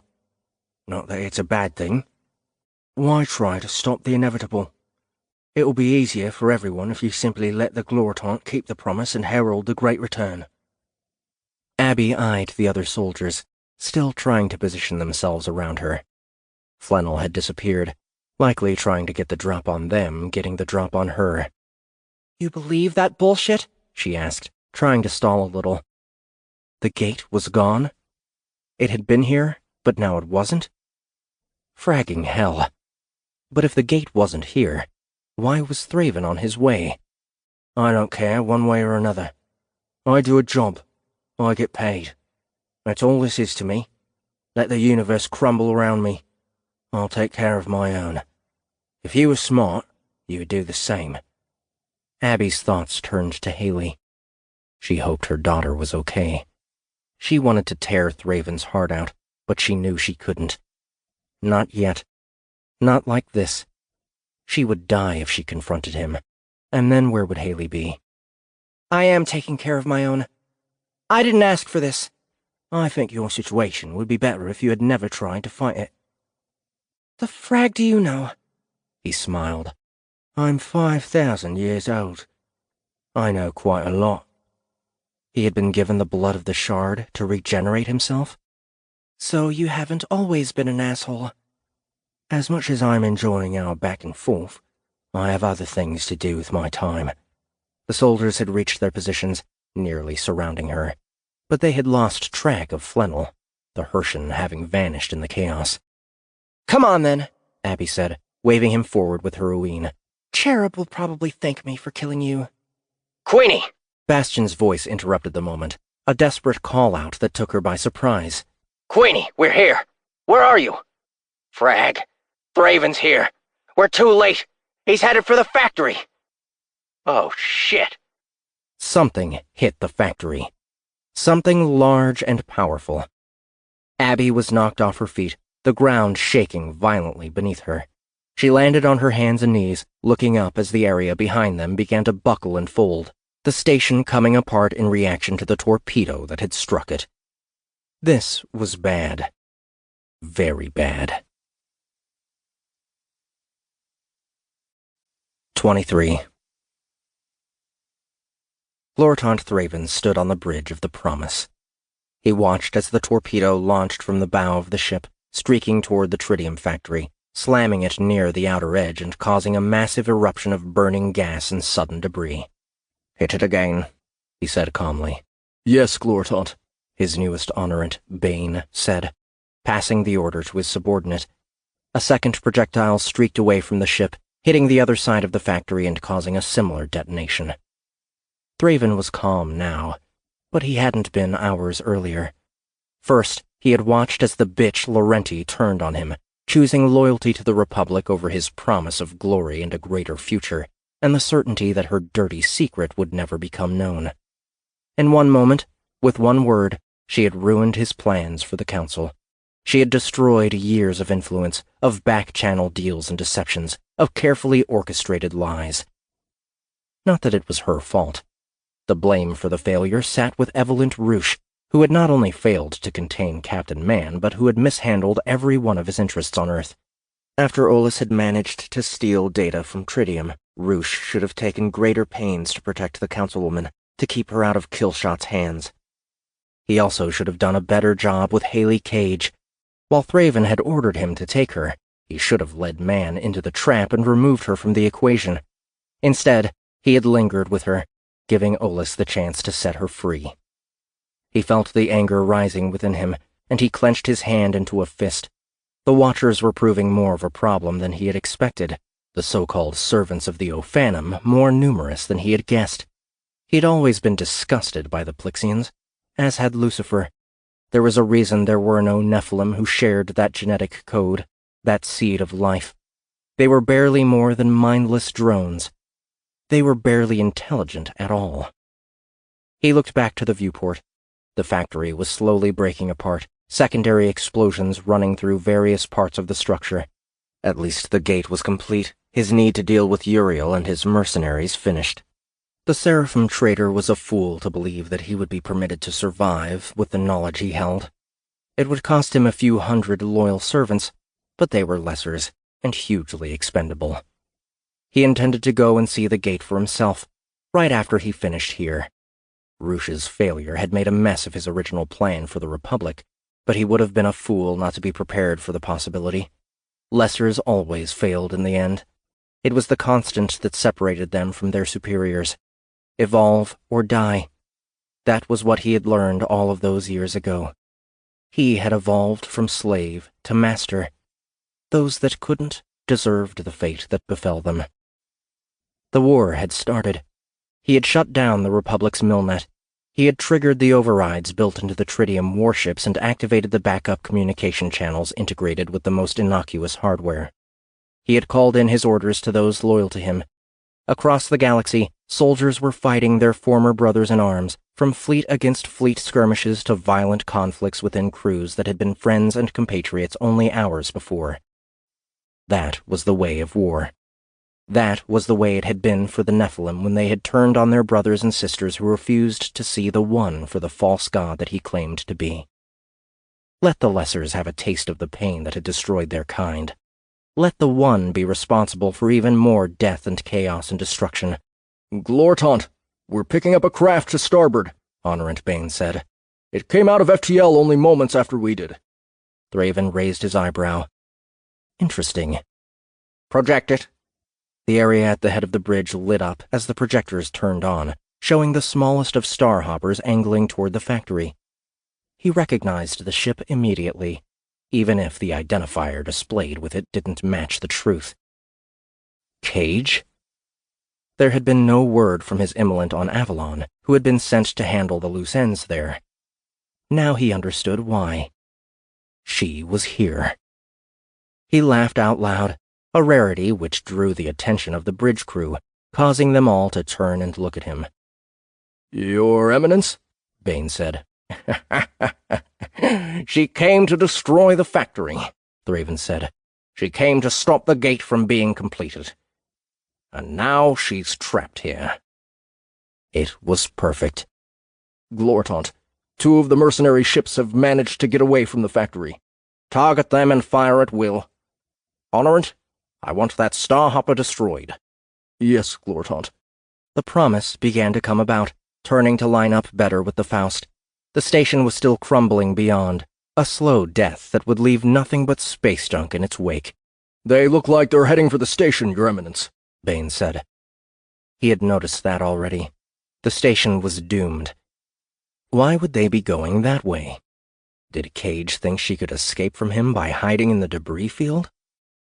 "Fire," Thraven said, the smile remaining on his face. He didn't normally let himself feel such pleasure, but this occasion was too serendipitous to ignore. The father had seen to it that he would have the revenge he sought. A flash of light signaled the launch of the torpedo. It streaked toward the Faust, nearly invisible to the eye. A secondary flash appeared from the station, a bright flare of light that intercepted the missile, detonating it well short of the target. What? "Is there a ship hiding there?" he asked, the smile slowly fading. "Sensors aren't reading a vessel, Your Eminence." "What about the escaping mercenary ships?" "Both are reported destroyed, Glortant." The Faust was nearing the broken station, sweeping across near a large portion of the debris. A cargo hauler was hanging connected to a docking arm and loading dock against the separated platform, which was spinning away from the central spire. "Target the debris," Thraven said. "Yes, Glortant," Bane replied. Lasers began lancing out toward the platform, digging into the cargo ship and turning it to slag. The Faust angled through the assault, swinging around toward the rear of the structure and trying to match its spin. "They look like they're trying to dock with it, Your Eminence," Bain said. Was Cage already on the station? The gift would protect her in the vacuum of space, but not indefinitely. "Place a mark on the target," Thraven said. "Mark placed, Gloritant." "Order all ships to fire on my mark," Thraven said. "Yes, Gloritant." "All ships, fire on the mark." With the combined firepower of the remaining Nephilim ships, there was no chance that Cage would escape. There was no chance that she would survive. Except they never had the chance to fire. The area in front of them flared suddenly, in a bright, piercing light that caused warning tones to sound on the bridge as sensors were thrown offline and eyes were rendered blind. Thraven drew back at the light, putting his hand up in front of his face and falling into his seat, a chill racing down his spine. It couldn't be possible. How could it be possible? The light faded seconds later. It took him longer than that to recover, blinking as the gift worked to bring his senses back. The warning tones continued, and the bridge crew remained stunned as he got back to his feet, stepping forward and looking out the viewport. The debris was still there, flying away from them as it had before. Thraven didn't need the ship's sensors to know that the starhopper and Cage were gone. He remained still and silent as the warning tones faded, the Promise's systems returning to normal. He continued staring out in the black beyond, trying to come to terms with what he had witnessed. He knew that Cage had seen the light of the shard. She had told him as much back on Anvil. Now she had control over it. The shard had come to her. He had saved her life. He had stopped the change. Thousands of individuals over thousands of years had borne witness to the light, and none had ever been chosen. That she had was no coincidence. When he considered it, he wasn't even surprised. The father had always said the path to freedom was not a path easily crossed. There would always be barriers. There would always be challenges. Besides, the gift of the shard was nothing compared to the gift of the father. She had been more capable of defeating him before she had accepted the lies of the One and allowed the light in. The factory was destroyed. The gate was complete. The Great Return was underway. The first worlds would begin to fall, and the first souls would be collected. Soon enough, he would control the entire galaxy. Soon enough, he would be able to power the Elysium Gate and open the portal back to the Origin. He would make a war machine unlike anything the universe had ever known, and then he would lead the Nephilim through it to victory and glory. It was all as the father had promised. Cage couldn't stop it. The shard couldn't stop it. She had escaped, but that was no true cause for concern. He was angry with himself for his fear. The father would be disappointed in the momentary lapse of faith. "Take me to the Elysium Gate," he said. "I want to see it." "What about Cage, Your Eminence?" Bain asked. "She is nothing," he replied. 24. 3 months ago, Olus would have never thought he would live to see the day that the center of the Republic, the planet Earth, would be moved to chaos. Now, he found himself riding in a dropship en route to who the frag knew where, with the daughter of the one person in the universe who could stop it all from going to total hell beside him. A girl who was only 11 years old, who had already killed at least one Nephilim, and who seemed more than comfortable with the thought of killing a few more. The reports were coming in almost too fast for him to manage, sent from the main pipeline of the servants of the Ophanum, a command and control center buried deep beneath New York City. Deeper even than he had ever been, in tunnels that were kept secret from the outside world, tunnels where most people assumed Earth's Plixian queen created her brood. The millnet was down. Republic forces had turned against one another. Outworld ships had been seen in Republic space near the fringe, joining in some of the battles and helping turn the tide over to Gloritant Thraven's side. Planetside, the council chambers had been put on lockdown, the building defended by those loyal to the Nephilim, holding a good portion of the government hostage. The Prime was safe, taken away and sent off-world to a location only a handful of people would know about, people who were vetted to be beyond reproach. At least, Olus hoped they were beyond reproach. It seemed these days that nobody was incorruptible. He glanced over at Haley, who was staring out the window with a tired, angry look on her face. Well, almost nobody.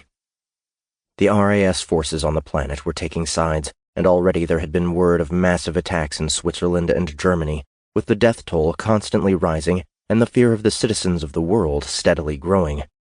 Most had been ordered to stay inside. Curfews were being put into place. But was the law enforcement enacting those rules for or against Thraven and his goals? It was impossible to know. Olus could imagine the same scene playing out across the galaxy.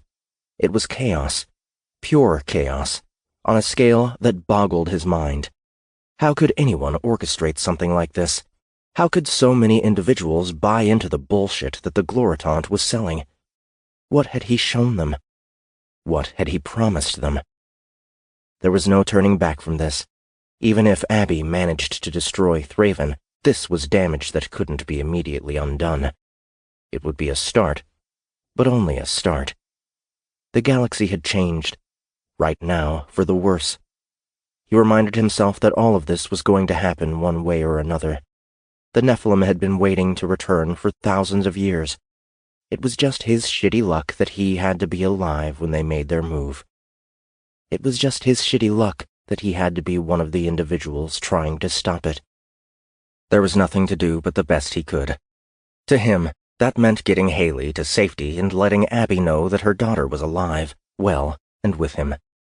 Then, he would see what he could do to help the Republic recover from Thraven's assault and start fighting back. With the Milnet down, the Republic was running deaf. Could he help give them back their ears? If anyone were able to solve that problem, it would be Gant. He knew the Gant's history, even if the Republic Research Division had done their best to bury what had been going on. As the director of the OSI, it had been his job to know as much as he could about everything, and that was no exception. That they had locked him up in hell was as much of an injustice as he could think of. They had created him and then punished him for being what he was. Gants were loyal to an extreme. They should have never let him bond if they didn't want to risk the consequences. Olus let that thought slip away, a fresh one coming to the foreground. Pahalaya. He had learned only moments after escaping that she hadn't made it. One of the other soldiers had found her body on the north side of the reactor, amidst the remains of a pair of Gorshin that he hadn't been around to help disable. He didn't ask for details, but he could imagine how she had died. Brutally, but also quickly. He lowered his head. She had spent so many years training to be part of this fight, and she had been taken out of it so soon. Too soon. He didn't blame himself for it. He had been in the game way too long for that. It didn't mean the loss was easy to accept. He dropped the thought, looking over at Haley again. They had been in the air for nearly 3 hours, staying in the slim zone between ground and orbital sensors where they would be more challenging to spot. The girl hadn't said a word the entire time. "How are you holding up?" he asked. She kept her eyes on the viewport beside her. "I'm fine," she said flatly. "Are you sure?" Haley turned toward him. "You don't need to patronize me, Captain Man. I'm a child, but I'm not an idiot." Olus almost laughed. He couldn't stop the smile. "What's funny?" "You sound like your mother." "Good. My father is dead.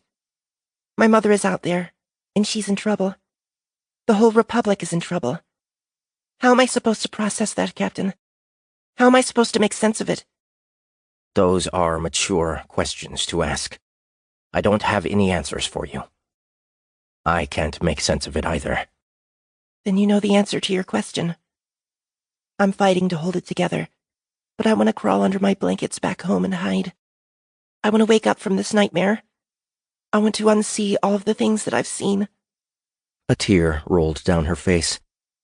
"I'm not okay, Captain. Are you?" Olus shook his head. "No," he replied. "I don't know if anything will ever be okay for me again. Not after the things I've done. But maybe I can make it okay for you. Maybe I can help make it okay for others. I don't know yet. I'll die trying." Haley stared at him for a moment, and then she nodded. Me too. I can't let you be part of this. I'm going to get you somewhere safe, and then I'm going to join this war. I don't remember asking you, Haley said, channeling Abby again. There is nowhere safe, Captain. We both know that. Olis didn't know how to respond, so he didn't. Haley returned to staring out at the sky. He turned his attention toward the front of the craft, where Xueting had emerged from the cockpit and was scuttling toward him. Captain, Xueting said, we've been trying to find the means to get you off the planet, as you requested. And? Olis said. Haley turned her head to follow the conversation. Many of the spaceports around the world have been shut down until order is restored. That's going to be a while. Yes. Our sources have been in contact with a launch site in California. We have come to terms with a freighter captain who is willing to take you on before he leaves. Excellent, Olis said, taking note of the position of the Plixian's antenna. What's the catch? The launch site is currently under contest. He paused, glancing at Haley. If you want to leave Earth, we will need to drop you into a war zone. Olis looked at Haley, too. She met his eyes. I want to go back to my mother, she said. I know, Olis said. How bad is the fighting? We weren't able to ascertain. The captain did say he can't guarantee he will survive long enough for us to arrive. I don't understand. Why would this captain be willing to wait for us at the cost of his own life? What did you offer him? Xueting's head shifted toward Haley again. He asked me who I was trying to evacuate. And you told him? Olis said, getting angry. Not exactly. He mentioned the incident at the restaurant the other night. He knew Plixians were involved, and that you were there. He correlated that we were Plixian, and suggested that perhaps you might be present. I'm not certain how he made the connection between you and Miss Cage, but he did mention Miss Cage. And he's going to risk dying to get her out? To get me out? Why? He told me that his boss wants to speak to you, and that his boss owes Lieutenant Abigail Cage a favor, even if she doesn't know it, which means that he owes her a favor. I imagine getting Miss Cage to safety would be an adequate fulfillment of this debt. Do you know who his boss is, that it would make him so bold? Of course. Don Polimo, president of the Crescent Haulers. Olis narrowed his eyes. The last he had heard, the Haulers thought the rejects had slaughtered the crew of the Devastator. That wasn't exactly the kind of activity that would lead their president to want to grant any favors. What the hell was Abby up to out there? Whatever it was, it hopefully meant that she had gotten off Azure and rejoined her crew.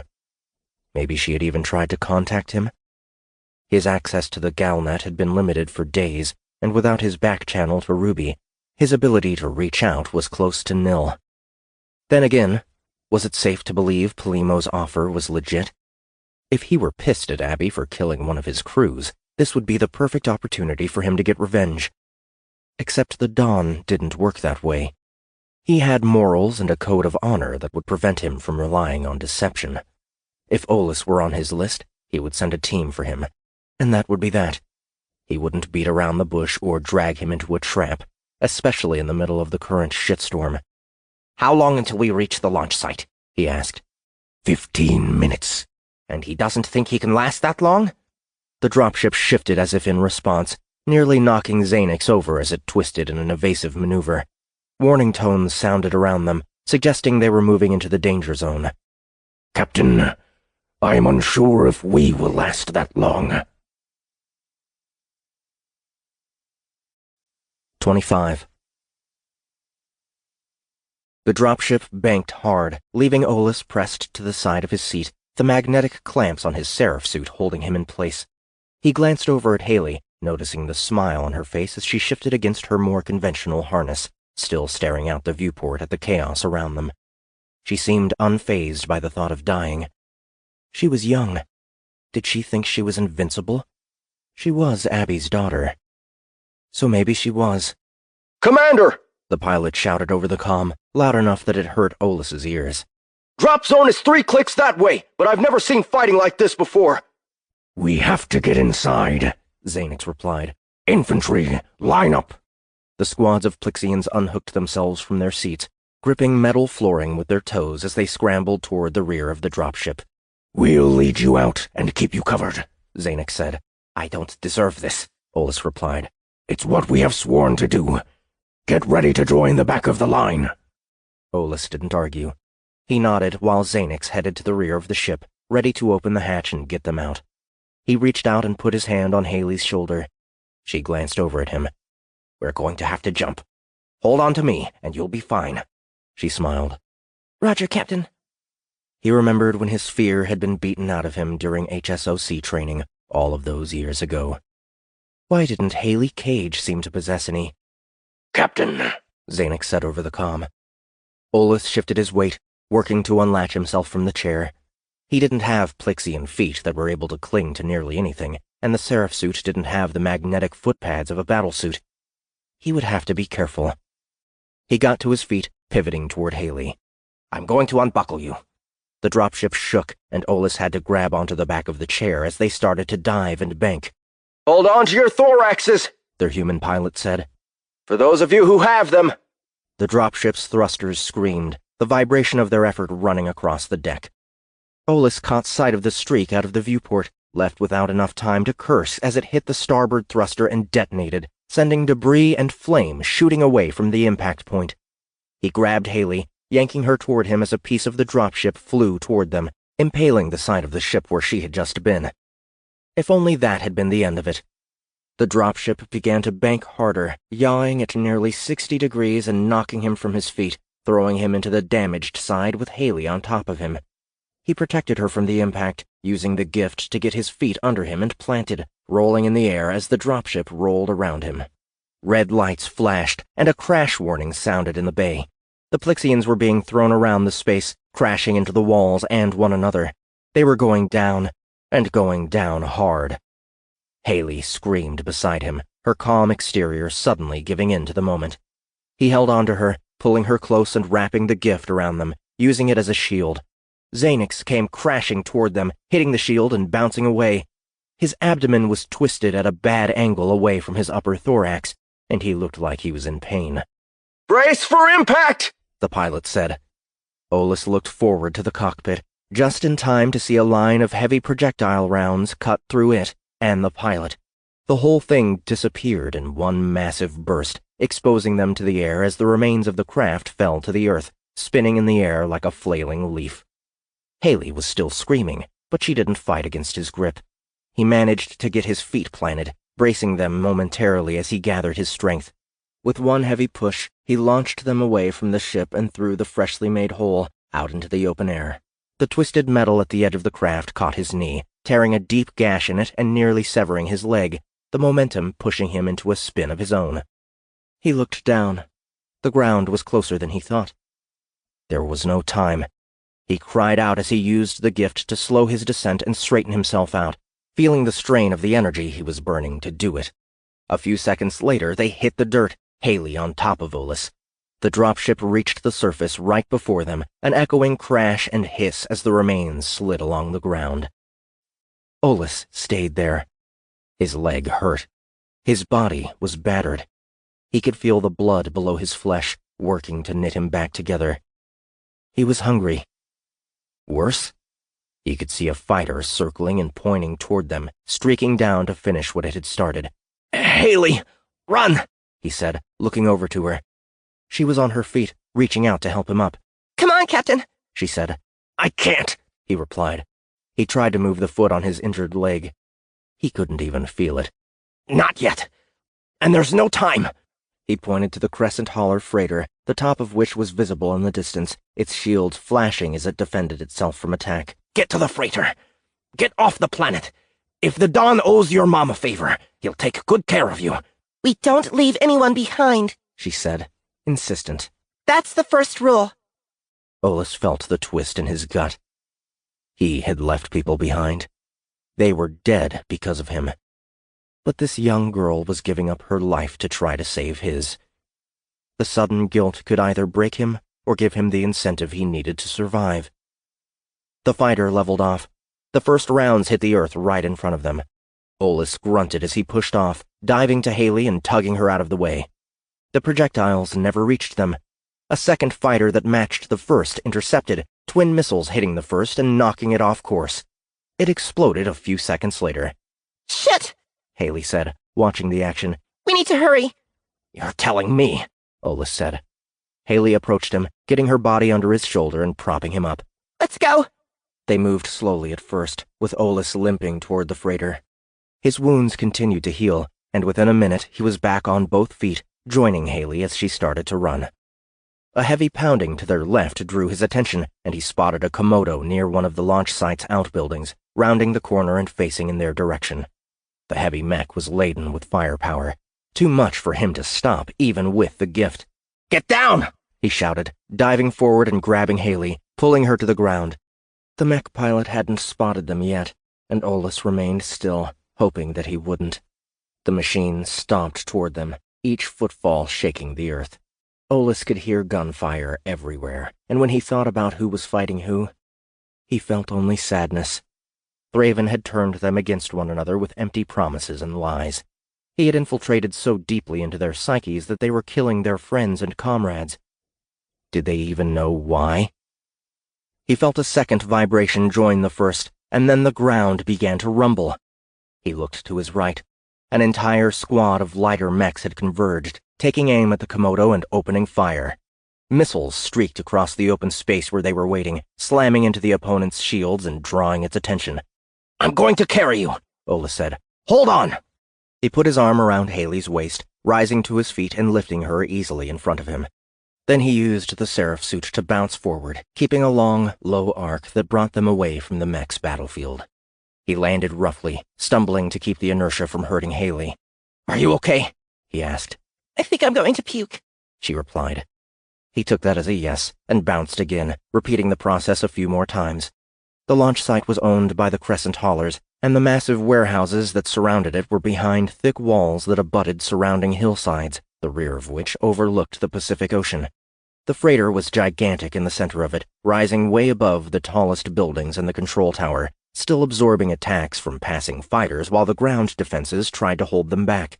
The only reason they had kept Thraven's forces from overrunning them was because the loyal Republic soldiers had intervened, disrupting the assault and keeping the front split.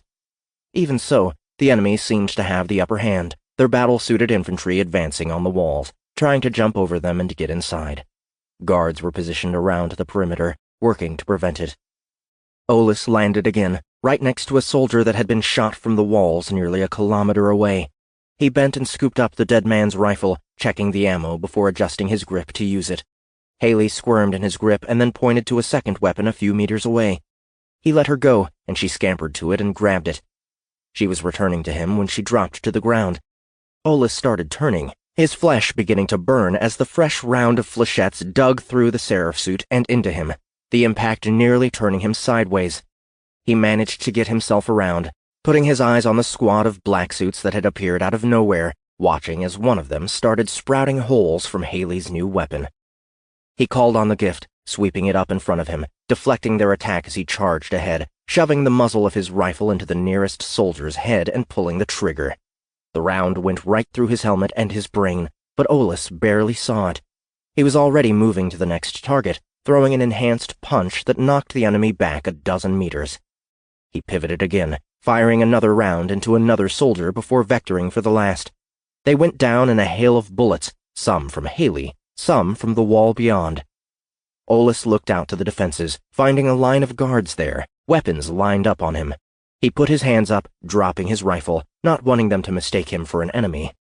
One of them shifted, motioning to him to make a run for it.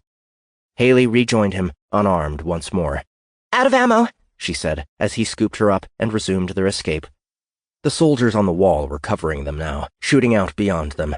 Olis risked a glance back, finding 3 dropships had landed nearby, all of them unloading Thraven's forces. He could only imagine what that meant for the planet as a whole if the Nephilim were dropping infantry from orbit. Had Earth been lost already? He wasn't ready to believe that. It was more likely they were making a last-ditch effort to keep him from escaping with Haley. He could imagine how angry the Gloritant would be once he learned that Roosh had lost her. They neared the barrier, getting close enough that the soldiers were right above them, One of them dropped a line to him as they approached, and he grabbed it, letting them pull him and Haley up to the top and over. "Miss Cage?" the lead guard said, his large Curleton eyes barely visible through his tinted helmet. Yes, Haley replied. and Captain Olis Mann. "I'm Sergeant Coxey. The Dawn wants us to bring you to safety. Allow me." The sergeant took Haley the same way Olis had, and without another word leaped from the side of the wall toward the ground inside. His squad followed him, making a smooth, synchronized bounce that the best Republic platoons would be jealous of. Olis trailed behind them, leaping from the wall at the same time a fighter began strafing where they had just been. A sharp crack sounded from beneath the freighter, and then the fighter started to smoke, unable to pull up and crashing into the nearby hillside. Olis kept pace with Coxey and his team, rushing toward the small open hatch of the freighter. The fighting was getting more intense, both sides nearing the launch site, each trying to stop the other from succeeding. He was nearly knocked down when the ground shook once more and a wave of heat blasted him from behind. He stumbled, chunks of debris hitting him in the back, and when he turned, he saw a portion of the wall had been removed. A woman was standing behind it, hands raised and still burning from the energy she had unleashed. "Another fragging Evelyn?" he said out loud. "Great."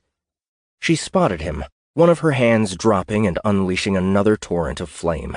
He raised his hands, begging the gift to protect him, feeling the drain on his energy as the barrier formed, blocking the energy. He held it, being pushed backward by the force until Coxey's squad noticed the assault and started firing back. The Evelyn couldn't attack him and defend the soldiers at the same time. The flames vanished, freeing him to retreat, bouncing 300 meters to the freighter's hatch. "Get in," Coxey said, standing beside it. "Haley?" "She's already on board." "Thank you." "Just doing my job." Olis boarded the freighter. Immediately, the launcher beneath it began to vibrate and hum, a massive sling that would help the ship climb to orbit. Coxey joined him inside the airlock a moment later, his squad entering one by one and the hatch sliding closed. "We aren't safe yet," Coxey said, brushing past him. He followed the sergeant, grabbing onto the side of the corridor. The freighter's velocity was increasing, pushing against him. "We're going to jump in atmosphere, aren't we?" Olis asked. "No choice," Coxey replied. Olis crinkled his face, not looking forward to that, or to Haley having to go through that. It was the only way to escape. The ship shuddered, a loud crack audible through the dense hull. A yellow warning light flashed, and they started lilting to the side. "Frag!" Coxey bellowed. "Hold on tight. This is going to be funky." Olis looked down the corridor, searching for Haley. Where was she? She shouldn't have to be alone during an atmospheric jump. Too late. Olis felt his entire stomach clench, the pressure on him increasing tenfold. Time seemed to slow around him, everything moving like mud for what felt like minutes, but was only a few seconds. His head began to throb like it was about to explode, and he wanted to close his eyes and fall on his knees. He did a second later as his perception of time regained itself and allowed him to move once more. The pain of the jump was still there, but it subsided relatively quickly thanks to the gift. Haley. He needed to find Haley. He forced himself up, then slowed down, allowing himself to relax. She was on board. They had made it out. Earth was already millions of kilometers distant. They were safe. For now. 26. Dak, do you copy? Abby said, trying the comm again. When nobody answered, she looked back at Gant. Are you sure you set this thing up right? Gant chittered. Seriously, Queenie?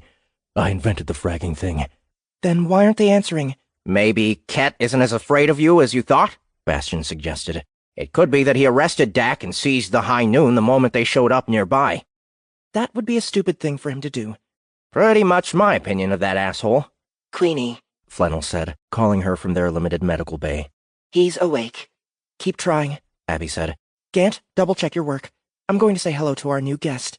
Double-check my work? Gant said. I trust you, but we need to be sure. This is important.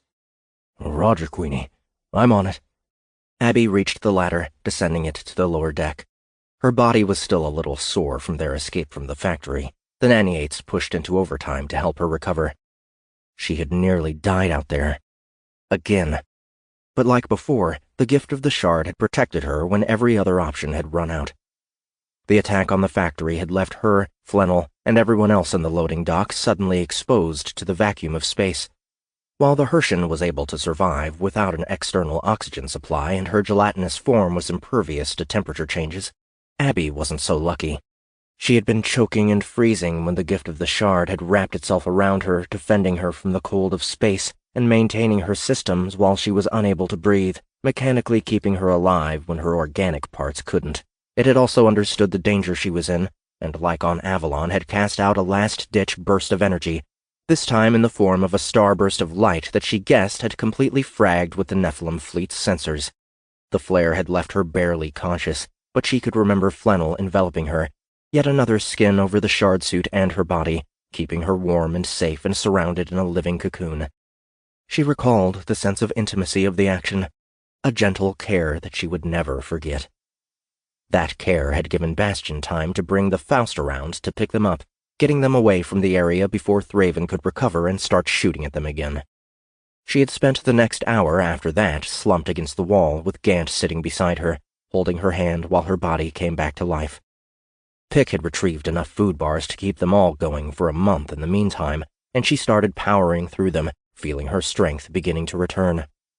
Even with the pure gift of the shard, she couldn't help but wonder if she would have recovered faster by drinking blood. Not that she would have asked any of the rejects to donate any.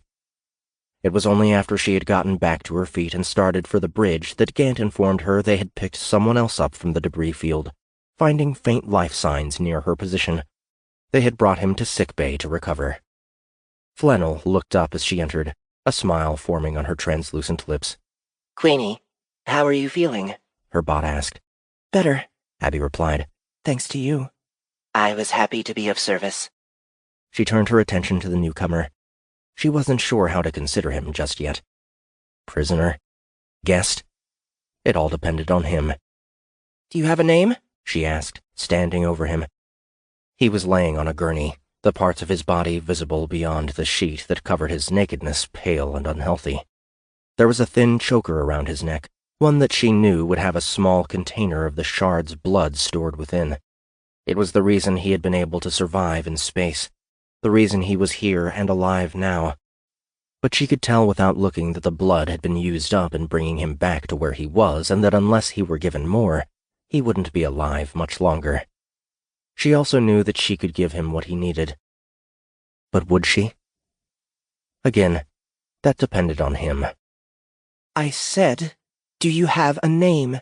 She repeated when he didn't speak. Uriel, he replied. Abby turned her head toward Jakun when she gasped. You know him? Jakun shook her head. Not personally, but there are stories. Some have even made it into human legend. He's supposed to be dead. a hero, Uriel said. He coughed out a laugh. I'm not what the legends say I am. Not exactly. Then what are you? Abby asked. Imperfect? In our legends, Uriel traveled the galaxy and helped the seraphim being hunted by the Nephilim escape, Jakun said. Without Uriel, there would be no Ophanim. That's the trouble with legend, Uriel said.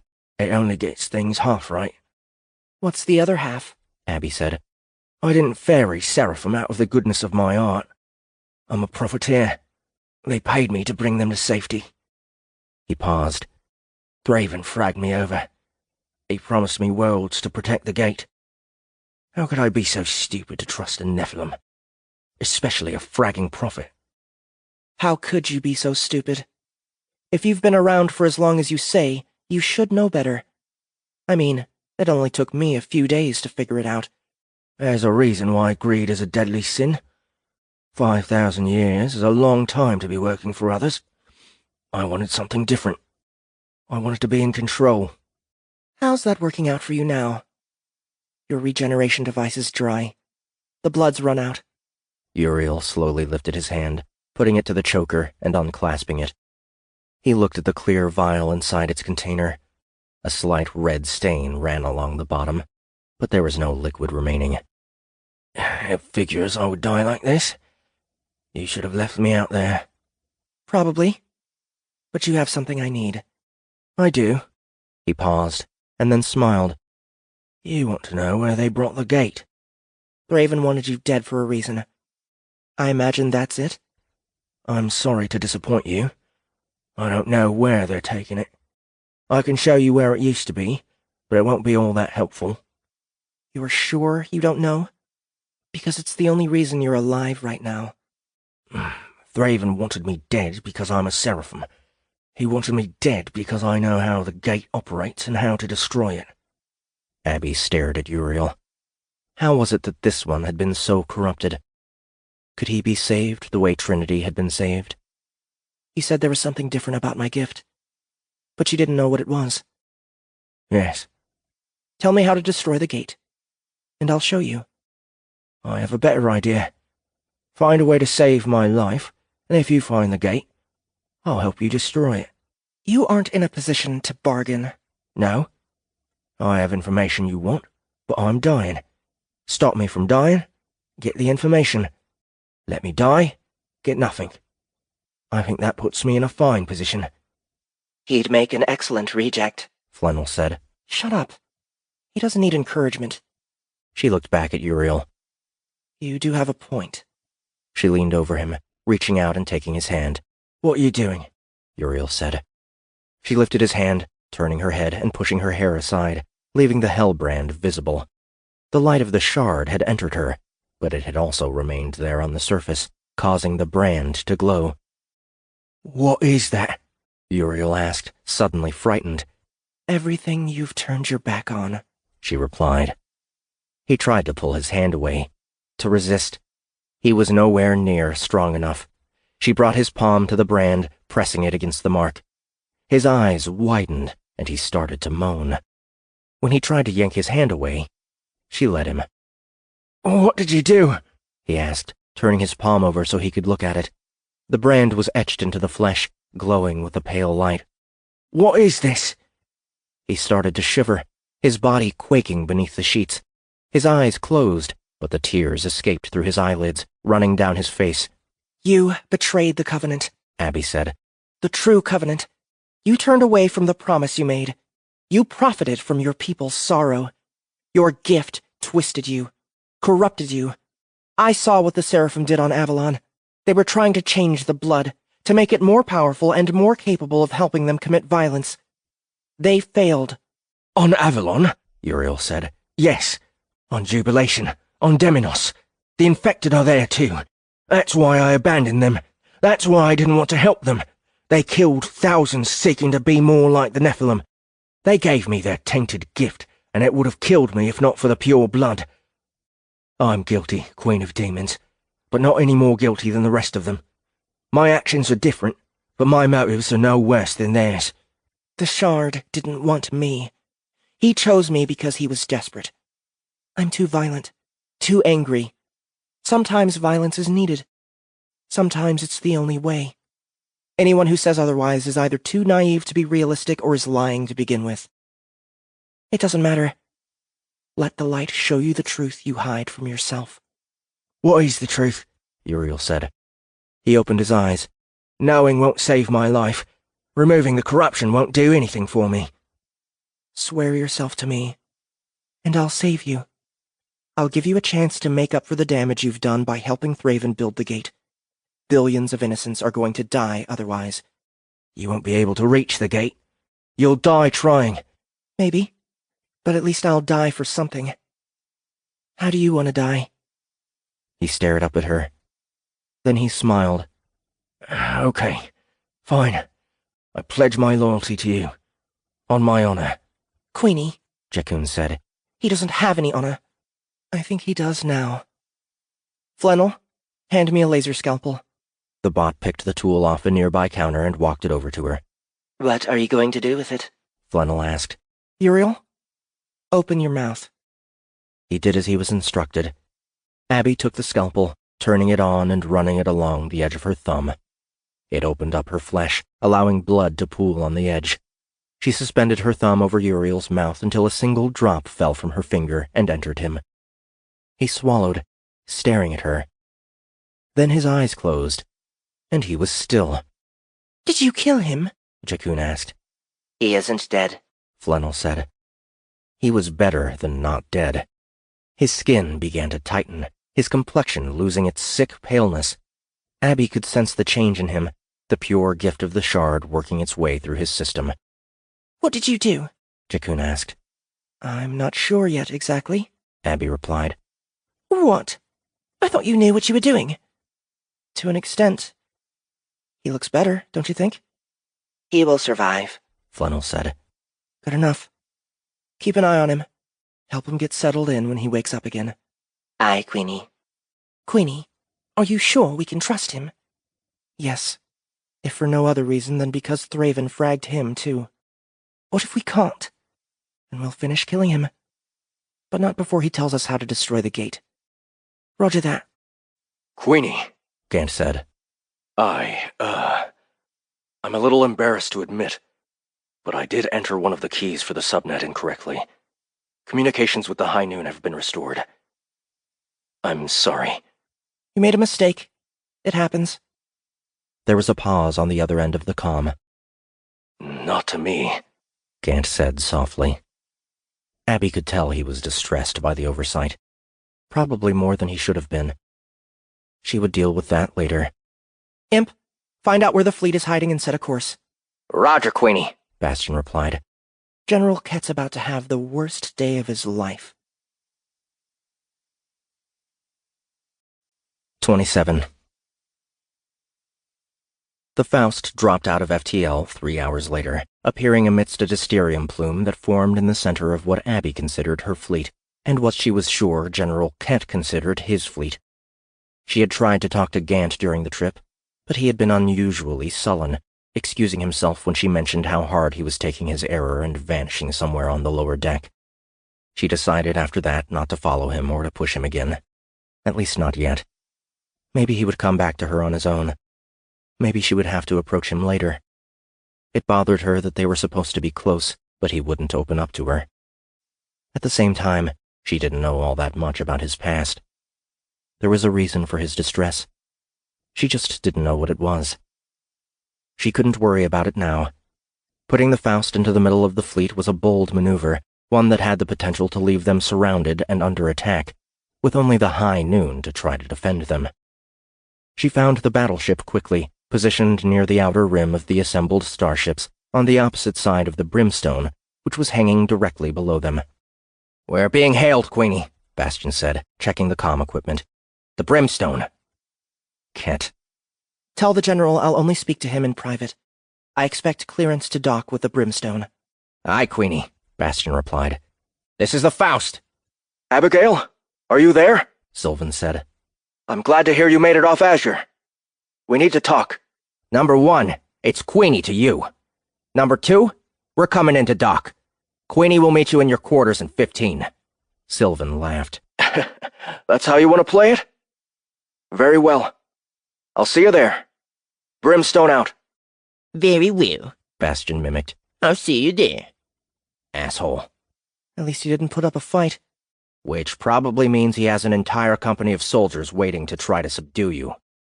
Good luck with that. Bring us in. Roger. Bastion directed the Faust toward the brimstone, staying focused as they made their approach.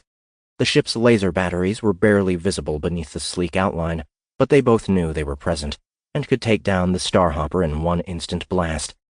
Abby could only hope Erlan would give them a heads up if Ket were planning something like that. But what if Erlan had been replaced? It seemed ridiculous to her that she even had to consider it. Sylvan Ket had built an army separate from the Republic, specifically because he and his seraphim spouse had known how badly things might go. They were on the same side, so why the hell did she have to fight with him or worry about him? She didn't even care if he stayed in control of the fleet. She had other plans anyway. She just wanted him to start doing something. And she wanted Ruby back. The Faust closed on the brimstone, reaching the docking clamps on the top side without incident. Bastion brought them into position, locking the smaller ship to the larger while Abby headed down the ladder to the exit. Imp, keep the engines warm, just in case. Gant, Cherub, you're with me. Pudding, is Uriel awake yet? Not yet, Queenie. Roger. Can I come, Queenie? Pick asked. I want to help Ruby. Abby considered. Okay. You're with me too. Thanks, Queenie. They gathered beside the hatch until Bastion signaled that docking was complete. It didn't escape Abby's notice that her rejects were all wearing light suits instead of standard utilities. They weren't obviously armed, but none of them needed to be obvious about it. We've got your back, Queenie, Gant said. Whatever happens. Thank you, Abby replied. Imp, open her up. Aye, Queenie. The hatch hissed as the pressure equalized, and then it slid aside, revealing a secondary airlock and ladder down into the brimstone. Abby could see a few pairs of boots from her position. Soldiers in battlesuits. Great. I'll take point, she said, descending the ladder. The soldiers came into view as she neared the floor. 8 of them, all armed and ready for trouble. Some greeting, Abby said to them. Does Sylvan intend to arrest us? Ma'am, The lead soldier said. Our orders are to escort you to the general's suite, and your companions to a holding area for their protection. Abby laughed. Their protection or yours? We don't want any trouble, ma'am. If you try to stop my companions from joining me, you're going to get it. I know you're following orders, but I'm not in the mood for this bullshit. The soldiers trained their rifles on her. She was feeling much stronger again, though it had taken nearly half of the ship's rations to bring her back up to par. Even so, she wasn't ready to play that card.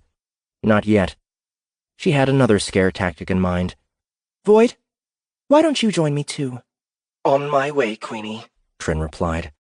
I think you should point those somewhere else, soldier, Abby said to the lead guard. The other rejects came down one by one behind her. She could sense the change in the soldiers' confidence as they did, especially when Trinity started descending into the brimstone. What the hell is that? She heard one of them whisper.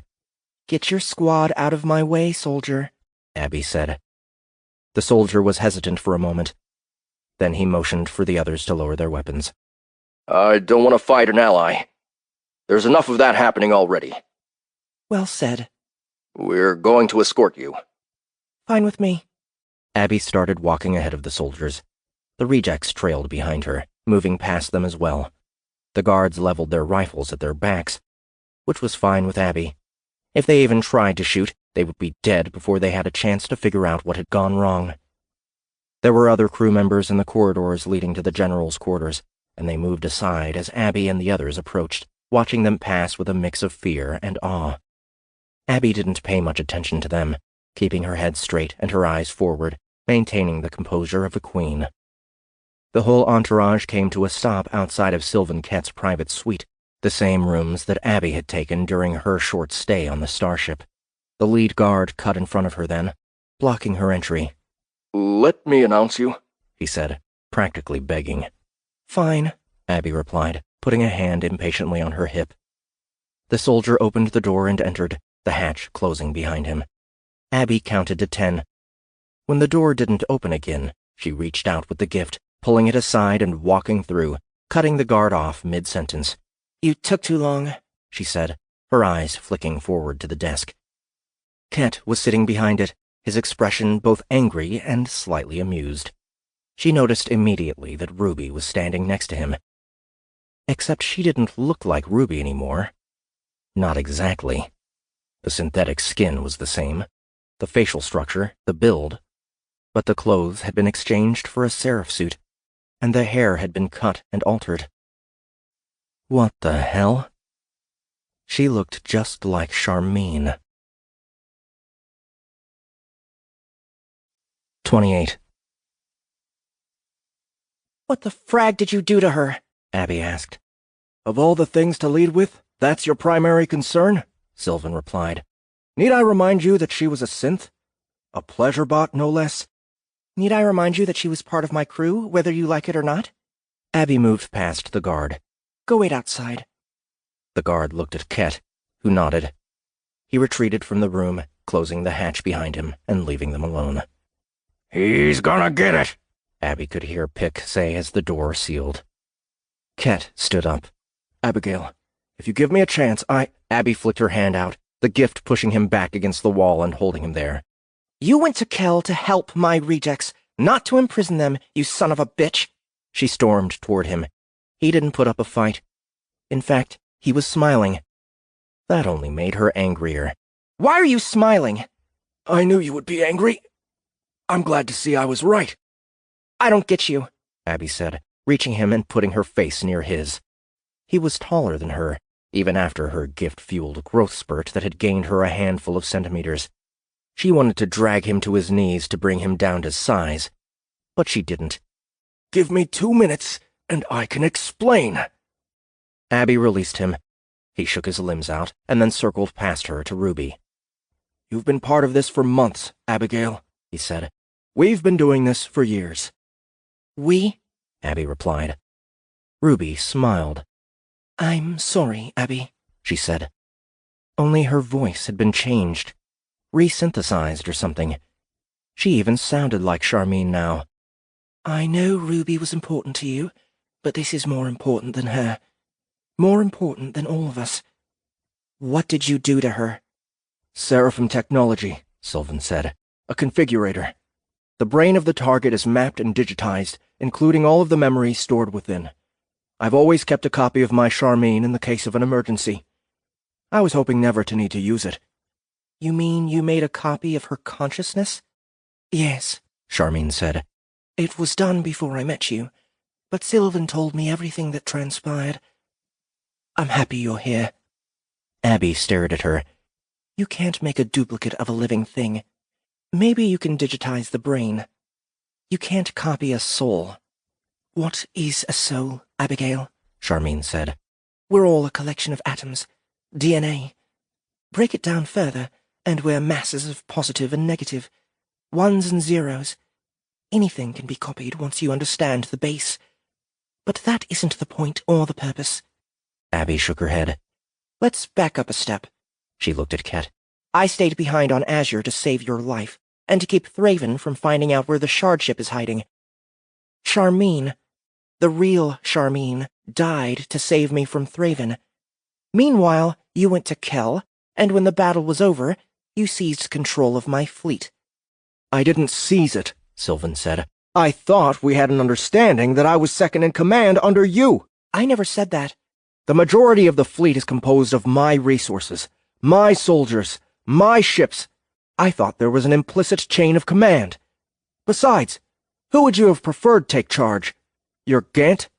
Abby's anger flared. He's not my Gant. He's his own individual. And yes, he's perfectly capable of managing this fleet. Maybe your rejects would follow him, but my people wouldn't. People, Abigail. It's an important distinction. I told you on Azure that humankind is the chosen race, the species made in the image of the One and closely enough related to the seraphim to reproduce with them.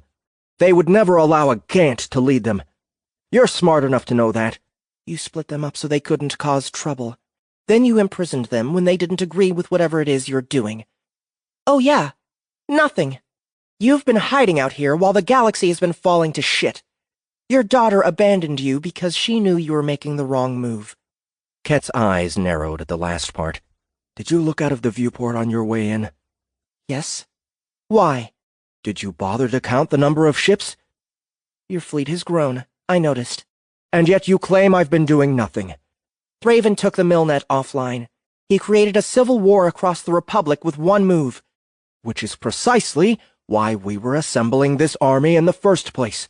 We knew this would happen one way or another.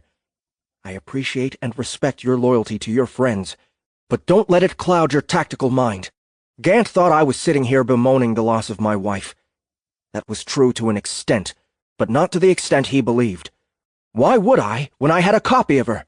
It took me a few days to update the routines to integrate with newer synth technology, but I always knew I could bring her back. We could get out there. We could take on Thraven and his forces. Maybe we could win a few fights.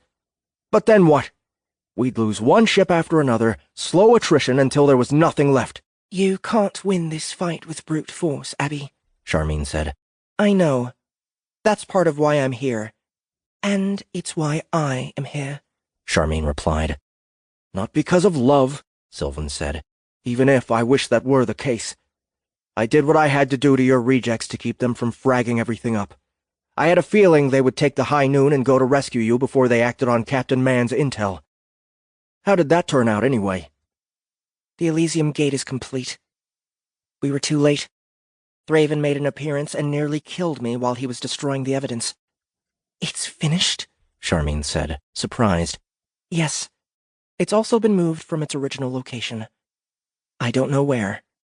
Damn it. We can't let him use the gate. I know.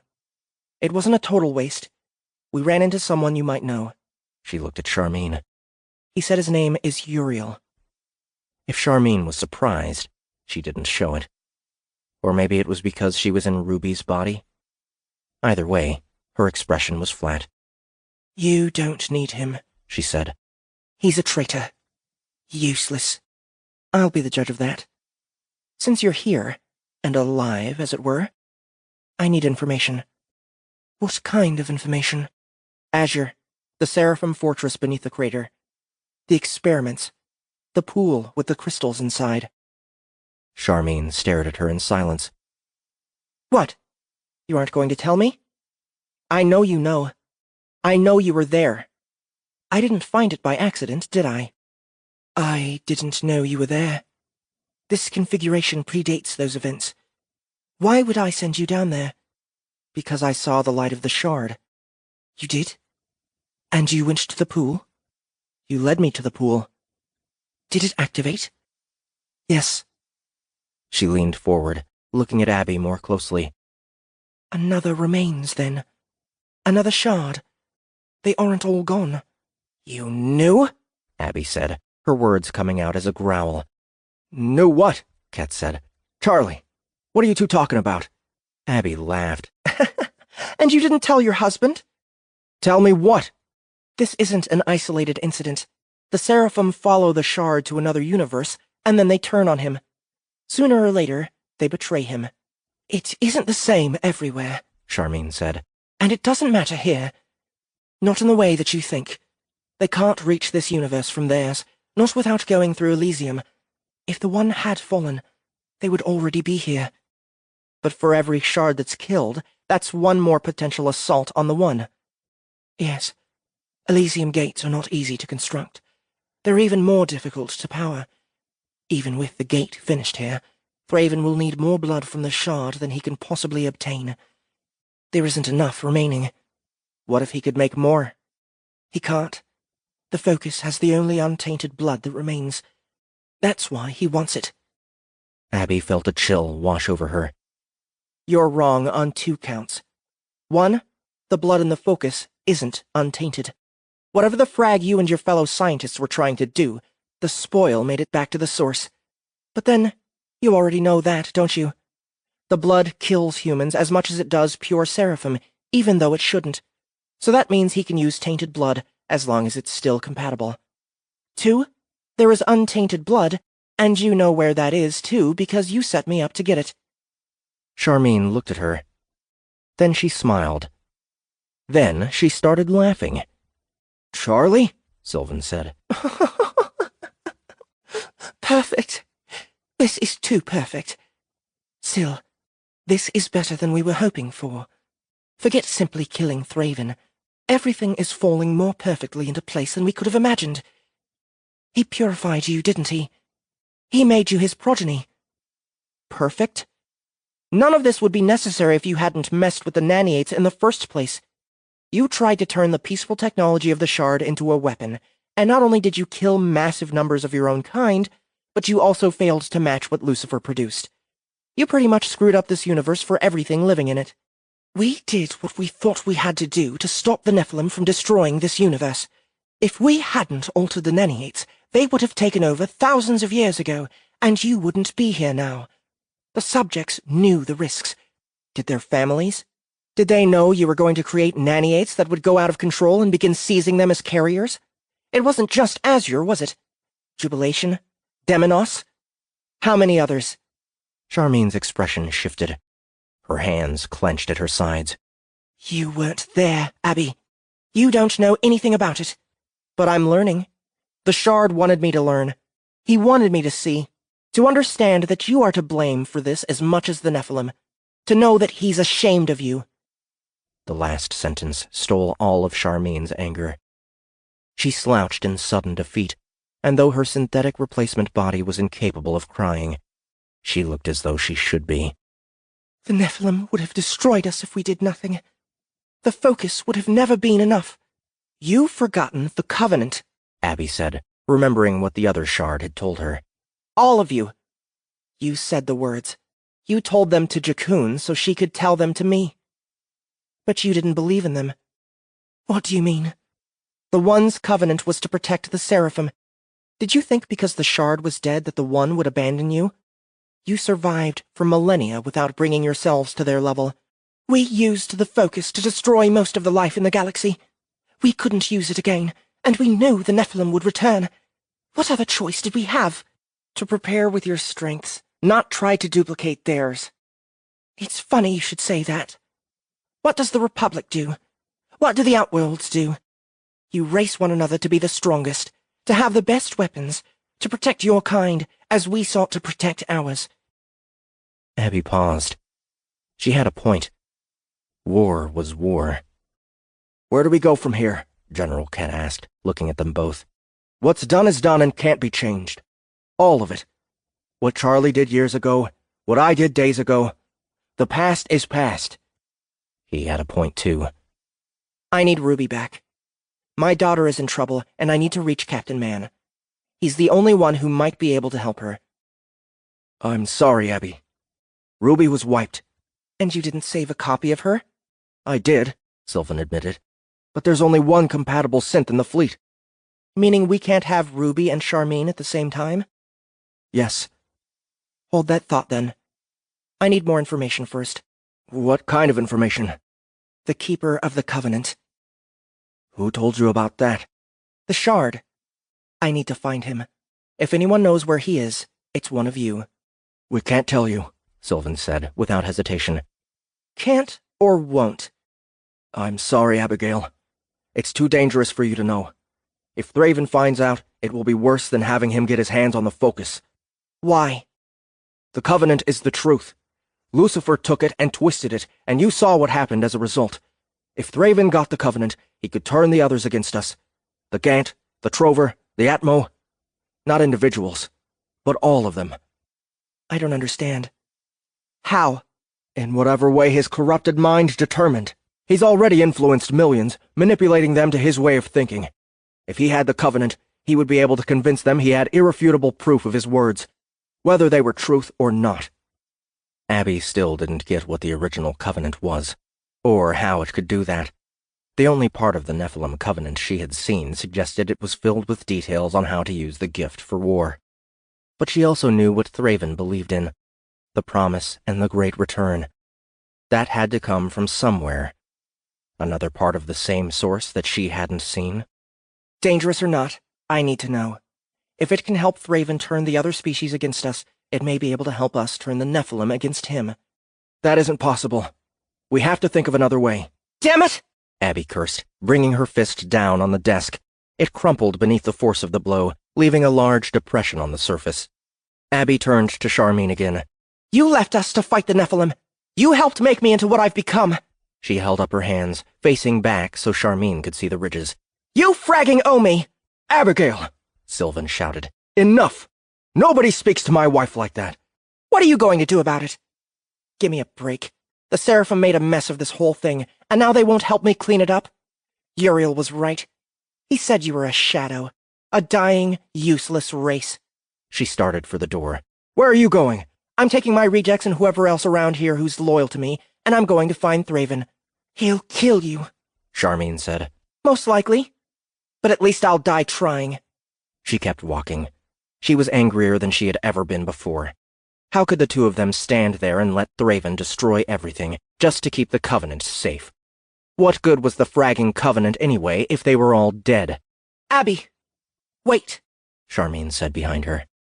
She didn't listen. She kept walking. She would have to kill Thraven now when she was certain she couldn't. She was going to die, and she still didn't know if Haley was safe. Abby! I'll tell you where to find him. Charlie, you can't, Sylvan said. Abby stopped, turning slowly. Don't tell me what I can do. Charmaine replied. You brought me back for a reason. Now I believe this is the reason. I didn't bring you back for this, Sylvan replied. I need your tactical feedback. You always said— Forget what I always said. That was before Abby came along. That was before the Shard chose her. Whoa. Hold on. I'm not some chosen one. This isn't fragging destiny. I was available. That's it. The Shard said so himself. It doesn't matter. You know about the Keeper. That does matter. And you're right. The Seraphim are responsible for this. We didn't do enough to stop the Nephilim when we had the chance, and in the end, we only made things worse. The Seraphim didn't grow the way they did because of the infections. Jubilation and Demonos are only 2 of dozens that had to be cleansed. Dozens? Sylvan said. How many did you lose? Charmaine was hesitant to say it. She looked from Abby to Ket and back. 8 billion, she said at last. The bunkers were one thing, but when the Nanny-8s turned on us, we lost entire cities, entire planets. We left them uninhabitable to keep our failure from being discovered. Abby paled at the number. 8 billion? That was more than the current population of Earth. It was so many. She could barely imagine it. We rebuilt an entire civilization after we used the focus on the Nephilim, and then we destroyed it. I won't do the same thing to all of these species that the Shard brought us here to raise. I will leave the coordinates embedded in your synth's permanent memory banks, so it won't be lost when I am wiped. She'll lead you to the Keeper. But know this. There are defenses in place to keep anyone from reaching him. Defenses we can't control or disable. You'll have to fight your way in. Abby nodded. That's fine with me. The defenses were designed to prevent Venerants from entry. Don't underestimate them. We're Hell's rejects, Charlie. We don't back down from a fight. Charlie, this isn't a good idea, and I don't want to lose you again. Then find another synth and bring me back. The Queen of Demons has need of this one. Your queen and mine, Syl. General Ket looked at Abby. Then he bowed his head. If this is what Charlie wants, then this is what we'll do. I'll follow whatever orders you give me, Abigail. Please, General. Call me Queenie. 29. Geez, Queenie, Pick said as Abby emerged from Ket's office. You were in there for hours. I was about to start getting rambunctious. Abby was amused by the word her translator selected. Everything's fine. The General and I came to an understanding. As in, now Ket understands your fist in his face? Ben Hill asked. No, but he does recognize what needs to be done, and who's in charge of this army. Rejects! Pick shouted. What about Ruby? I'm here, Pick, Ruby said, emerging from the suite behind Abby. Ruby! The rejects said, almost all at once. It's good to see you again, Bastion said. Welcome back, Ben Hill said. Are you okay? Pick asked. No, Ruby replied. You are. She smiled. You tell jokes now? A minor upgrade. For more accurate emoting. Yeah, sure. So, are we going to go kick Thraven's ass or what? Not yet, Abby replied. We have some other work to do first. Cherub, your father wants to speak to you. I'm not interested, Jackoon replied angrily. I think you should. For what purpose, Queenie? He made his decision. I made mine. There's nothing to discuss. I think there is. Trust me? Jackoon's face softened slightly. Fine. But only for you. She moved past them and into Ket's quarters. The door closed behind her. Do we need to be worried? Bastion asked, motioning to the door. No. Sylvan is an asshole, but not as much of an asshole as we thought. Joker, go to the bridge and tap Nerd. I want him with us for this one. Imp, Gant, head back to the Faust and get her ready for action. I don't just mean travel. I mean serious action. Okay, Queenie, Bastion said. Do you mind telling us where we're going? Not yet. Okay, find Dak and get him to help you put together a supply inventory. Make sure you bring extra rations. I'm probably going to eat most of them. Ha! Aye, Queenie. Void, I don't know how it works, and I don't think I want to, but if you need a refuel, now's the time. Thank you, Queenie, Trin replied. Can you get me access to the reactor? Ruby, Abby said. It will be done, Queenie. Trin turned and headed away, the guards behind them hurriedly splitting to make a path for her, obviously still afraid. Ruby, we need to try to sync up with Ollis. I need his help. It might be difficult to communicate. The Milnet is down, and our Galnet back channel would require that he is actively monitoring for us to make a connection. With the current state of affairs in the Republic, that isn't likely to be occurring. Then we'll leave him a message. Thraven went after Haley. I don't think she's dead, but she may be a prisoner. Or she may be running scared. I don't know. She closed her eyes, struggling to fight through the worry she had been doing her best to bury. She wanted more than anything to abandon this mission and go back to Earth, but she also knew if she did, she'd be doing exactly what Thraven wanted her to. He couldn't accelerate her change. Not anymore. But he could distract her if she let him. I need a terminal to make the connection, Ruby said. I'm sure we can find one, Abby replied. They checked a few of the rooms, finding an empty one not far from Ket's suite. Ruby activated the terminal, quickly logging in. I am connecting to the back channel now. Stand by. Abby found herself pacing as she waited for the connection to be made. Haley was in trouble, and she was going to be heading off the frag knew where to find the Keeper of the Covenant, whoever or whatever that was. Connection established. Captain Man is not online. Damn it, Abby said. It figures. Can you record me? Ruby swiveled away from the terminal. Her eye changed, illuminating and capturing Abby. Go ahead. Ollis, I don't know where you are, or everything that's happening back on Earth. I do know that Thraven threatened me with Haley, and she may be in trouble. Whatever you're doing, you need to drop it and find her. You need to keep her safe from the Gloritant. She could feel her emotions fighting their way up, trying to get the best of her. She fought against them, but a tear still found its way to her eye. I wish I could do it myself. But you know the situation we're in. I have a plan to help stop him, but it's taking me further away from you, not closer. All I want... She paused to keep herself from losing it, waiting a moment and drawing in a few calming breaths. All I want is for Haley to be safe.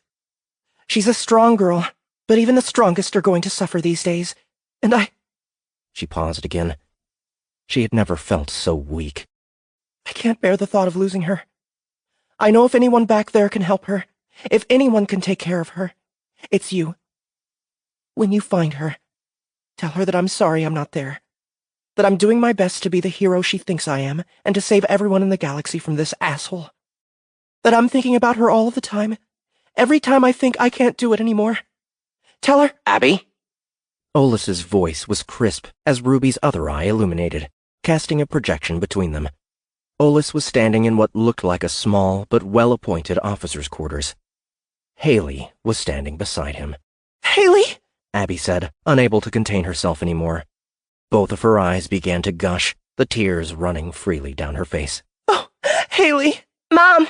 Haley said, waving to her. I'm here! Abby found herself on her knees, reaching out even though they couldn't touch. Are you okay? I've been so worried about you. I'm okay. Those assholes tried to take me, but Captain Man saved me. Abby looked up at Ollis. Thank you, Ollis. Thank you. You know I would never let Thraven hurt a cage. You're welcome, Abby. Mom, you should know. Haley paused, hesitant. What is it? Dad is dead. They killed him. Haley started to tear up. Abby could feel her gut wrench at the sight of her daughter's pain, at the truth of their loss. I'm sorry, Hal. I'm so sorry. Haley nodded. It isn't your fault. I know you're out there trying to stop this. I should be there with you. No. You should be where you are. Mom, I'm safe, and the Republic needs you. Everything is falling apart. Earth is falling apart. She wiped at her eyes. I'll be okay. I'm sad, but I'll be okay. I love you. I love you too. And I'm proud that you're my mom. Abby smiled. I'm proud that you're my daughter. What happened to your hair? The simplicity of the question made Abby laugh. She reached up and took a chunk of it, careful not to cut herself. I've changed a bit. It's a long story. Do you like it? I think it's cool. It is pretty cool. Abby, I don't mean to interrupt. The rejects got you off Azure. Where are you now? With Ket's fleet, but not for long. I have a plan to help us fight Thraven. I don't want to divulge too much, just in case. Understood. We're on a Crescent Hauler freighter, headed to a meeting with Don Polimo. Apparently, he owes you a favor? Another long story. I outed Thraven to him. He knows it was the Gloriton's fault the crew of the Devastator was slaughtered. Fragging Coley. I'm sure you can imagine, he's not very happy about that. Olus smiled. Haley is officially under the Dawn's protection, so try not to worry too much about her. She's as safe as anyone can be these days. That's good to know, Abby said, looking at Haley again. Gant is setting up a secondary comlink to connect the assets that are still loyal to the Republic. I'll make sure he passes you the intel you need to connect to it. I recommend keeping it close until you're sure Polimo can be trusted. Roger. I was hoping Gant would have some ideas on how to reorganize the Republic. With the Milnet down, every fleet and battle group is on their own. I know. How are you holding up, Olus? Better, now that I know you're still fighting. He smiled. I'm like you now, you know. The Watchers slipped me the gift. It's going to kill me eventually. But that's okay. I'm an old man. You aren't that old, Haley said. I'm older than you think. How are you feeling, Abby? Do you have the situation under control? Abby knew what he was referring to. It isn't an issue anymore.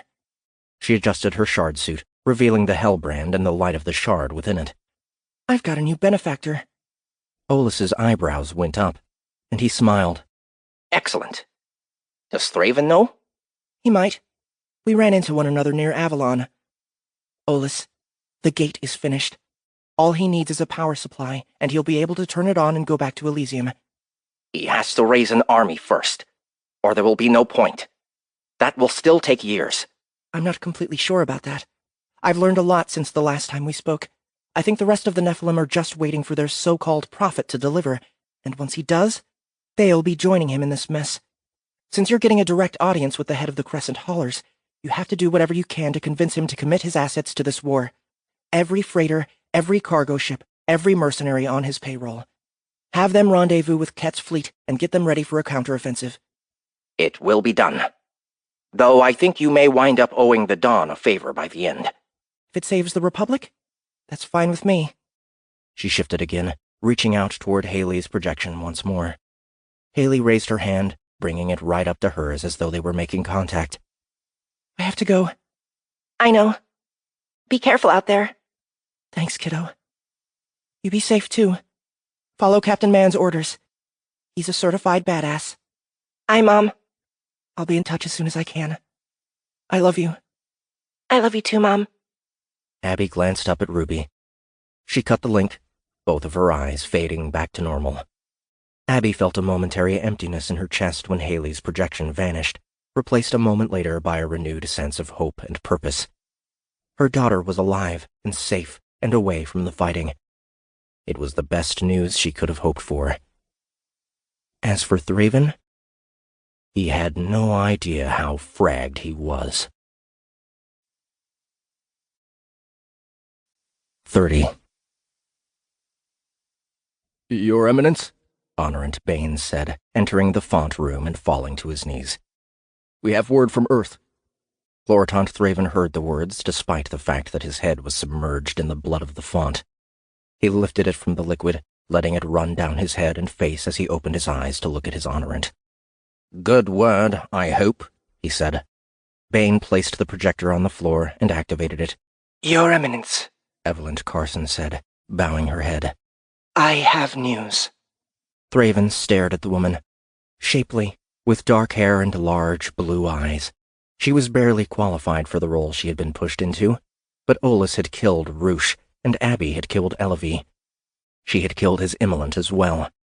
He felt his teeth grind together. He was losing gifted Nephilim faster than he could produce them.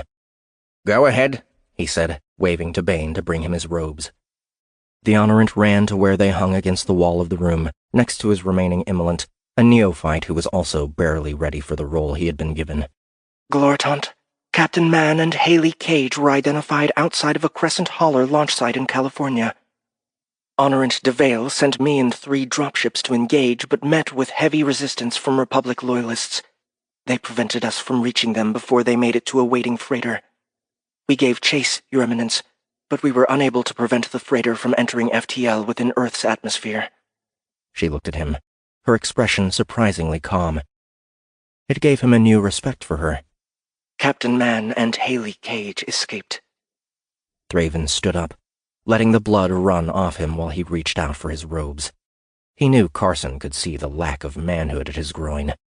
He could tell that she was looking. He didn't care. "Where is Honorant DeVale now, Evelyn?"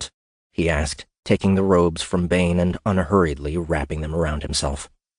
After Cage escaped, he set about dismantling the Crescent Holler launch site to prevent other nearby ships from using it to reach orbit. Then he focused on quelling the rebellion. Was he successful? Yes, Gloritant. While surface fighting has continued to intensify, we are making positive gains across the planet. We expect to have asserted full control within 2 weeks, though, of course, it will take longer to put down what we expect to be numerous uprisings. Until the true power of the Nephilim can be revealed to them? Why did the Honorant not make this report himself?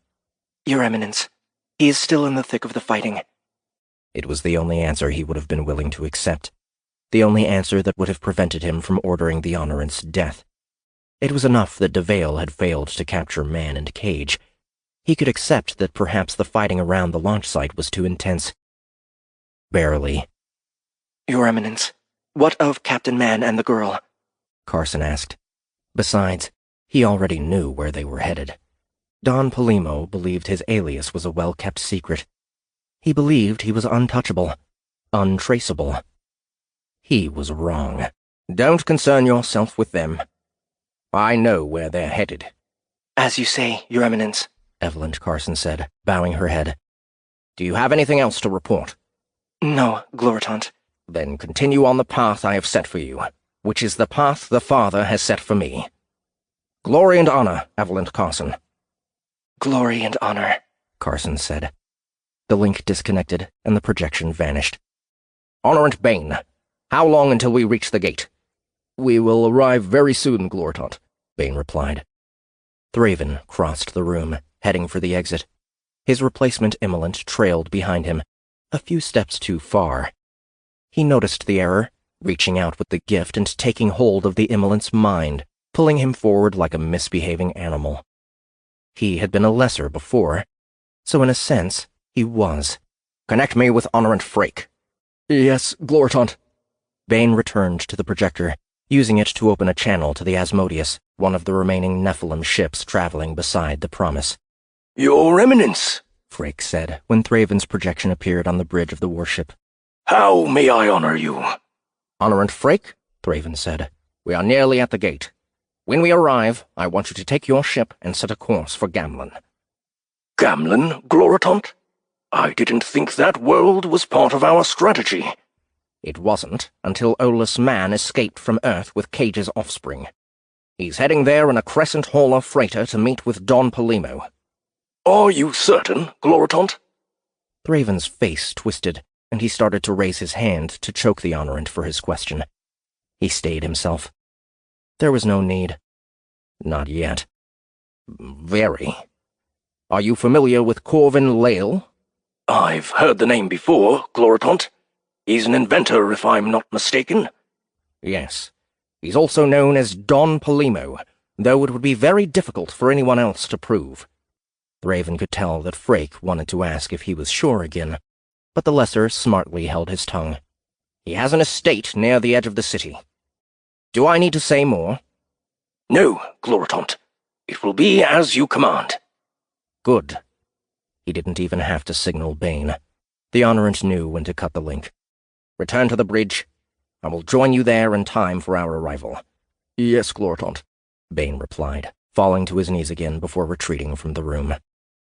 Thraven turned to his Immolant, looking at him closely. He was still too mindful.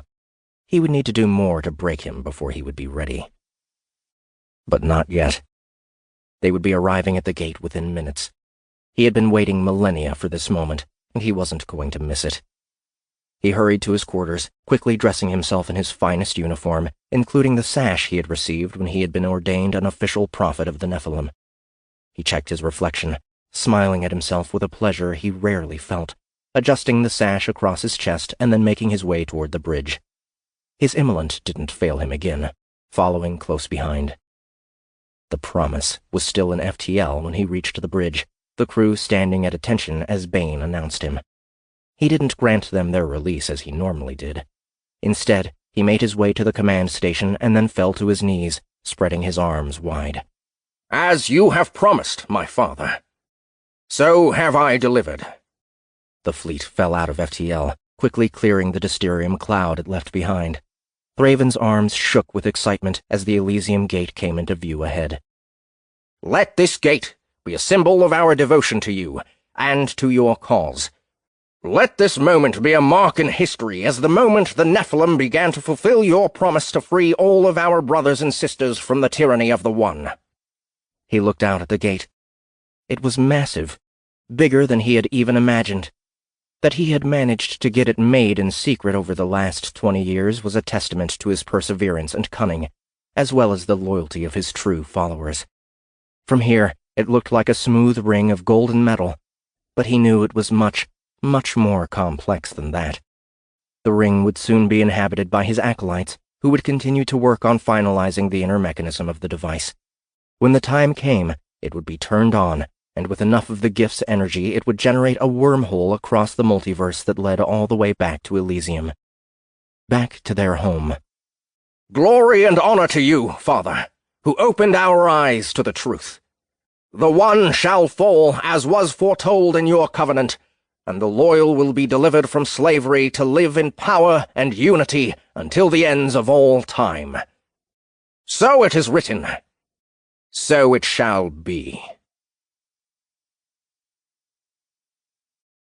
31. Queenie, Flannel said over the comm. you said you wanted to know when Uriel was awake. He is awake. Thank you, Abby replied. Get him comfortable, and I'll be by to check on him soon. Aye, Queenie. Abby disconnected the link, looking up from the report Dak had given her when Jakun entered the CIC. The Faust was nearly ready to go, having been refueled, restocked, and rearmed during their 8-hour stay with the fleet. They were in the best shape they had been in since Olus had handed the starhopper over to them, an event that felt like it had taken place years ago, not weeks. She had a feeling they would need every last bit of all of it to survive what was coming next. Queenie, Jakun said, coming to a stop in front of her. Cherub, how did it go? Jakun smiled. We yelled at one another for a bit. Then we embraced and cried together for a bit. We're good now. I'm glad to hear it. Gant told me you were able to talk to your daughter. I'm glad she's safe. So am I. That's one weight off my back. I already feel more focused on the path ahead. I can tell. You're looking at an inventory report like it's interesting. Abby smiled. If you spoke to Gant, then you know what he's working on? Reverse engineering the teleporters. Yes. He told me he thinks he can improve the range. How did a Gant get to be so adept at... well, pretty much everything? I don't know. He hasn't told me. There's something to it, though, isn't there? He got so upset about making a mistake. Like he doesn't think he should ever not be perfect. He isn't the one. Abby didn't reply to the statement. She didn't think the One was so perfect either. I've been trying to tease it out of him, but you know how he is. Always so guarded, even with me. She put the report down and stood up. Anyway, I'm glad you showed up when you did. Pudding just let me know that Uriel is awake. Since you're here, I want you to come with me while I talk to him. Of course, Queenie. They made their way down to sickbay, moving aside as Pick entered the Faust, hefting a large crate over his shoulder. Hey, Queenie. Cherub? What's in the box? Abby asked.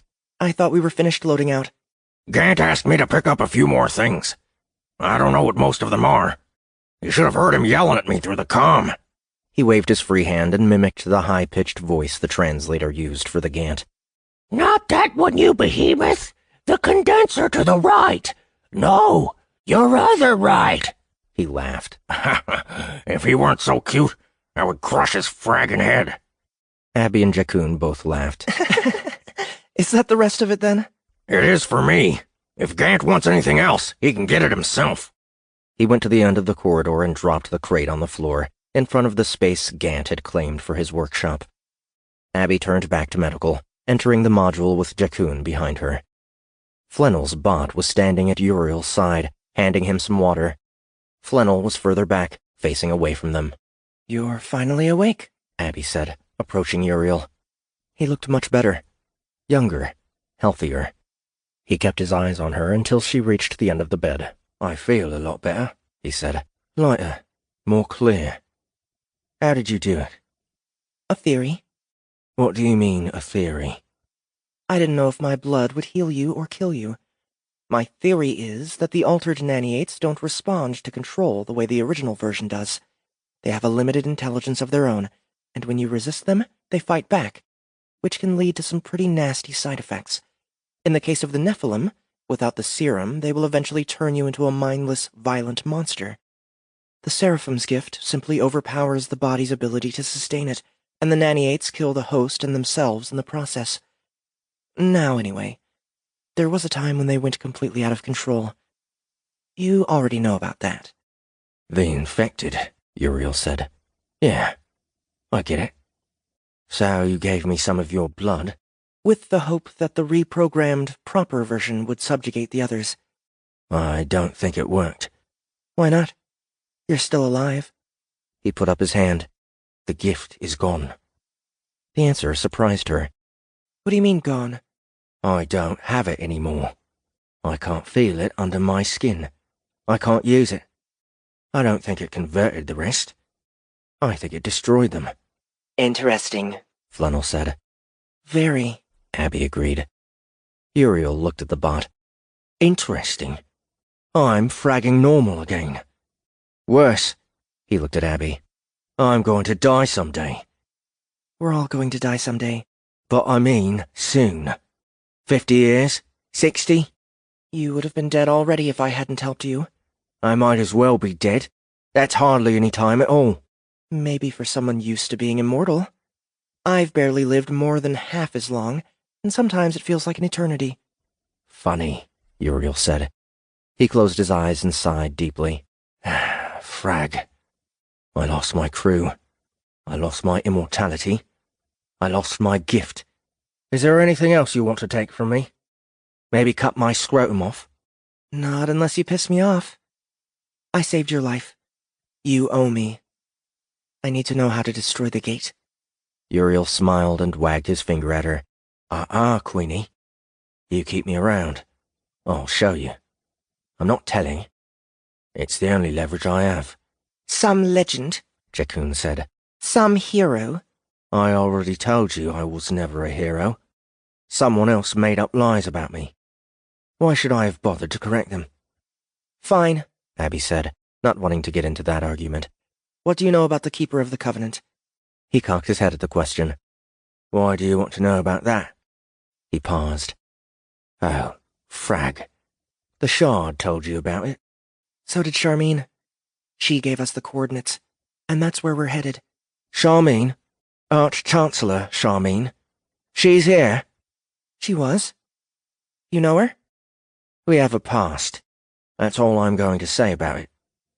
"What do you mean, was?" "The original died on Azure. General Kett had what he called a configuration of her." "I didn't think there were any of those left. Do you know how much I could get for one of those things? That's real immortality." "Forget it. The Keeper." "I've never encountered it myself. There are legends about it, just like there are legends about everything. Like I said, they're probably all half right." "Or half wrong," he laughed. "What do the legends say?" "The usual schlock and bullshit. Only the pure of heart can defeat the challengers and reach the Keeper.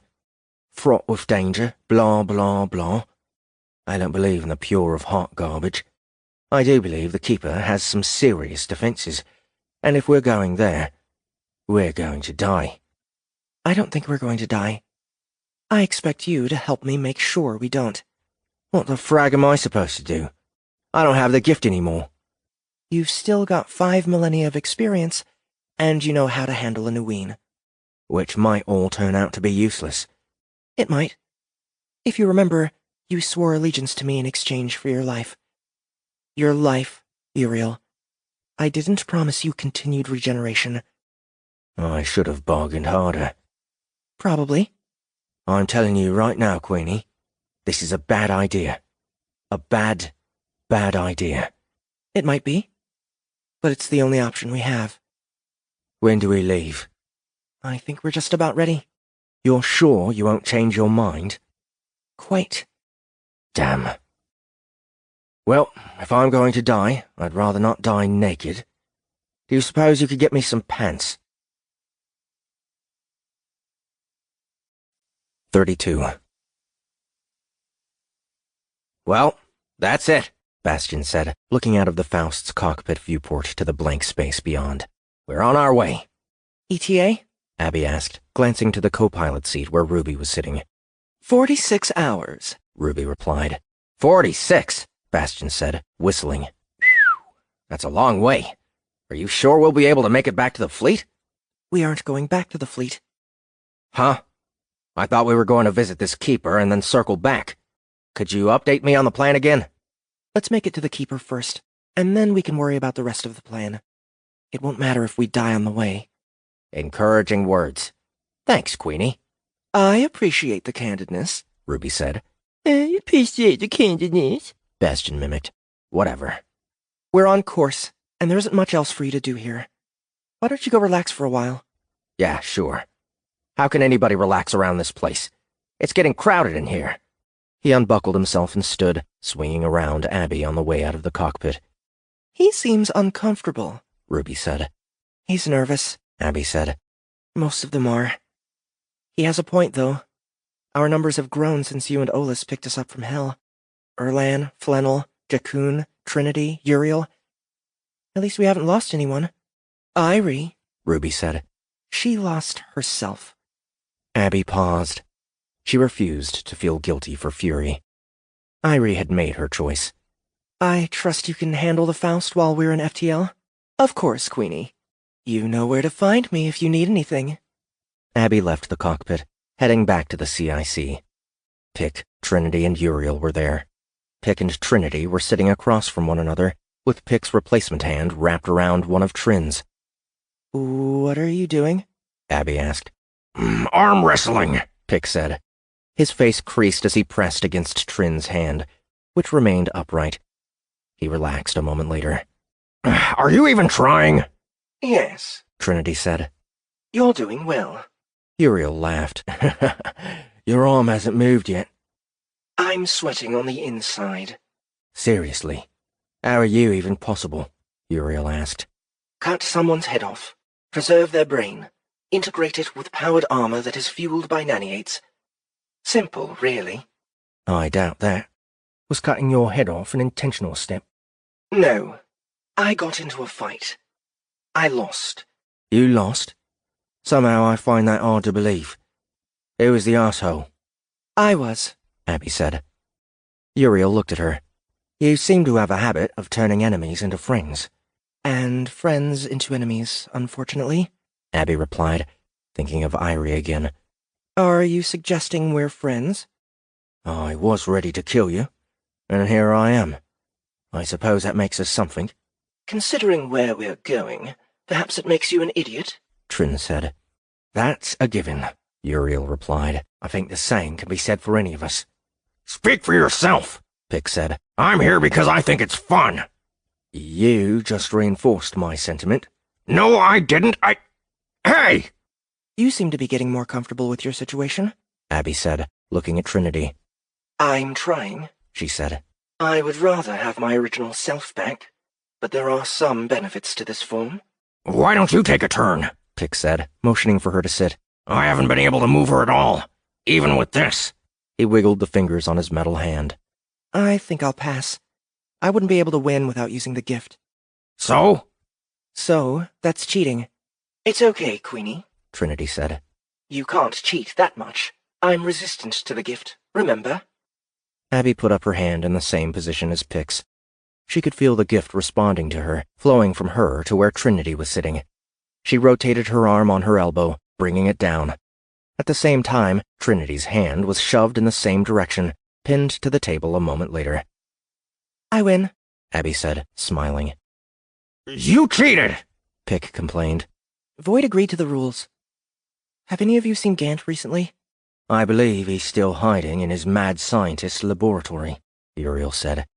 He hasn't come out in hours. I think something's bothering the little furball. I'm sure something's bothering him. I'm going to try again to find out what it is. I need him operating with a clear head. I need all of you operating with a clear head. If you have something you want to say, come to me and say it. Remember, we're family. Even me? You're like the annoying cousin that nobody likes because he's always asking for money for selfish indulgences. But yes. You have me pegged already, do you, Queenie? Uriel said, smirking. Maybe I'll surprise you in the end. I hope so. Abby slid down the ladder to the lower deck, making the short walk to Gant's workshop. She wasn't surprised to find him in there, hunched over one of Jakkun's teleporters. It was in pieces around him, and from the few parts on the ground, it didn't seem all that complex.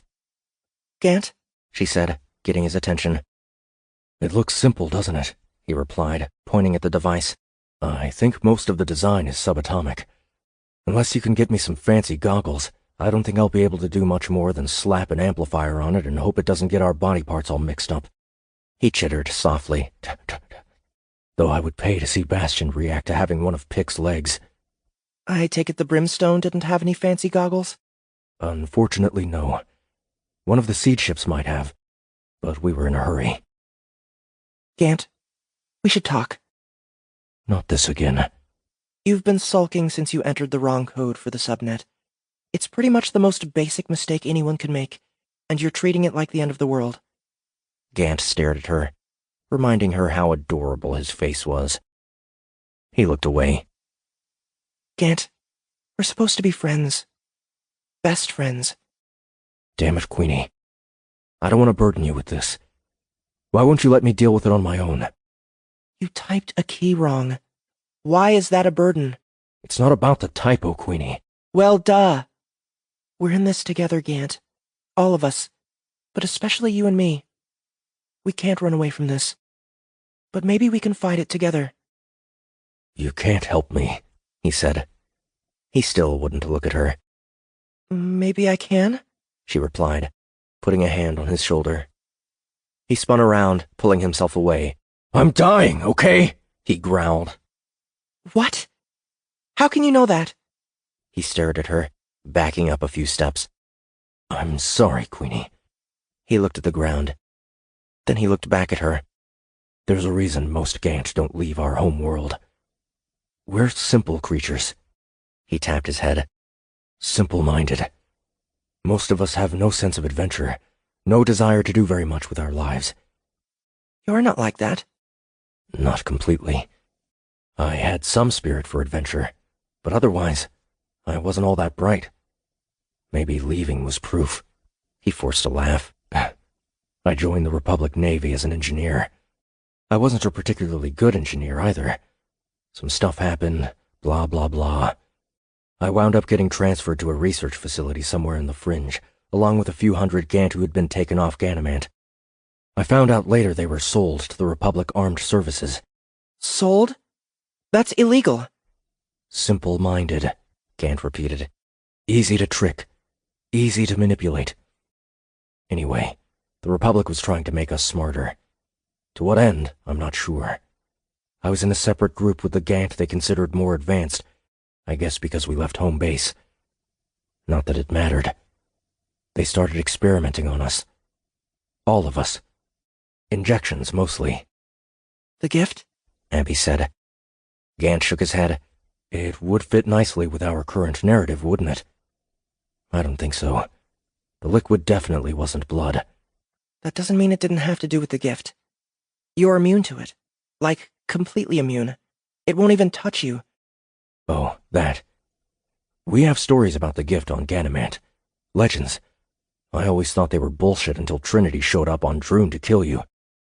It's not anger that makes me immune, though it certainly seems to come with dealing with those assholes. I suppose all Gant are immune to the gift. Kind of the opposite of the Trover, I guess. That's amazing if it's true, Abby said. Gant shrugged. It's come in handy a couple of times, that's for sure. He paused a second before getting back to his story. Anyway, one of the scientists was a Terran woman named Eliza. She was kind, compassionate, a lot like you. She befriended me, and you know how that goes for Gants. She managed to get me passed over for some of the trials that killed.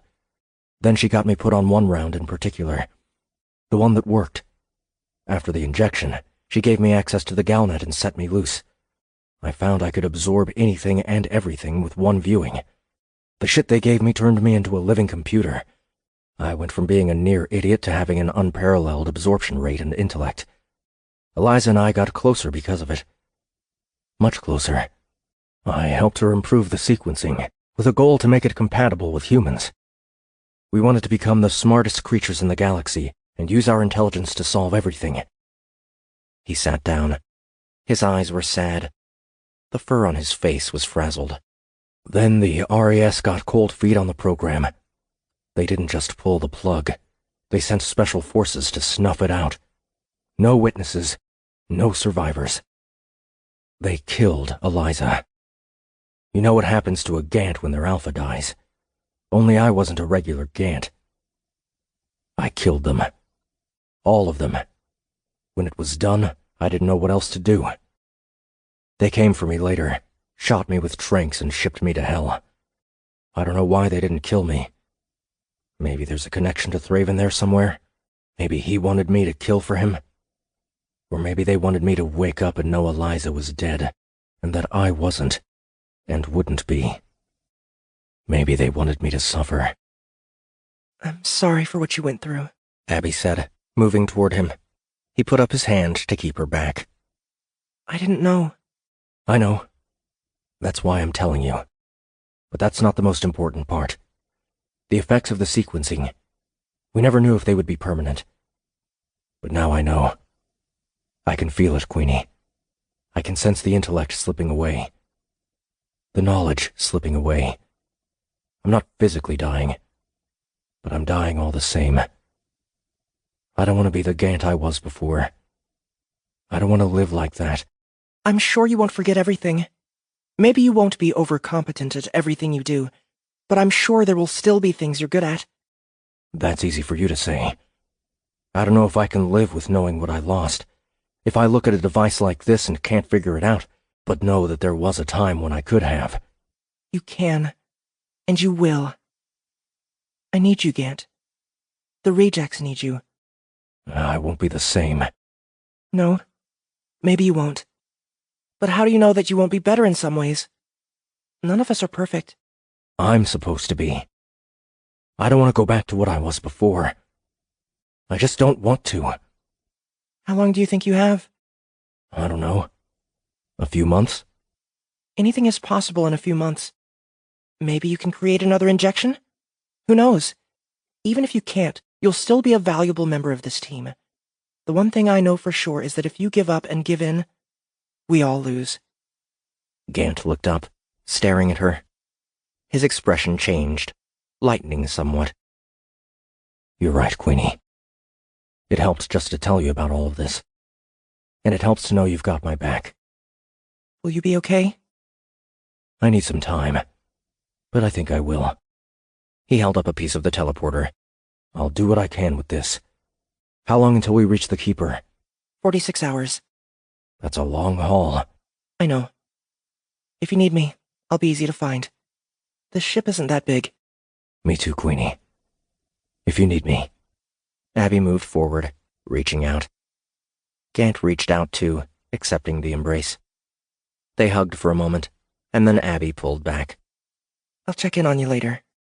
Roger, Queenie. Thank you again. 33. 30 seconds, Queenie, Bastion said, glancing back at Abby. He was obviously nervous, his eyes wider than usual, his eyebrows up, his forehead beaded with sweat. He had been uncomfortable almost the entire trip, Even more of a pain in the ass to deal with than usual, and that was saying a lot. Before Azure, Abby had found herself growing a fondness for the pilot that went beyond casual. Now, she wasn't sure she could handle him if he couldn't handle the stress. But what the hell was stressing him out so much anyway? He was an accomplished drop jockey. He had flown into the shit dozens of times. Even as a reject, they had been in deep on multiple occasions. Why had he picked this time to be the time he started to crack? Why was he so damn worried that they might not survive? She had been tempted to ask him if it had anything to do with her, if he had anything he wanted to get off his chest. He joked about being into her, but she could also see past that facade to the honest emotions beneath. He cared about her. That was fine. She cared about him, too. She cared about all of her rejects, as any good queen should. But like Gant, there was a part of him that was still distant, a piece that wouldn't commit and seemed to be causing a problem. There was nothing she could do about it.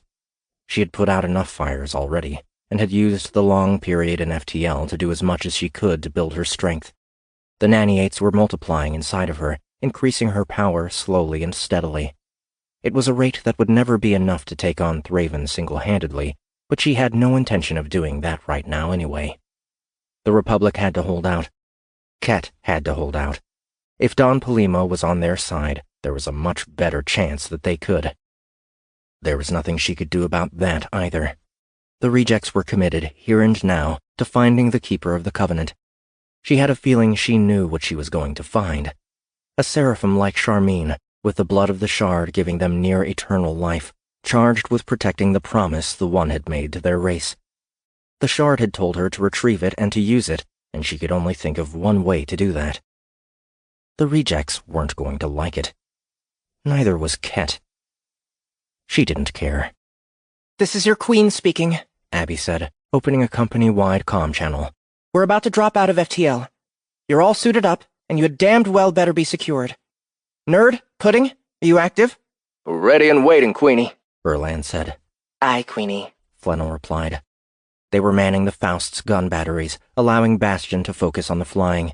The rest of the rejects were outfitted in light suit or battlesuit, full helmeted gear with external life support just in case, strapped into the hull near the exit and ready to drop wherever they found themselves. Charmine had warned her the Keeper wouldn't be kind to any visitors regardless of allegiance, and she was trying to be prepared for the worst when she had no idea what the worst might be.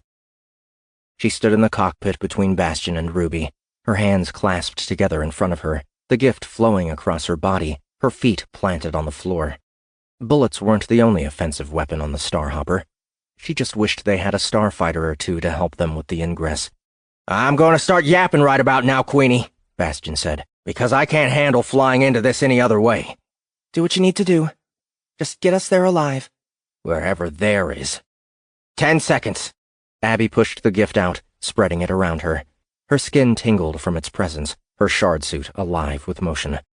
"Bennett," Bastion said. "What?" Abby asked. "The 4th oldest tree on Earth. It's in California. A western juniper.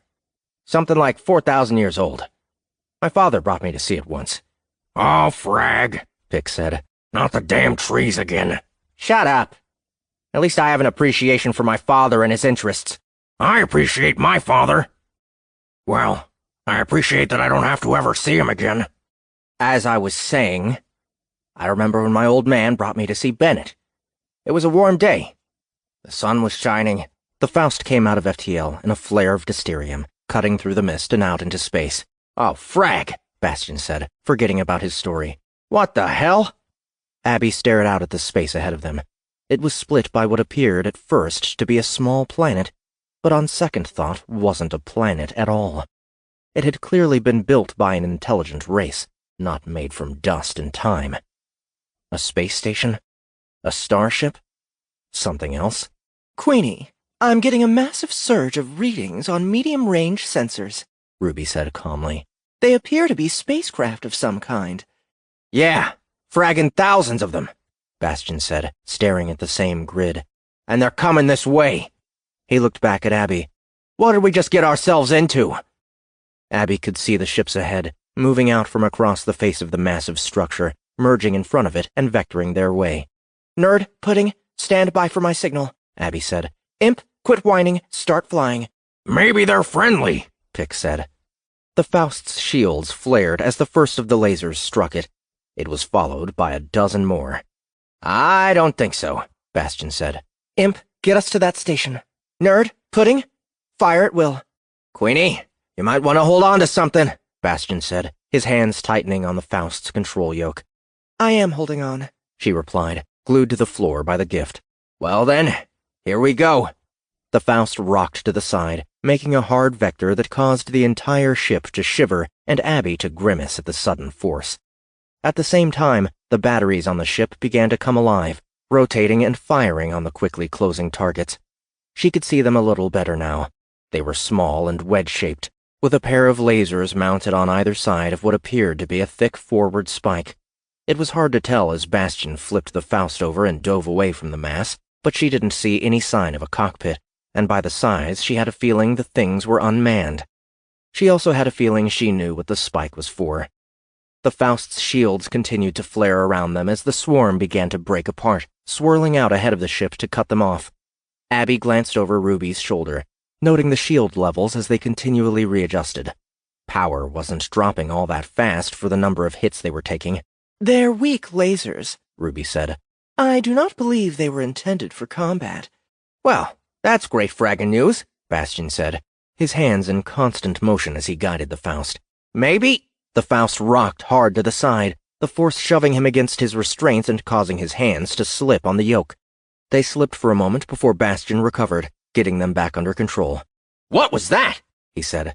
They're trying to ram us, Abby said. Don't let them. Don't let them? Have you noticed we're outnumbered 1,000 to 1? Have you noticed you complain too much? Don't let them, Bastion muttered, refocusing on his flying. One of the ships ahead of them vanished in a flash of light, hit by the plasma being spewed from the rotating cannons. Another vanished near it. Then a third. It was nowhere near enough.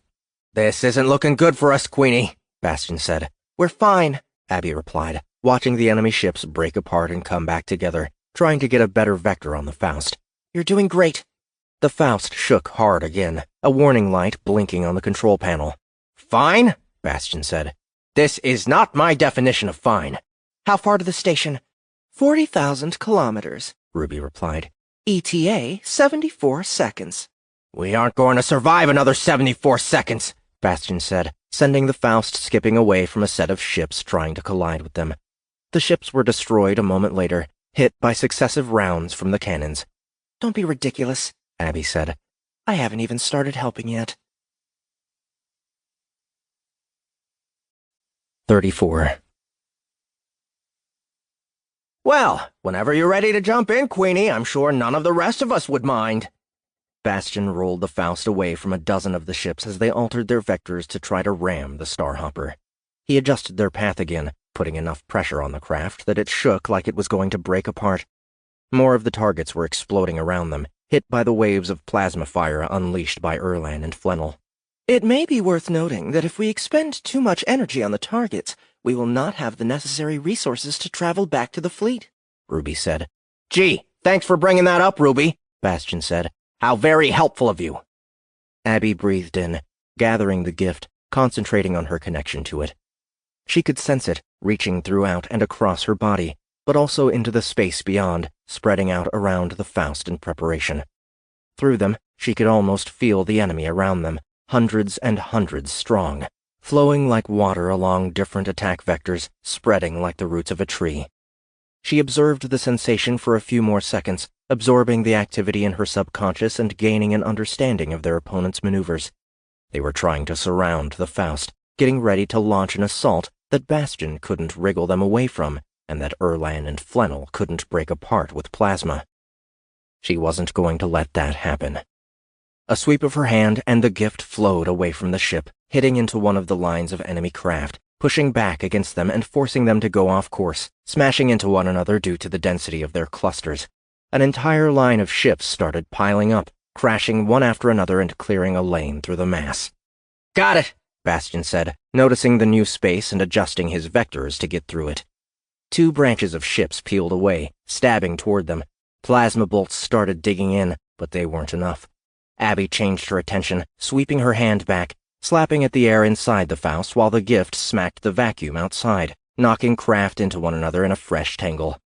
The Faust shook, more warning tones sounding as they were hit from the rear. Bastion cursed, and Abby nearly fell over as the ship tumbled end over end, righted a moment later by the pilot.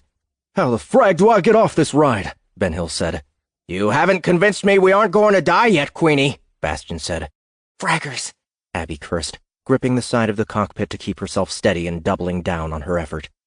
She used her free hand to direct the gift, sending it forward, bringing it amidst the enemy ships, silently ordering them to attack. The space around the craft lit up in blue flame, millions of tiny fingers that reached out into the horde, a single light touch of massed energy that was almost harmless by itself but caused severe damage as a combined whole. Dozens of enemy craft burned away or fell dark, colliding with even more of the ships and creating a new lane through.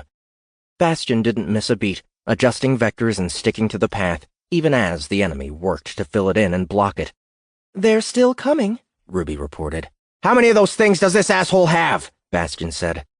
Abby risked a glance to the station. A dark line of ships was still forming from it, though she could see the spaces in the surface where they had been launching from, the outermost edge of the sphere becoming more jagged as they emerged.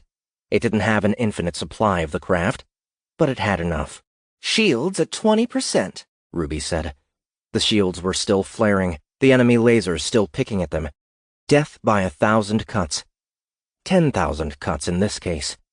Abby let go of the bulkhead and used both hands to help her direct the gift. A line of flame formed along the port side of the Faust, sweeping back and into one tendril of drones. A second on the starboard side did the same, holding back a sudden incoming swell. The Faust banked and dropped, barely avoiding a third and fourth stream, splitting the difference and narrowly escaping destruction. 38 seconds to arrival, Ruby said. "We aren't going to last another 38 seconds like this," Bastion replied. Abby sent another flare of energy out from the gift, destroying 50 more of the drones in the process. Another flare. Another. She cut into the swarm, taking huge bites with each release, but getting the sense that it would never be enough. "We can't take much more of this, Queenie," Bastion said a moment later, confirming with his eyes what she could sense through the gift. "If you've got a better trick up your sleeve, I suggest using it." Abby knocked more of the enemy aside before drawing the gift back in, surrounding the Faust with it. A tendril of enemy ships reached out for them, hitting the sudden blockade and falling apart in a flare of energy, unable to pierce the shields. Another part of the swarm reached for them, and again was cast back. "Defense!" Bastion shouted, watching the drones being turned aside. He thought they were winning again. Abby knew they weren't. The Nanny-8s were being destroyed with each impact, thousands of them succumbing to the blows and weakening the overall structure of the wall. She didn't have a computer readout like the Faust, but she could feel the change in their overall strength through her connection to them. They couldn't last forever like this. She needed another plan, another way to stem the tide, or they were all going to die, and the galaxy was going to die with them. She glanced at Ruby on her right and Bastion on her left. The synth was calm, unimpressed by their impending demise. The pilot was grinning ear to ear, thinking they were safe as they zoomed toward the station. "Think, damn it." "Queenie," Gant said, his voice nearly as calm as Ruby's. "They're unpiloted. Drones. What does that mean to you?" She was surprised he had recognized their situation, even without being able to feel the gift. He had been thinking about a solution and was giving her the answer she was looking for. Losing his intellect? It sure didn't seem that way. "They're being controlled by a central command system," she said. "Or they're part of a mesh network. Or they're using onboard deterministic algorithms." "So we need to figure out which it is." "Right. Do you have a plan for that?" "I started scanning for wireless communications as soon as we got here as a matter of course. So, yes, I have a plan, because I already did it."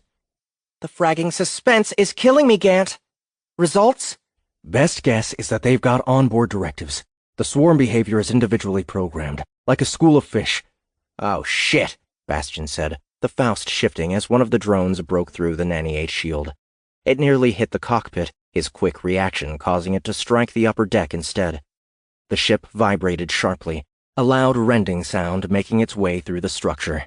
Level 1 hull breach, Ruby reported. sealing the area. My bed was up there, Pick said. I liked my bed. Bastion's face had paled again, his smile gone. We aren't safe, are we, Queenie?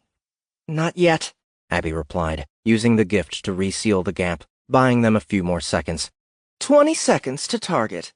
I don't want to die. Me neither. Give me a second.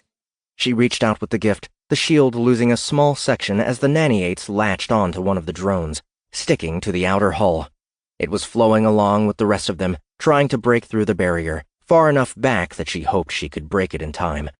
She sent the gift below the surface, through the metal hull to the electronic brain. She needed a way to shut them down. Not one at a time, all at once. An override of some kind.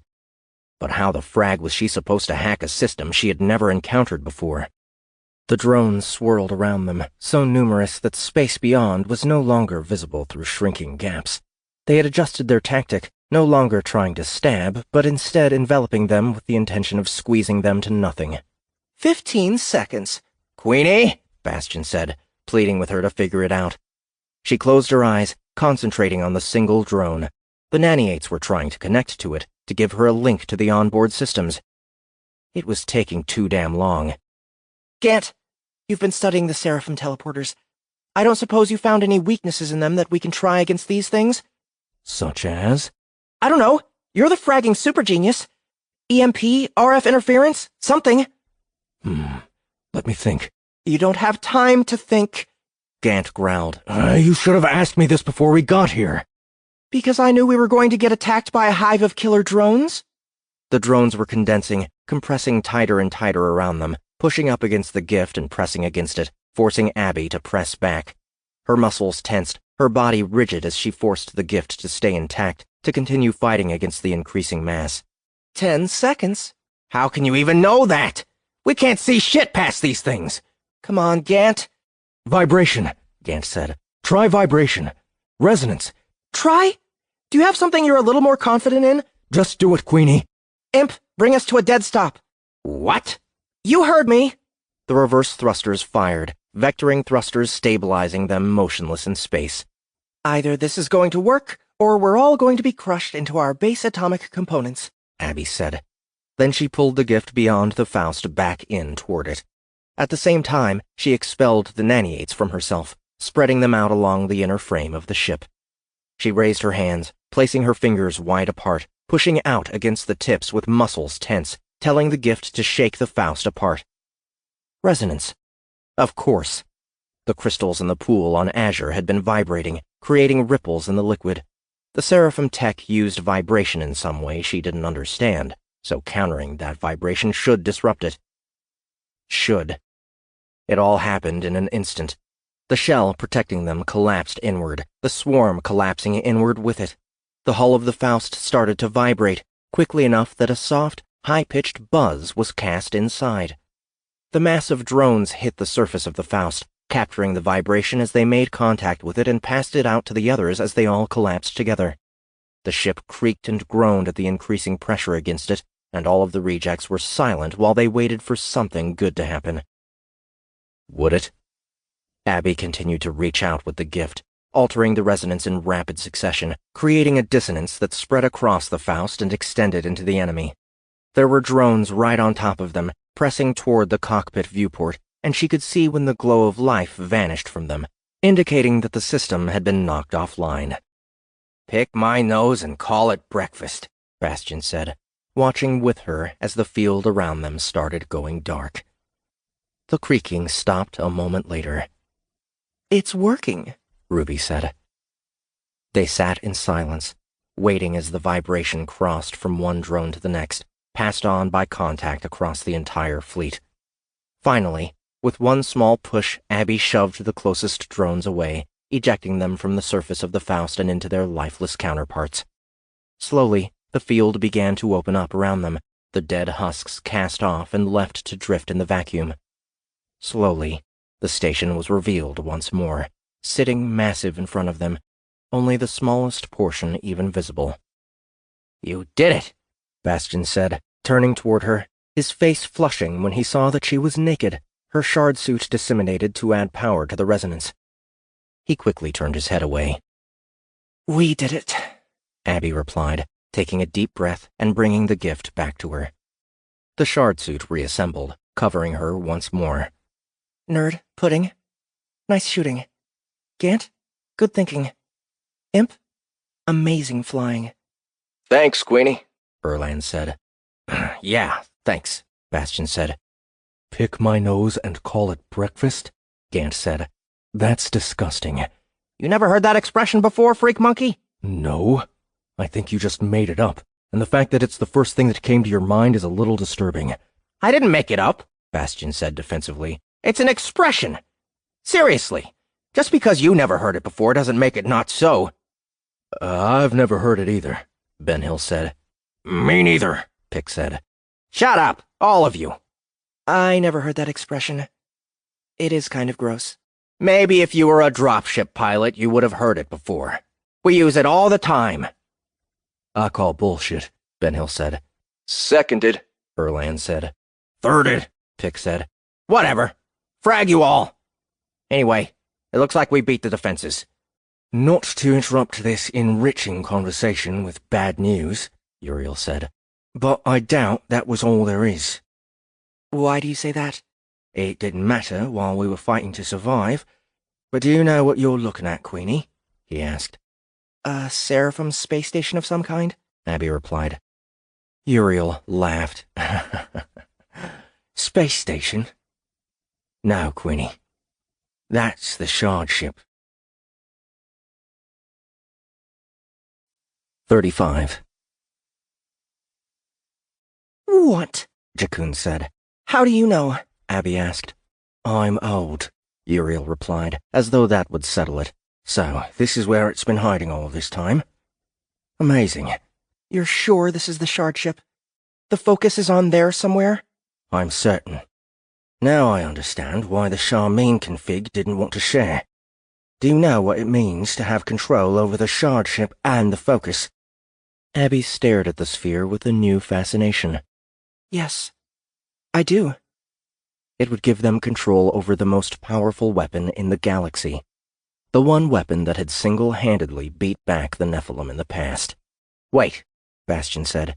This keeper guy is on the shard ship? It would seem that way, Uriel said. You don't know? Abby asked. Yeah, I thought you were old and wise, Pick said. No one knows the full truth of these things anymore. All I have are bits and pieces. That's the shard ship. I'd stake my bank account on it. Whether or not the keeper is on it. Charmaine sent you here to find him, so this must be where he is. Imp, get us moving again. See if you can find somewhere for us to land. Aye, Queenie, Bastion said, adjusting the throttle and getting the Faust moving toward the shard ship. Cherub, Uriel, I want to know everything that you know about the shard ship. It isn't much, Queenie, Jakun replied. You know it is the ship that traveled through the gate from Elysium to this universe, carrying the shard and 50,000 seraphim. You know that it was hidden after Lucifer's betrayal to keep the Nephilim from gaining control over it and the focus. You also know the location is a closely held secret, passed down by the seraphim across the millennia to protect it. Besides my parents, there are only 3 others who know it is out here, and their identities are secret. Is there anything you know about it that I don't? The Arch-Chancellors used to make regular visits here, Uriel said. They came to replenish their supply of blood from the focus and to pay homage to the shard. They came alone, to keep the secret. I heard they stopped visiting about 8,000 years ago. Why? I don't know. Maybe the well ran dry. The focus is still active, Jakun said. We can still channel through the seed ships. Then I don't know, Uriel replied. Maybe they thought it was too dangerous, that the Nephilim would follow them. Or maybe they lost the ability to get past the defenses, Gant suggested. We can ask false Charmaine the next time we see her. So this place has been abandoned for 8,000 years? Bastion asked. Yes, Uriel replied. Is it just me that has a bad feeling about this? It isn't just you, Abby said. Something tainted the focus. For as powerful as it still is, it isn't anywhere near as powerful as it used to be because of it. If only a limited number of seraphim could even reach this place, then what happened? The trillion-credit question. I'm pretty sure we aren't going to like the answer. Charmine must have known about this, Ruby said. She chose not to provide you guidance. Good observation. She already did that to me once on Azure. Whatever is wrong with the shard ship, I think she decided to tell me where it is because she thinks or rather we, can fix it. Not because she gives a shit about us peons, Bastion said. Frag that. Yeah, Pick said. frag that. In other circumstances, I might agree. But we need the Keeper. Besides, I did ask for this, and she did warn me that it was dangerous. She still could have given you the whole story, Ben Hill said. Good old Charlie, Uriel said. I'm not surprised. At least she's helping me to prove my point. What point is that? Jakun asked. The seraphim aren't and never have been the perfect angels some of us would like you to think we are. We are the chosen of the One. And who says the One is perfect? Besides, if we're so great, then why did he want to make humans? You dishonor the One? Jakun said, getting angry. How could you? I'm old, Uriel said again, and not caught up in dogma and legends. Cherub, cool it, Abby said. It doesn't matter. Thraven is our problem now, and this is part of the solution. Aye, Queenie, Jakun said. Keep it simple, Uriel agreed. I believe I have located a landing area, Ruby said. Imp, I am passing you coordinates. Got them, Bastion said, adjusting the Faust's vector. going in. The ship crossed the shard ship, swooping in low and running close to the surface. The outer portion of the ship was much more jagged than it had appeared from further away, with numerous dark towers extending from the main sphere. Empty channels filled the space between them, littered with now vacant docking hooks where the drones had once been held. Threads of dim blue energy crossed the entire thing, reminding Abby of similar veins that surrounded the seed ships. It looks like shit, Bastion said. Abby couldn't disagree. The shard ship was in bad shape, both from the deterioration of time and of violent history. The closer they came to the towers, the more obvious the damage became. Some of the structures were missing large panels of metal, others were torn from explosions, and others were simply frayed and dirty, subjected to thousands of years in the midst of space, collecting space dust and minerals that ate away at the surface. There was no part of it that appeared fresh, clean, or unscathed. It may all be external, Ruby said. Sensor readings suggest at least part of the hull contains breathable atmosphere. I can't wait, Bastion said. You won't have to, Abby replied. The landing bay was approaching, its presence obvious now that they were close. The opening was massive, easily large enough to allow entry to a Republic battleship or 3. A glowing green energy shield sat on top of it, preventing the internal atmosphere from bleeding out into space. Do you think it'll let us in? Bastion asked. Only one way to find out. Roger. The Faust dipped a little more, angling toward the center of the opening. They could see the bay beyond the shield as they approached, cavernous and dark, with signs of decay and distress marring the space. Piles of debris lined the corners, while dirt and grime had settled on a scuffed floor. It isn't just external, Bastion said, noting the damage. I suppose not, Ruby agreed. The Faust approached the shield. Bastion cut the thrust, reducing them to a crawl.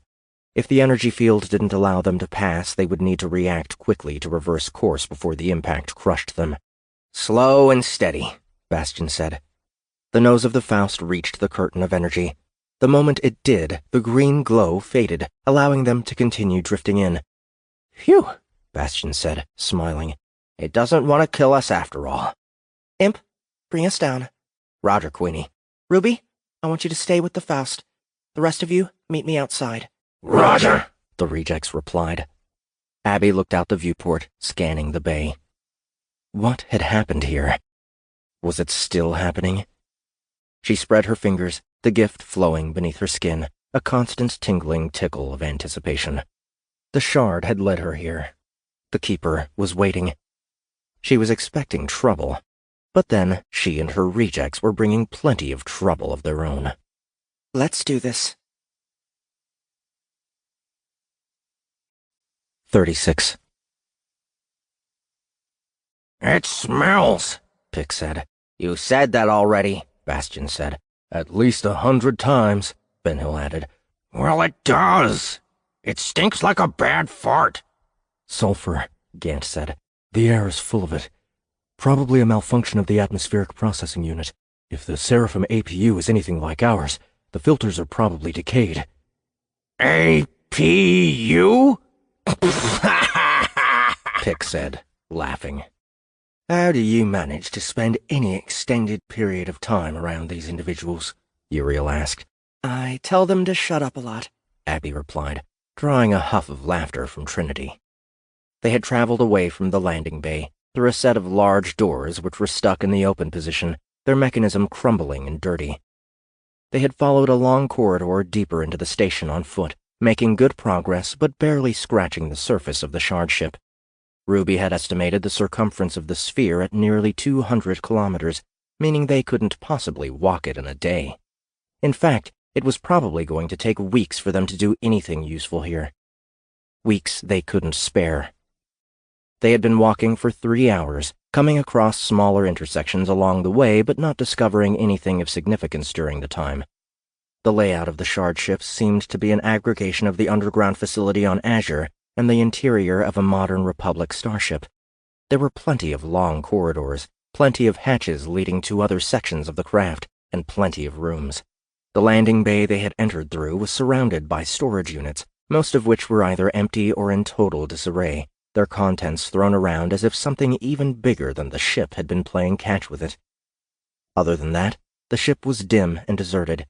There were no signs of life, no signs that anything had walked any of the corridors for thousands of years.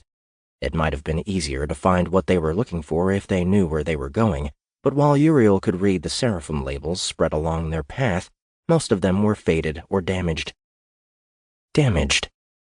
That was the part that was keeping Abby on edge. While they had yet to come across any bodies or any signs of life at all, the corridors were scuffed and marked as though something violent had gone down in them. It wasn't just laser and plasma blast marks, but also deep scratches in the metal that suggested claws. Gorshin, maybe?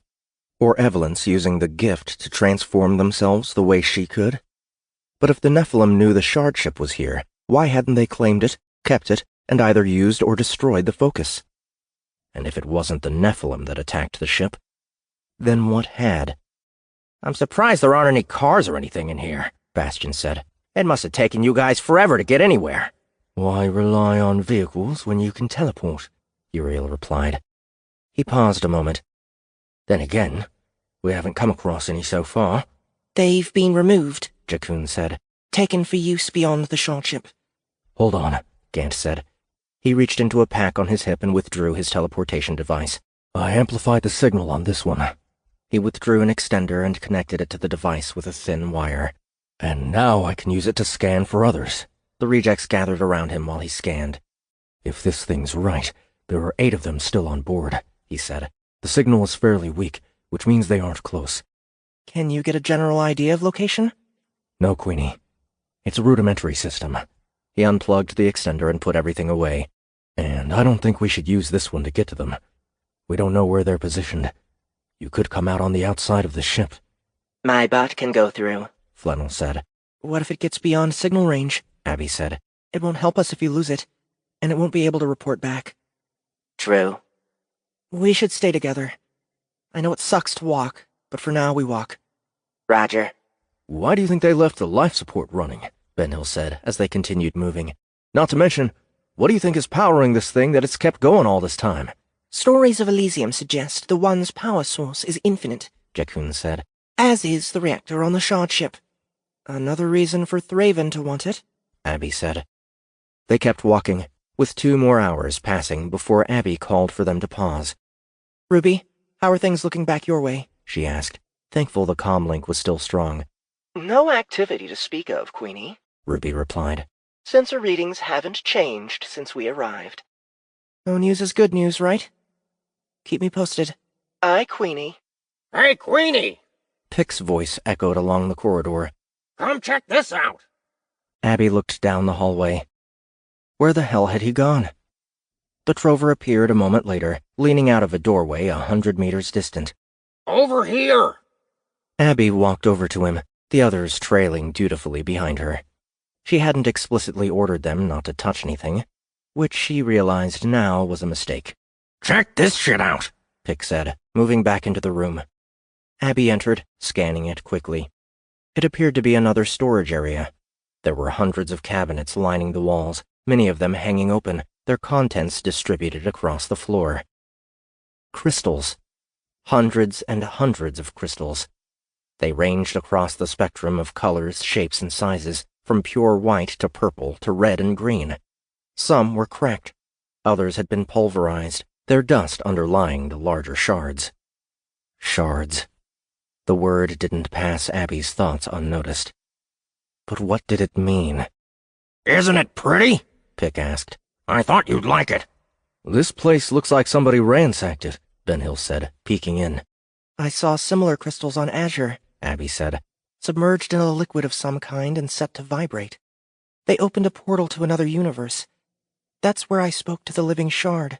Do you think someone came looking for the supplies they needed to make their own portal? Trinity asked. I don't know. If the seraphim had these already, why would they need to rip this place apart? They appear to have been organized at some point. Somebody got into a fight with somebody, Uriel said. The evidence is everywhere. I'm willing to guess whoever the aggressor was, they were looking for something in here and didn't have access to the catalogue. I wonder if they found what they were looking for, Jekun said. We haven't found what we're looking for, Abby replied. She had a feeling this mess meant something, but she didn't know what. Let's keep moving. Queenie, Bastion said, I have to tell you. This place is huge, and we're looking for one guy who, judging by the evidence, may already be dead. Are you sure we're doing the right thing being here? As sure as I can be. But you're right. We can't keep walking indefinitely. New plan. Gant, break out the teleporter again. I thought you didn't want us to split up, Gant said as he began unpacking it. I changed my mind. I'm allowed. I'll go through and take a look around and come right back. One of us should go, Pick said. It could be dangerous, and we need you alive. I have the best chance of survival. I'm not risking any of you on this. Gant placed the teleporter on the floor and pressed the button to activate it. A moment later, the light on it turned green. Link established, he said. Abby took a step toward it. Queenie, wait. Trinity said. I should go. I can survive more easily in a vacuum than you, and I'm more expendable. I won't ask you to do that. This is my idea. I'll take the risk. You aren't asking. I'm volunteering. Abby looked at Trinity. She knew her former enemy was eager to help, and she was just as capable of surviving extreme environments. More so, because she didn't need to expend extra energy to do it. Okay. Go in, look around, get out, report. I'm counting to 10, and you had better be— She didn't get to finish her sentence. Trinity didn't get to go through the teleporter. Something came through to them. 37. It was only slightly larger than Gant. It was mottled and gray, hairless, naked but lacking in genitalia, with large hands that ended in long claws and a bow-legged posture that kept it low to the ground. It stepped through the teleporter almost calmly, but when it saw the rejects in front of it, it shrieked and jumped at Trinity. The blades sprang from her wrists, and she slashed the creature as it tried to slash at her, its claws digging at her faceplate and somehow leaving a deep gouge along the armor. It toppled to the ground, its head rolling away from its body, blood pooling around it. What the frag? Bastion said, bringing his rifle up and pointing it at the teleporter. The other rejects did the same. Gant, shut it down, Abby said. Another creature came through, moving faster than the first, bouncing away as they opened fire. It landed beside them, turning and springing at Benhill. He cursed, swinging his rifle and catching it in the face, knocking it to the side. It got up, taken out by a series of rounds that tore its body in half. The teleporter switched off. Gant picked it up. Shit, Bastion said. That was not funny. Trinity had her hand up to the faceplate, feeling the damage. Abby could tell that it matched the marks from the corridor. It shouldn't have been able to get through this, she said.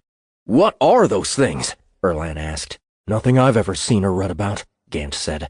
They came through the teleporter like they were just waiting for it to activate, Uriel said. You're right, Abby agreed.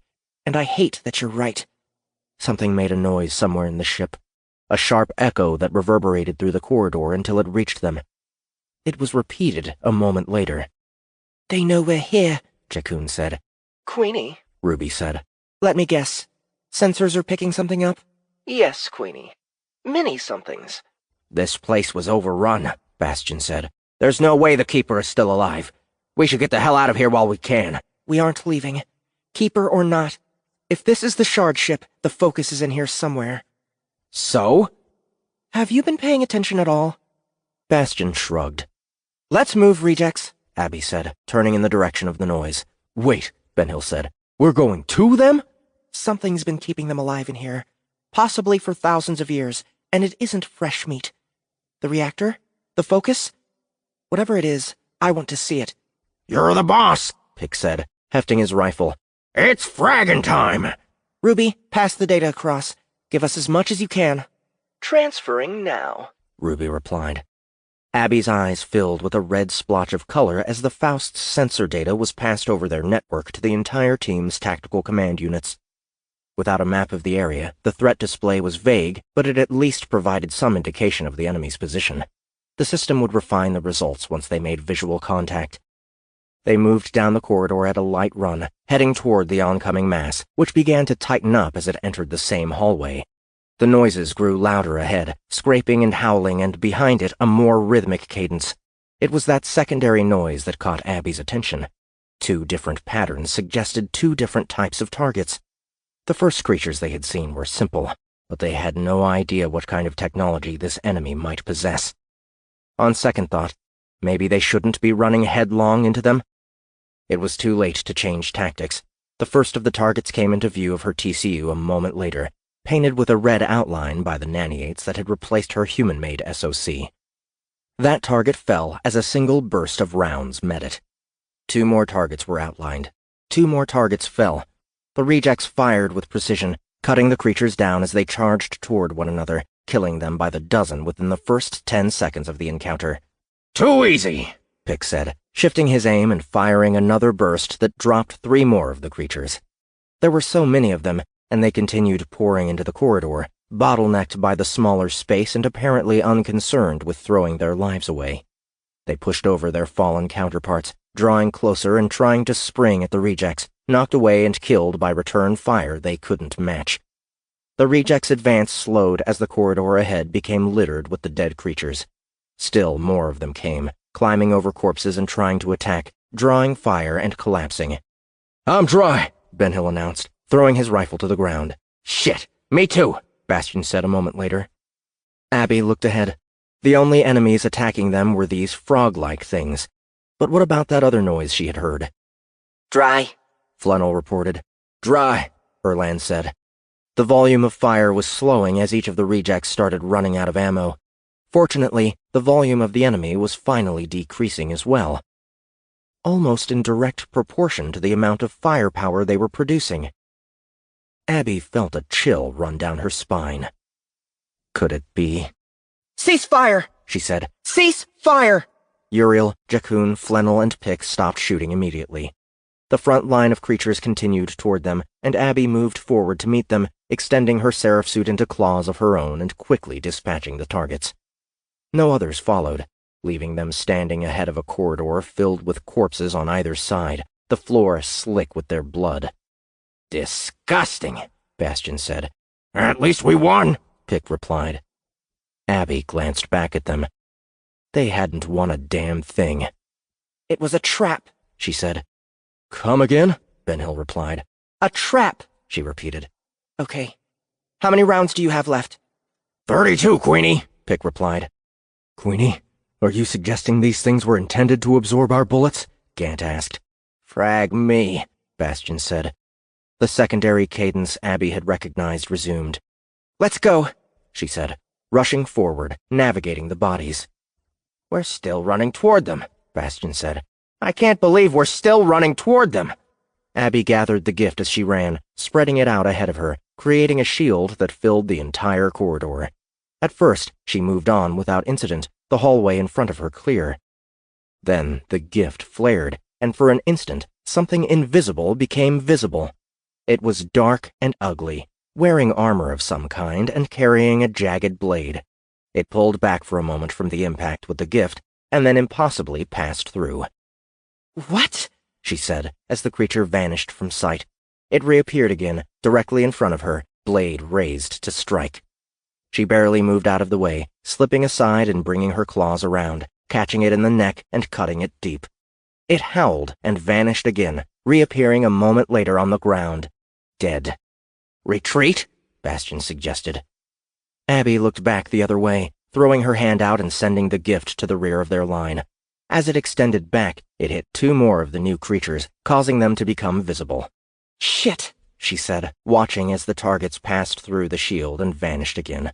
Watch your asses! The first of them reappeared beside Trinity. It tried to stab her in the side, its blade skipping off her armor. She returned the attack, slashing at it, but it vanished again, leaving her to strike the air. The second came into view beside Uriel. It nearly skewered the seraphim, but Jakun managed to get her Uin in front of its blade before it could. She spun, quickly cutting it with her other blade before it could disappear again. The end of the corridor was right in front of them, leading to a larger room. Abby swept the gift out toward it, revealing an entire army of the invisible targets as she did. She froze, momentarily unable to breathe. This was bad. Very bad. What the hell were these things?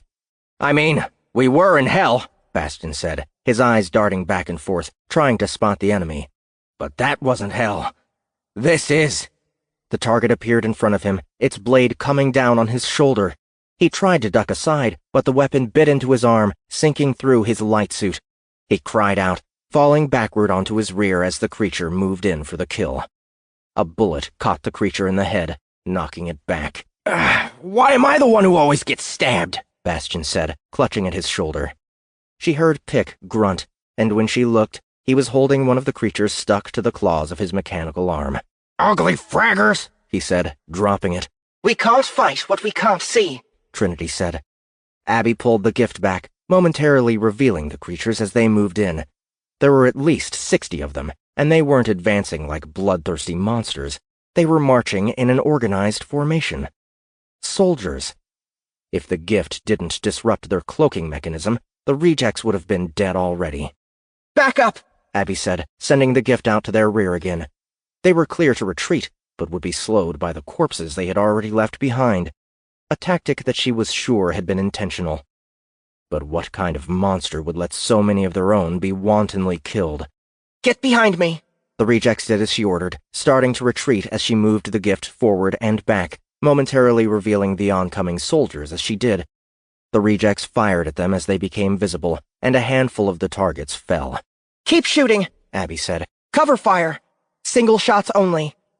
They did, each of the armed rejects taking turns sending single rounds at the enemy, hoping to slow their advance.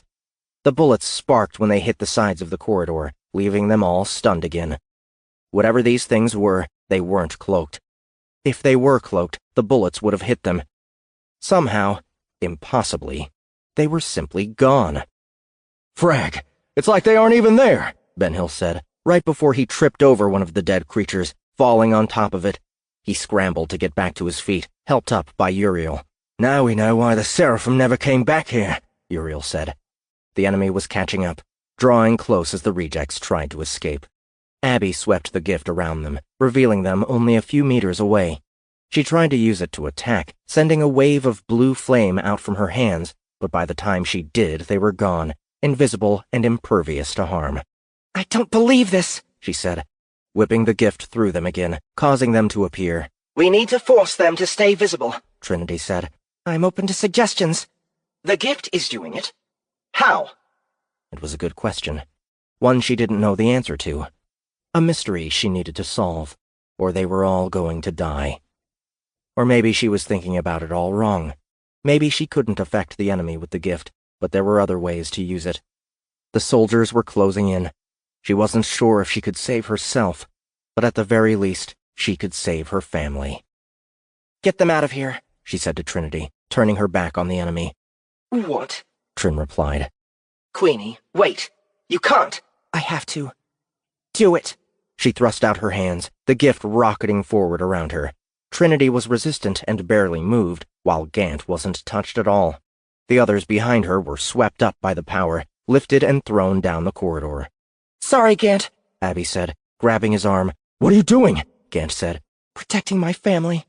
She physically threw him back, watching as he hit the ground and tumbled back to where the others had landed.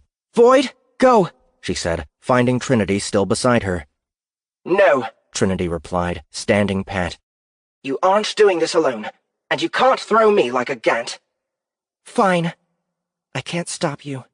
She pulled her hand down, the metal frame of the corridor making a sharp wrenching sound as it was pulled inward, folding and collapsing, creating a passage too small for the enemy to squeeze through. Hopefully, they couldn't walk through walls.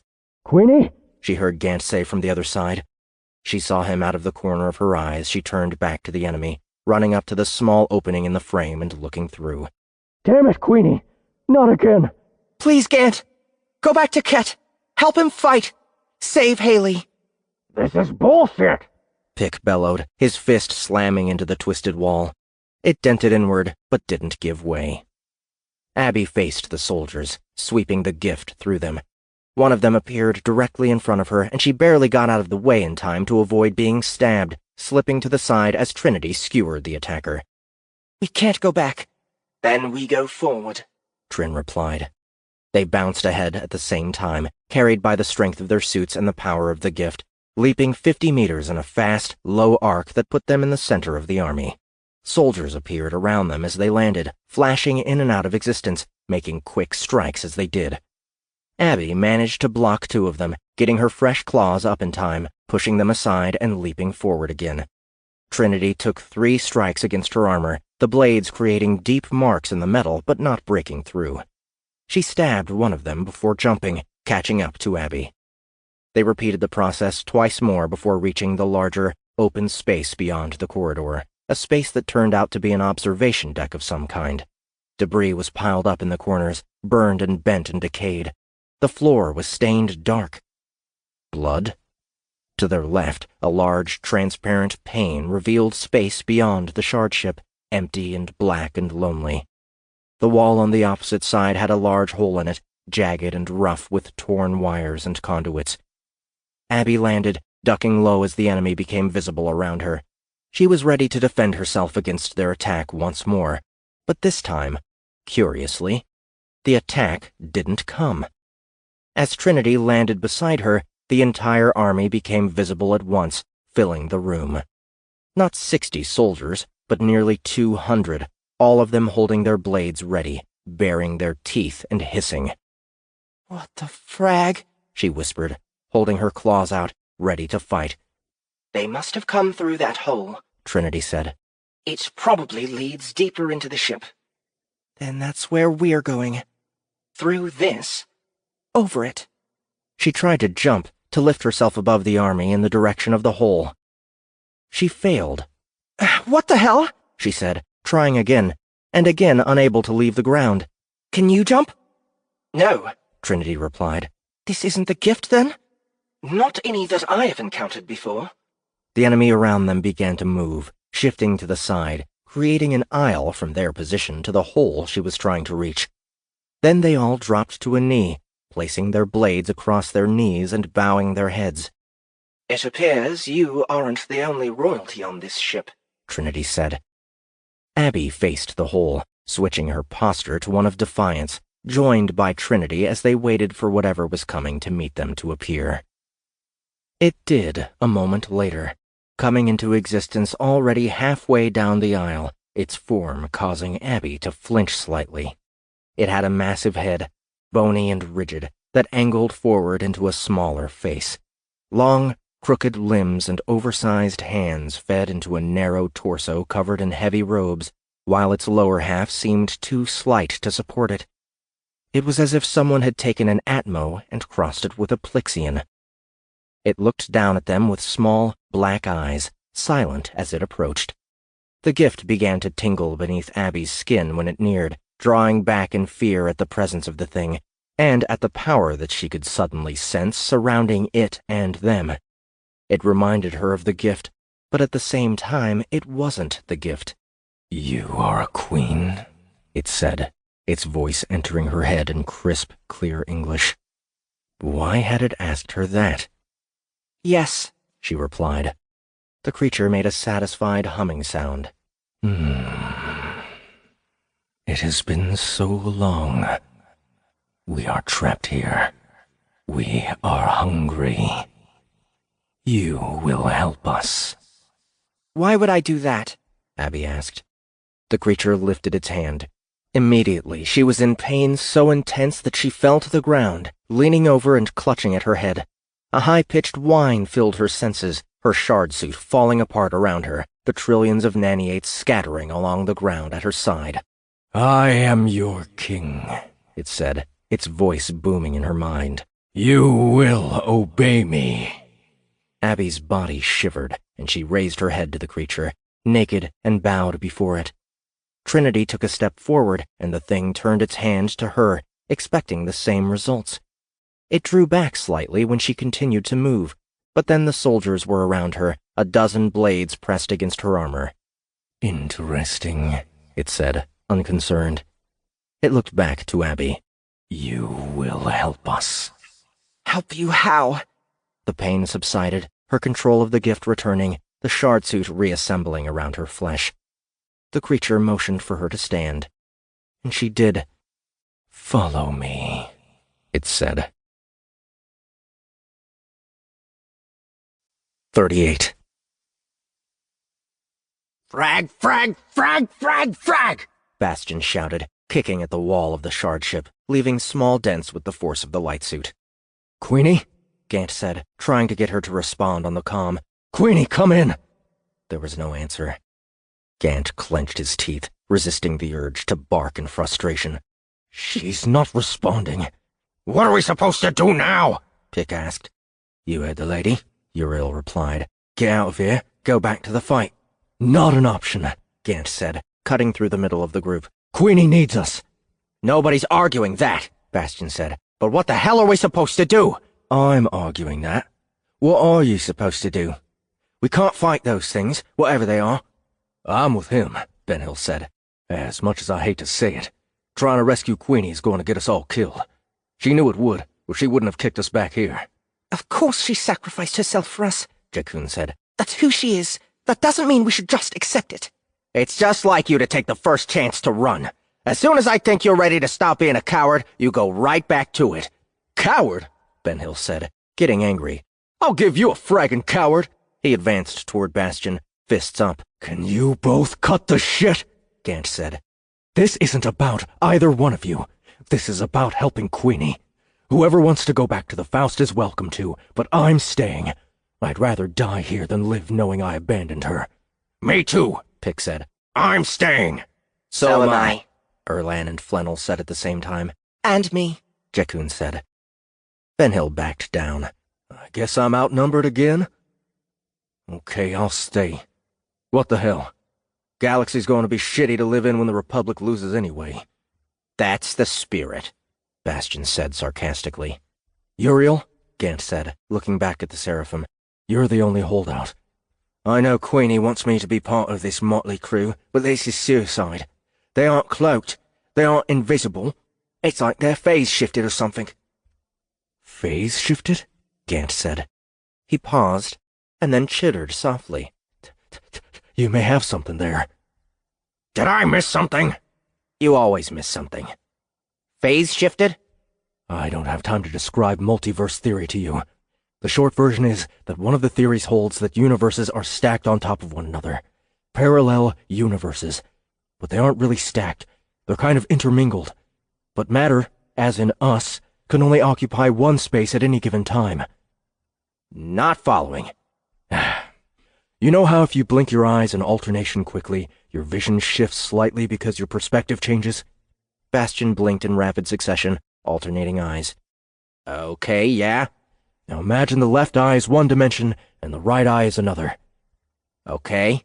Now, we're standing here, but only in your left eye, and those things are standing in the same place, but only in your right eye. Fragging creepy, Pick said, copying the instructions. Phase shifted, Uriel said.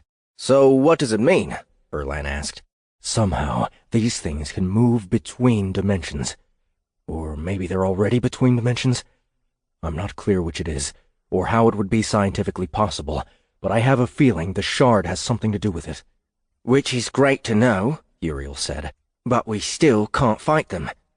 Not if they can stabby poof, Bastion said. Queenie was able to force them back into our phase with the gift, Jakun said. Only for a second, Benhill said.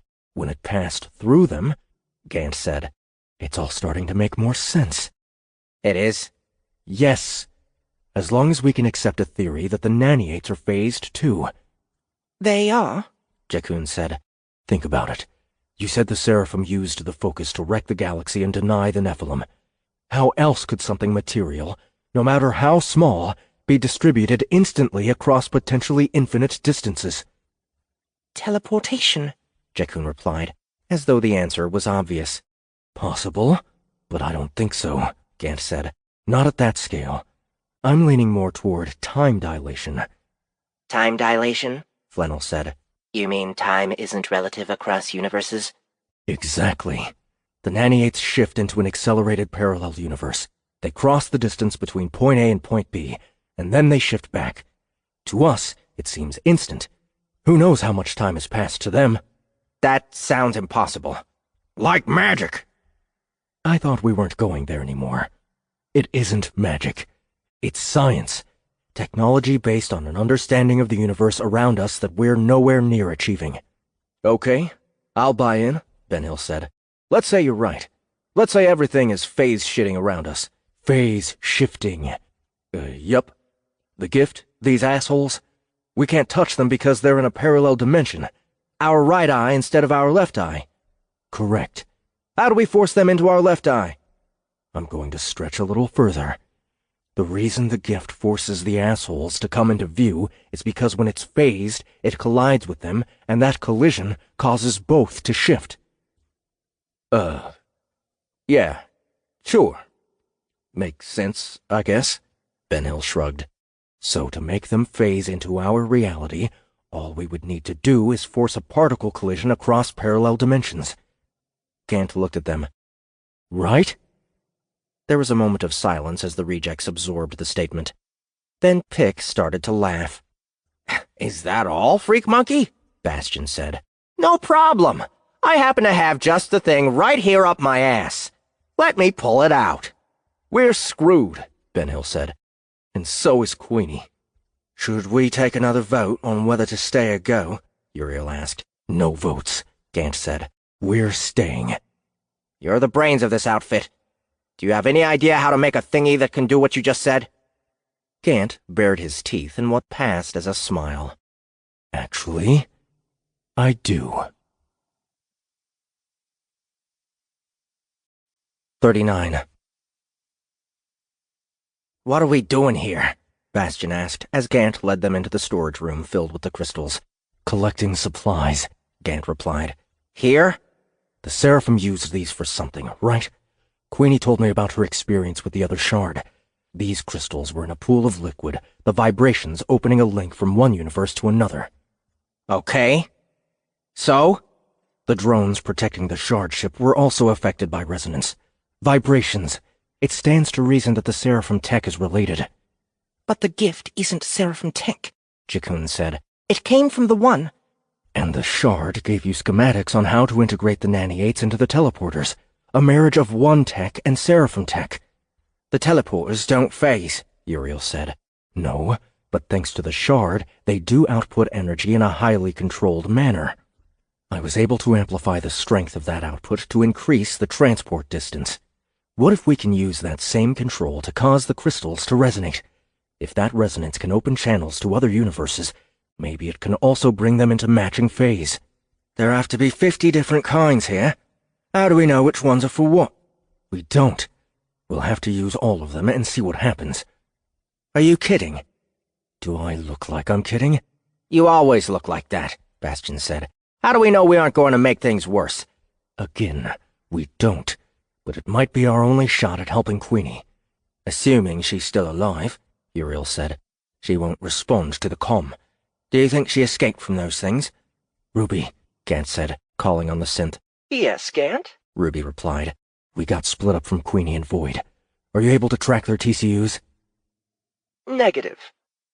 The word felt like a fresh punch in his gut.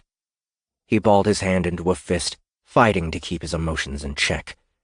They may have moved further into the ship, beyond our reach, Ruby offered. I hope so, Gant replied. He wouldn't be able to stay in control any other way. Help me collect samples, he said to the rejects. One of each of the crystals. Does size matter? Flannel asked. Size always matters, Pick said. No, Gant replied. Smaller is better. It's easier to carry. The rejects started going through the compartments, locating the different colored crystals and placing them in a line on the floor. It felt to Gant as though it was taking forever. Everything felt like it was taking forever. It seemed to be his destiny to keep getting separated from his alpha, to keep having to worry that she was dead, knowing what the consequences would be for him, and likely for them all. He told himself she had escaped and was still alive. She was no easy kill, and she had Trinity with her. Hey, Gant, Pick said. I think we have a problem. He was standing next to one of the compartments. What do you mean? This one's empty. Empty? Yeah. I guess they used it all up. You know, that's the one we need then, right? Bastion said. That's just how our luck is going.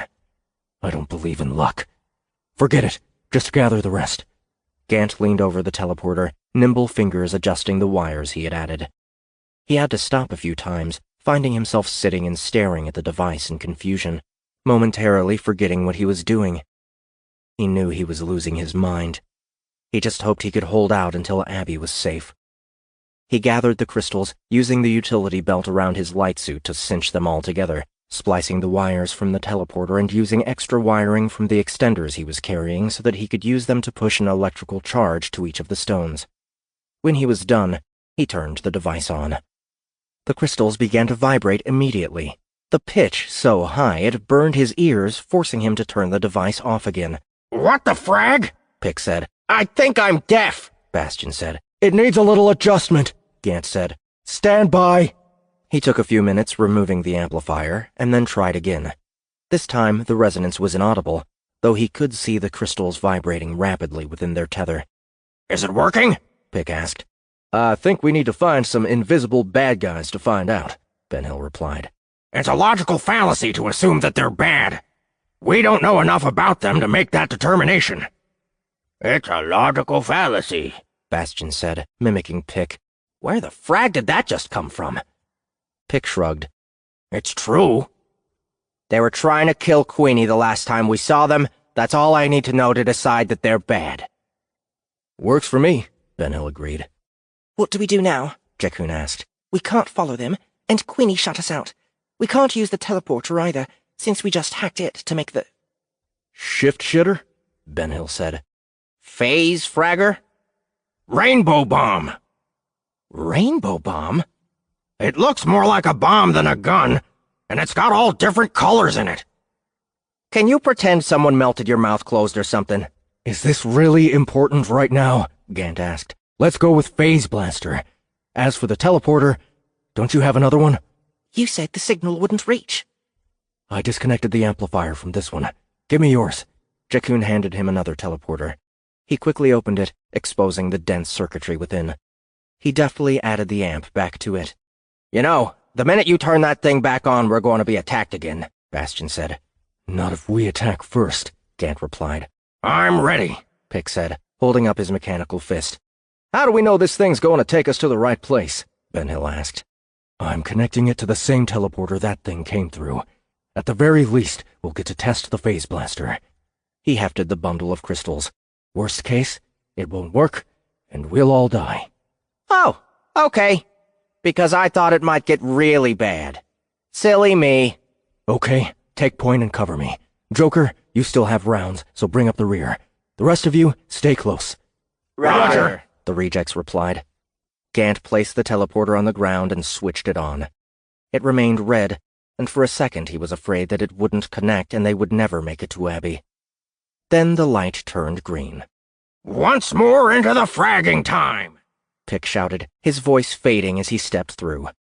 Gant entered right behind him. 40. It smells, Pick said, the moment he came out through the teleporter. Gant was about to tell him to shut up about the smell again when he breathed in, noticing how strong the stench of sulfur had become. He wrinkled his nose at the same time he hit the switch to activate the phase blaster, not taking any chances that they were alone. Something screeched and jumped at them from the shadows. Pick turned and caught it with his metal hand, crushing it and throwing it down. Another of the reptilian creatures. An entire group of them peeled away from the walls, moving in response to the suddenly active teleporter. I don't see any of those other ones, Pick said, stepping out of the way so the rest of the rejects could get through the teleporter.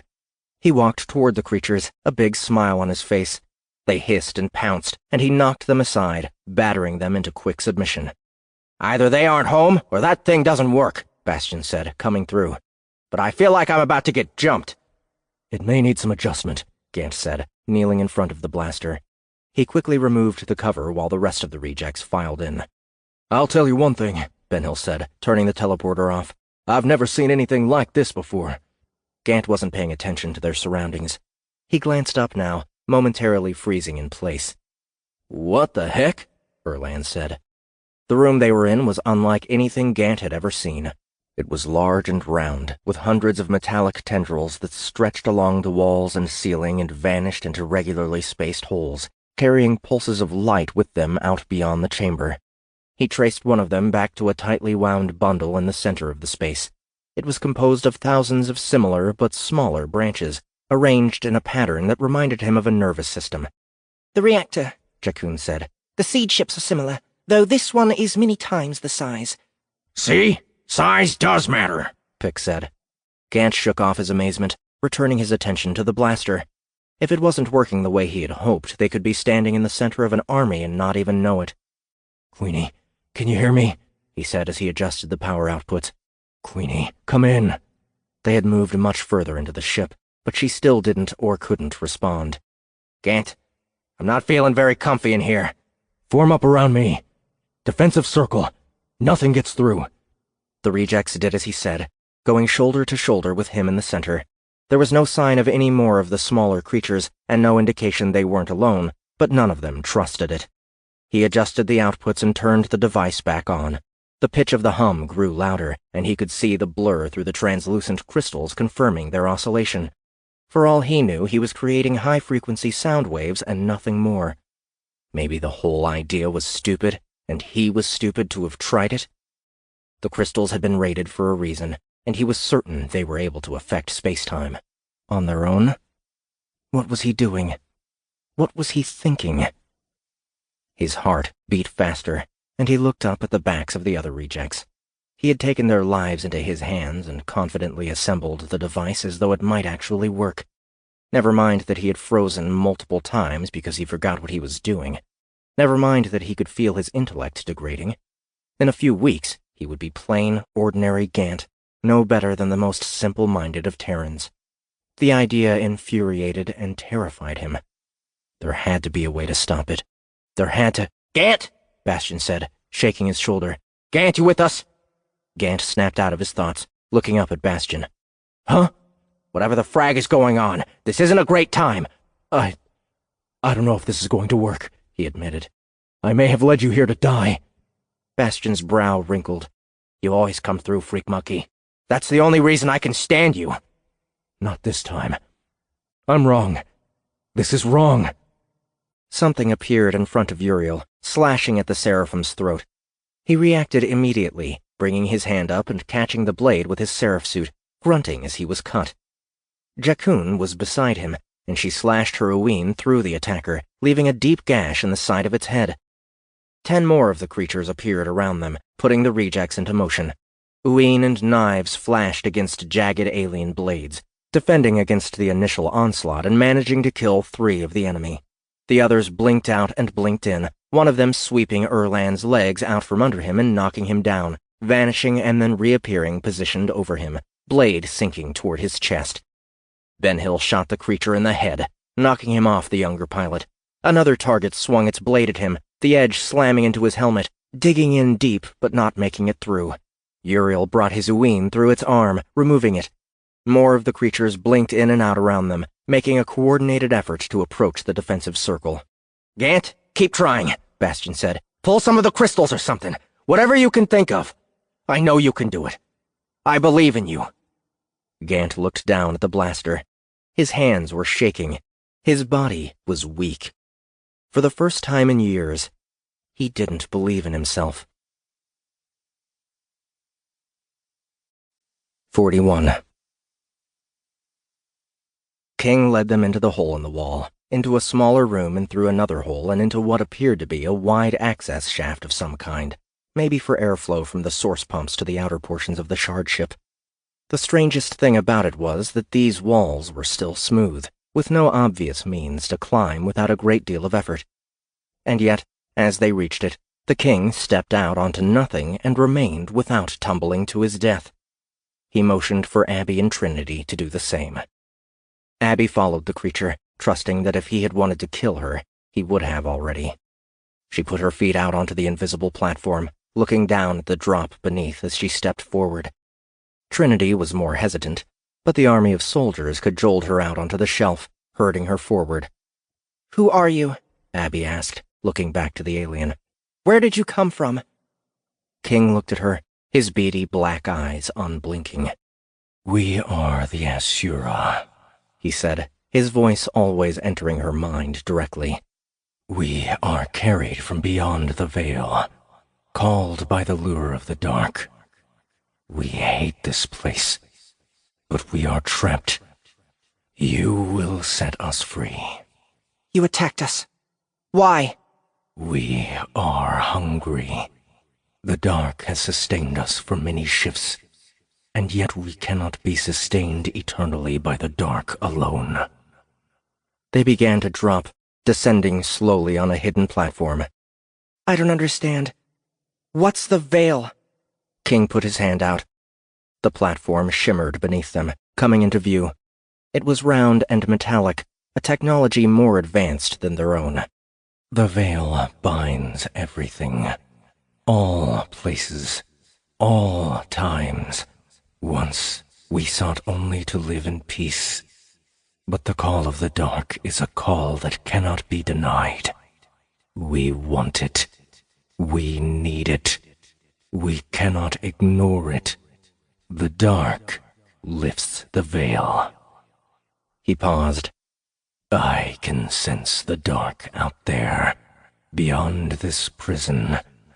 I can hear its whispers, even if it does not sing.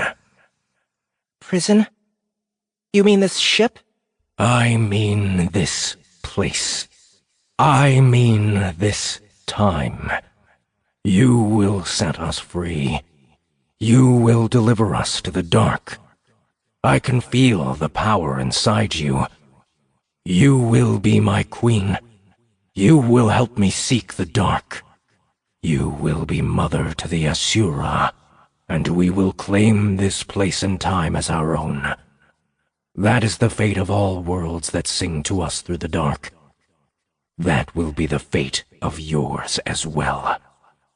Abby still wasn't completely sure what King meant, but she didn't like the way it sounded. Free the Asura to do what? Try to conquer the universe? They would have to get in line. The platform continued to drop, another 1,200 meters at least. Finally, it slowed to a stop. Not at the bottom. Somewhere near the center above a metallic sphere where thousands of pulsing tendrils extended out, escaping the chamber and spreading like spokes into the rest of the shard ship. A power supply of some kind. Perhaps the reactor was inside? King approached them, getting close to Abby. She tried to move away, finding her feet planted beneath her and unable to back up. The creature leaned down, its eyes examining her. It raised a large, narrow hand to her face, stroking her hair. He drew back when it cut him, turning the hand over and examining it. You will make a good queen, he said, stepping past. Once he was out of range of her fists, she was able to move once more. How is he doing that? She asked. It's like I have no gift at all. I know. How do we kill him like that? I don't know yet. For now, we just have to play along. King had reached the edge of the platform, and now the soldiers prodded them forward, forcing them to follow. They passed through another hole that had been slashed in the wall and into a long corridor. A larger open archway waited a few hundred meters ahead of them, a golden light flickering inside. Abby noticed that she could hear a hum from the room, a rhythmic throbbing that she remembered from another place. But how could that be? Sexless gray creatures swarmed out of holes in the sides of the corridors, arranging themselves in a line and bowing as King approached. He ignored them, walking ahead of his entourage, carrying himself as the ruler he was. Abby and Trinity followed, the other soldiers at their backs. How do you expect me to free you? There is only one thing here that I cannot touch. But you can. I can sense it in you. Something that required the gift. Her gift? What about the others that came before? There was only one other. The one who made the dark sing. She escaped from us. She? What did she look like? So much time has cycled. I do not remember her face. Only her name. Charmine, Abby said. King stopped, turning around. You know her? Right now? I want to wring her fragging neck. I do not know what that means. But you can speak Terran Standard in my head? I send the meanings. You create the words. Abby smiled. She knew what this was about. Charmine had come here to visit the Focus. She had decided to use one of the pools like she had seen on Azure to attempt to reach another shard. Apparently, she had heeded the shard's warning and set up a containment field. These individuals had been drawn to the energy of the pool, and now they were stuck. It was a dirty secret Charmine hadn't bothered to share when she sent them here. For some reason, the Seraphim Arch-Chancellor thought Abby could do something about the Asura. Yeah, right. King could hold her in place with zero effort, and she was surrounded by hundreds of the damn things. Which also raised the question, why the frag was the field containing them the size of the damned shard ship? King started walking again, leading them to the archway and through. Abby's breath caught in her throat as she realized where they were. A large, simple room. A metal block in the center, ringed in flame. A torch rested behind it. A round transparency at the front, a small volume of blood visible through it. A dozen thick cables pulsing with energy rose into the ceiling from the edges. A tube ran out into a small font ahead of the flames. There was an inscription on the floor ahead of it, written in a language she couldn't read. Seraphim, she was sure. The Focus. Thraven would kill every soul in the galaxy to be here, Trinity said beside her. I just want to get the frag out of here, Abby replied. She hoped the rejects already had. This is the key to the prison, King said. As long as the fire is lit, we cannot escape. You will snuff out the flame. You will turn off the containment field. Then you will be my queen, and you will help us seek the dark wherever in this place and time it may be found. That explained why the Focus had been active all of these years, even when none of the Seraphim could get near it. Charmine had at least been smart enough to make it untouchable to these assholes. No, Abby said. I don't think I will. King lifted his hand. Abby's head immediately felt as though it would explode. She cried out, falling to the ground and clutching at it. You son of a bitch! Trinity said, trying to approach.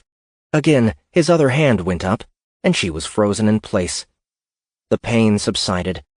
Abby rested on her knees, looking at the Asura leader. His gift, or whatever it was, dwarfed hers. Perhaps it even dwarfed Thraven's. How had Charmine escaped from this? You will do what I command, King said, or I will do much worse than kill you. Abby pushed herself to her feet. What choices did she have? Suffer excruciating pain for who knew how long, or turn off the containment field and let the Asura loose on the galaxy? With her as their queen, who could forget that part? She had a feeling there would be pain involved in that one, too. Charmaine had delivered her here. She hadn't mentioned the Asura. Why? How would knowing about them ahead of time have changed things? How was she different than anyone else? What made her special? Of course, she knew what made her special. The light of the shard had cleansed her. Her gift was pure. And now King wanted her to approach the focus. He wanted her to turn it off. He knew she could touch it. Did he know what she could do with it? Obviously not. She forced herself to stay calm, to appear reluctant. She considered denying him again, to be sure he wouldn't suspect. She didn't want to go through that pain again. Instead, she bowed her head, moving slowly toward the focus. Yes. Step through the inferno. Shut down the field. The dark is calling to us, and we to it. Had Charmaine known this would happen? Had the seraphim set her up? Had she set King up? Maybe she wasn't as much of a bitch as Abby had been starting to think. She reached the flames, looking down into them. She could see the red line of blood at the bottom of the fire, blood that had come directly from the shard. The naniates within produced the flame in an endless fountain of regeneration. The focus had lost much of its power over the years. At least, that's what Charmaine had said. Because of this? Step through, King said. It can't harm you. Not can't. Won't. Abby reached her hand into the fire, watching as it shifted to avoid her. She smiled, her back to King, crossing the threshold of the inferno and reaching the focus. She stood in front of it and looked down. The body of the shard was visible beneath a transparent plate. Tubes ran in and out of his corpse, carrying his blood, recycling it within him. His chest rose and fell, shocking her. Was he alive? That couldn't be. She could see the stab wound in his side, a constant trickle of blood draining out, collected and reinserted. Something was making the shard's body move for him, keeping the blood fresh, keeping the naniates alive. Turn it off, King said. She could tell he had moved closer, as close as he dared to approach. She continued looking at the shard. He was indistinguishable from a human. Handsome, with brown hair and a chiseled jaw. He seemed peaceful. He had been peaceful, refusing violence even after violence had been done to him. His light still shined across this galaxy he had helped develop, and when it had joined with her and cleansed her, it had expressed its disappointment in the seraphim for trying to change what he had made. Do it, King said. Now. And she could tell they had. The blood of the shard was impure, corrupted, just as the seraphim had been corrupted. That was another reason it was weak. Had it been required to keep the Asura at bay? Or had the Asura been invited because of Charmaine's indiscretion? Now, my queen, King said, please set your Asura free. Please? King had turned from demanding to pleading in a matter of seconds. There was only one obvious reason why. He couldn't harm her beyond the flames. He hadn't known before she had entered. She examined the focus, searching for a terminal. When she didn't see one, she put her hands on top of the tomb. Immediately, the transparency displayed a series of controls, all of them labeled in seraphim. She bit her lip to keep from laughing. She had no idea how to turn the power off. Not that she would have, anyway.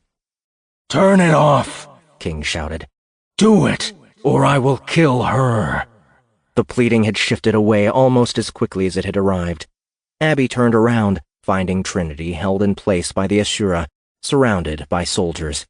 A dozen blades pressed against her armor, ready to cut her to pieces. Let them kill me, Queenie, Trinity said through her calm. Then they have no power over you.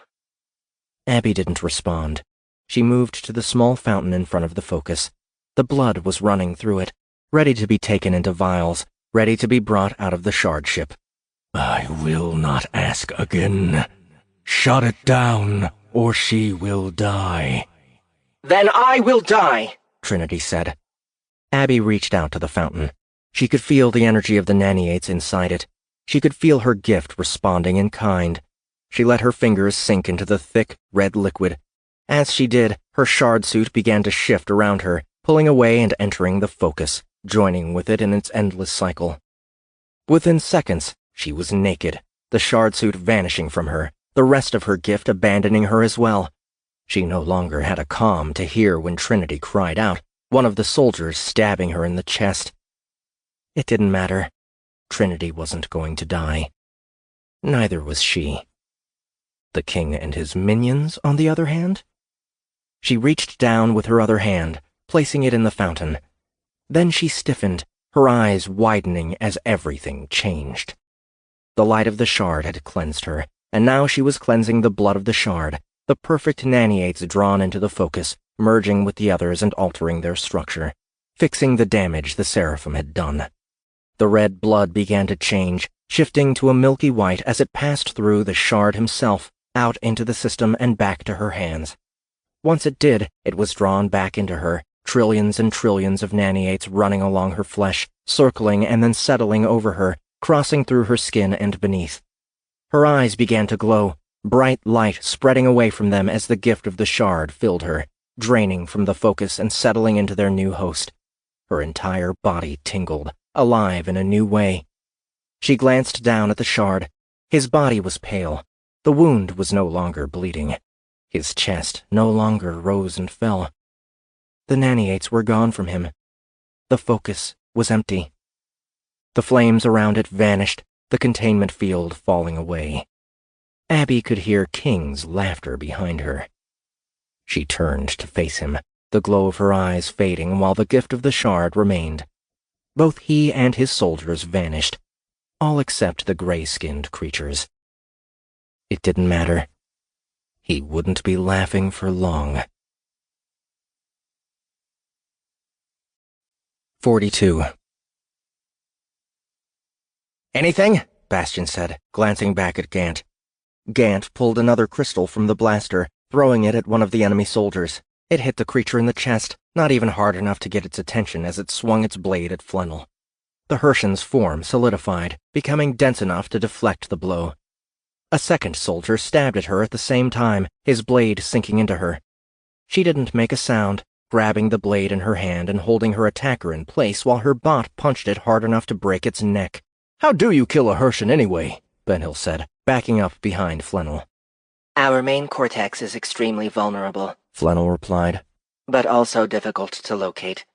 Gant turned the blaster on again. Again, nothing happened. It was his 7th attempt, and all of them had failed. He couldn't do it. He was sure of that. He was going to get everyone killed. Bastian was wounded already. So was Benhill. Erlan had almost lost his hand. Pick, Flannel, Uriel, and Jakun were holding their own, but even they were struggling to damage their attackers. The creatures slipped in and out of phase, materializing to attack, vanishing before they could get hit. They were also patient, taking a measured approach in their assault. "It isn't working," he barked, failing to swallow his frustration. When was the last time he had failed at anything? Before the lab. Before Eliza. He didn't want to try to make this thing work anymore. He wanted to take his knives and start stabbing those fraggers. He could kill them. He would be more useful killing them. "Pull another one," Bastian said. "Do your best, Gant. That's all any of us can ever do." Gant was surprised by Bastian's calm, and his support. In Hell, he had always hated the pilot. Out of Hell, they spent most of their time arguing and bickering and calling one another names. But when the stakes were up and the pressure was on, Bastian had his back. He appreciated it more than he would ever let anyone know, and it was the only reason he tried removing another crystal from the device. It was still resonating as he pulled it out, a red one, large and sharp. He tossed it angrily aside, over their heads and into the distance, where a number of enemy soldiers were waiting for their turn. There was no need for them to be phased where they stood. Gant wasn't expecting what happened next. None of them were. The crystal hit the ground, sounding an echoing crackle as it did and breaking apart. Instantly, a massive wall of flame rose from it, spreading out and away along the fissure line and swallowing the nearby enemy. They screamed as it engulfed them, burning them away in the few seconds it was active. "Oh, shit!" Ben-Hill said, turning his face away from the heat. "Damn," Uriel said, doing the same. "Whatever you just did, freak monkey! Do it again!" Gant looked at the bundle of crystals. That was the only red one they had taken. What would the others do? He reached for a blue one at the same time the enemy creatures all materialized at once, over 100 strong. They cried out, not in anger, but in a suddenly joyful tone. What the frag?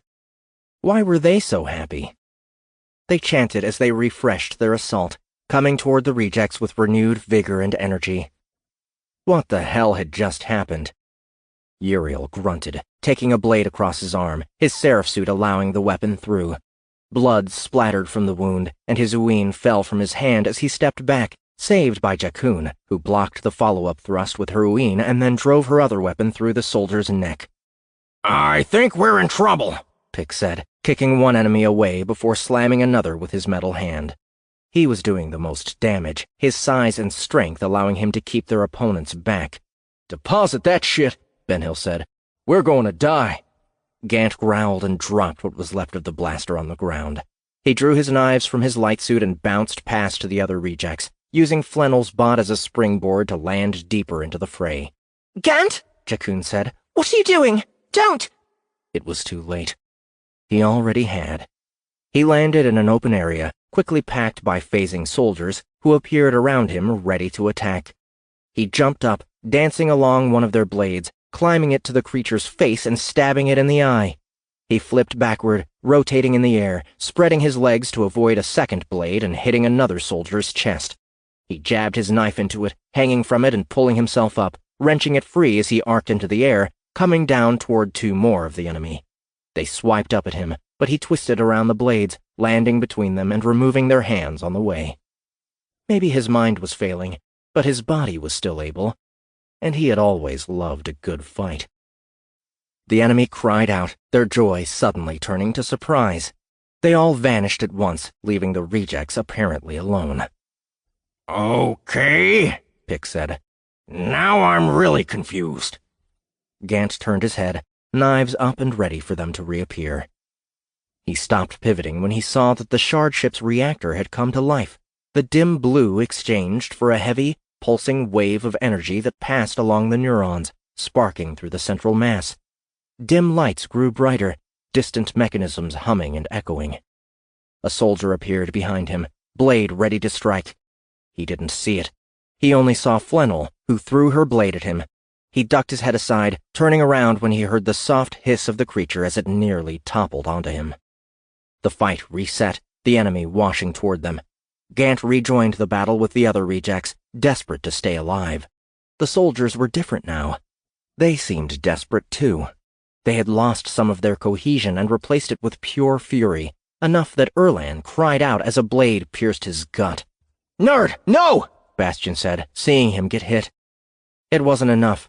The rejects were too overpowered, and they couldn't even see what they were fighting until it was almost too late. It was a fragging miracle they had survived this long. They didn't give up. They didn't quit. They doubled down, working harder to defend themselves and one another. Gant rejoined them, picking up Erlan's spot in the circle, helping to keep his brothers and sisters alive for as long as he could. He didn't notice the tendril that dropped behind them, into the center of their defenses. He didn't see it pick up the phase blaster, carrying it up to the ceiling and passing it along and back to the reactor. He didn't witness the 100 smaller tendrils shifting the arrangement of crystals, reprogramming the teleporter, amplifying the power output, and turning the device back on. What he did see was the army shift back into their phase. What he did see was a figure step around the reactor, cloaked in black, with metallic skin that resembled Trinity. At first, he thought it was Trinity. The figure tore into the enemy, uin flashing as it danced among them. The creatures howled in fear, looking surprised when they couldn't disappear. They fell apart then, drifting into chaos as the battle suddenly gained a much more even footing. "It's fragging time!" Pick bellowed, diving into the masses with new, reckless abandon. "Is it just me, or is he totally overusing that?" Ben-Hill said. "Whatever," Bastion replied. "Let's kick some ass!" The other rejects followed him, pressing the attack. The enemy was nothing without their tricks. They weren't even particularly good soldiers. They tried to defend themselves, and they died.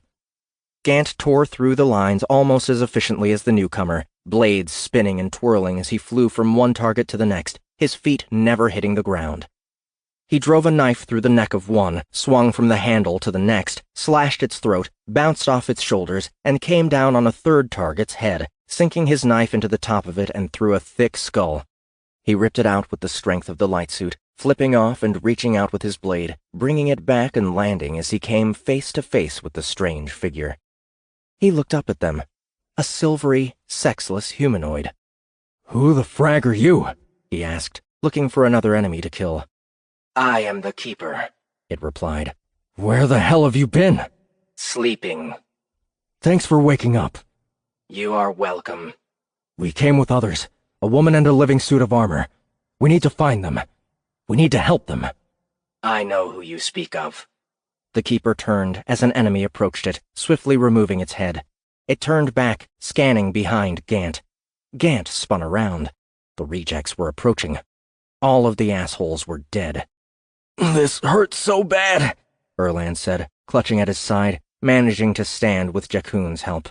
You will survive, the keeper said. It pointed at Bastion, and then at Ben-Hill and Uriel. You and you and you are injured. You will wait here. It pointed at Flannel. You will protect them. Wait here. It turned its attention back to Gant. You will follow me.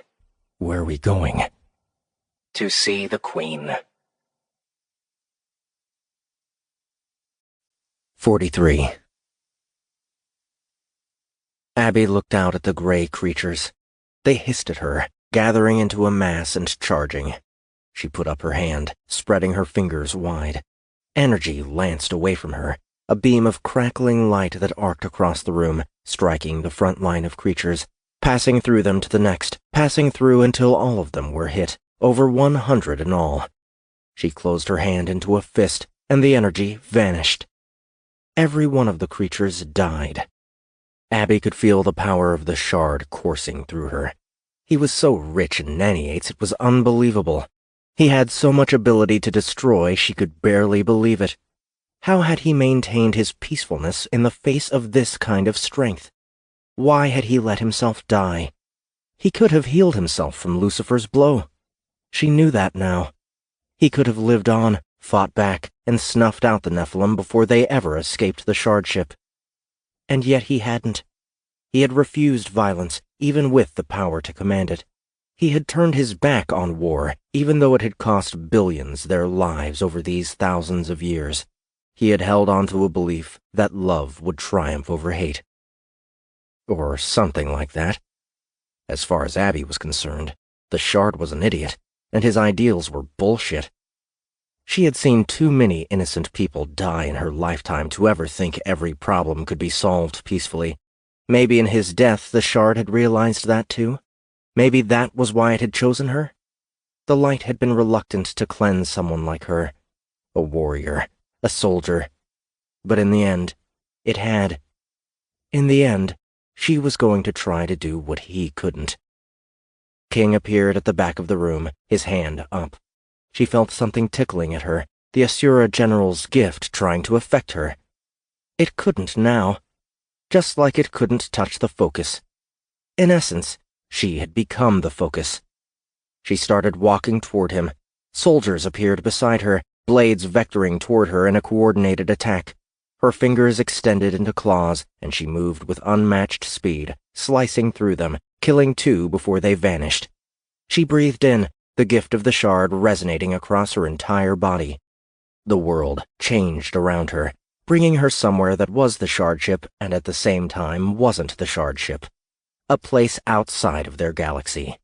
A place slightly off-center. A place slightly askew. This had to be the Veil. The Asura soldiers drew back at the sight of her. They hesitated in their assault, unsure of how she had joined them. Abby wasn't completely sure either. The Nanny-Eights had known what to do. Clearly, they had encountered this race before.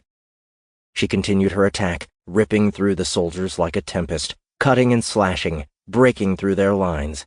They scrambled to get away from her, acting only in fear, turning back toward King only to have him push them to rejoin the fight. They turned back toward her. She pushed with her hands, throwing them aside. They tried to return to the shard ship, and she returned with them, tracking them across phase. "No!" King shouted, the laughter gone, the joyful triumph erased. He raised his hands, and a burst of fiery missiles poured from his fingertips, arcing toward her from every angle. She wrapped herself in the gift, drawing it in and then thrusting it out in matching bursts of light that intercepted the attack, canceling it out. Soldiers charged her, and she wreathed herself in a white flame that flared around her, bathing them in energy and reducing them to ash. They phased back to the Vale, the Asura general attacking again, doubling his efforts to reach her. Fire and lightning exploded from him, but she phased away, bouncing toward him from within the shard ship. She phased back, finding him only a few meters away. His eyes were intense, and he turned his hands, pulling at the walls, tearing away jagged strips of metal and directing them toward her. She struggled to keep it away, her gift meeting his. He was stronger, and her body burned as she fought to hold the maelstrom at bay, the Nanny-Eight's needs overwhelming to her human form. She cried out in pain, phasing back to the shard ship, the Asura general phasing with her. She continued to struggle, trying to push the daggers back. All the power of the focus, and she couldn't defeat this thing? How the frag would she ever beat Thraven? She noticed motion out of the corner of her eye. Trinity was there, her arms and legs gone, her body still trying to move. She was badly damaged, but somehow still alive. She wasn't giving up. She had no way to fight, but she was trying to distract the enemy. Abby watched her for a few seconds, tracking her as though her own battle barely mattered. A new sensation wormed its way into her. Admiration, love, loyalty. Trinity was an enemy who the light helped turn to an ally, one that would give her dying breath to save their galaxy from the Nephilim and the Asura. How could she ever consider not doing the same? She looked back at King.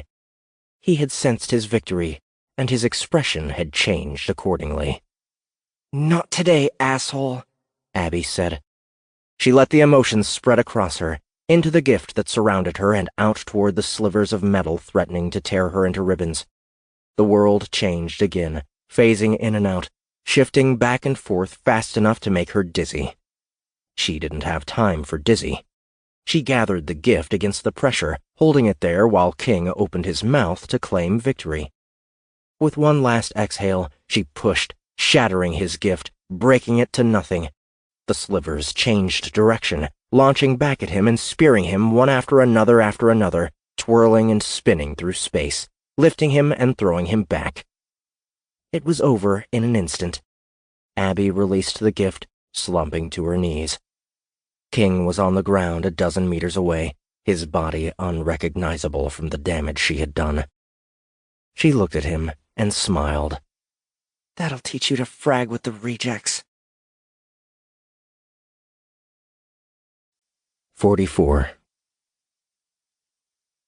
Abby rested for a moment before rising and returning to Trinity. "I'm sorry," Trinity said, as though she had done something wrong. "Don't be. We won." I'm glad.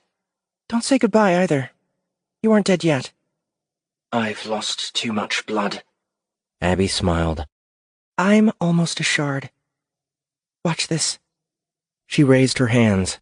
The gift swirled around her and then spread away, seeking out Trinity's armor. It gathered it, carrying it to her and then lifting Trinity into the air, bringing the pieces back and reassembling them.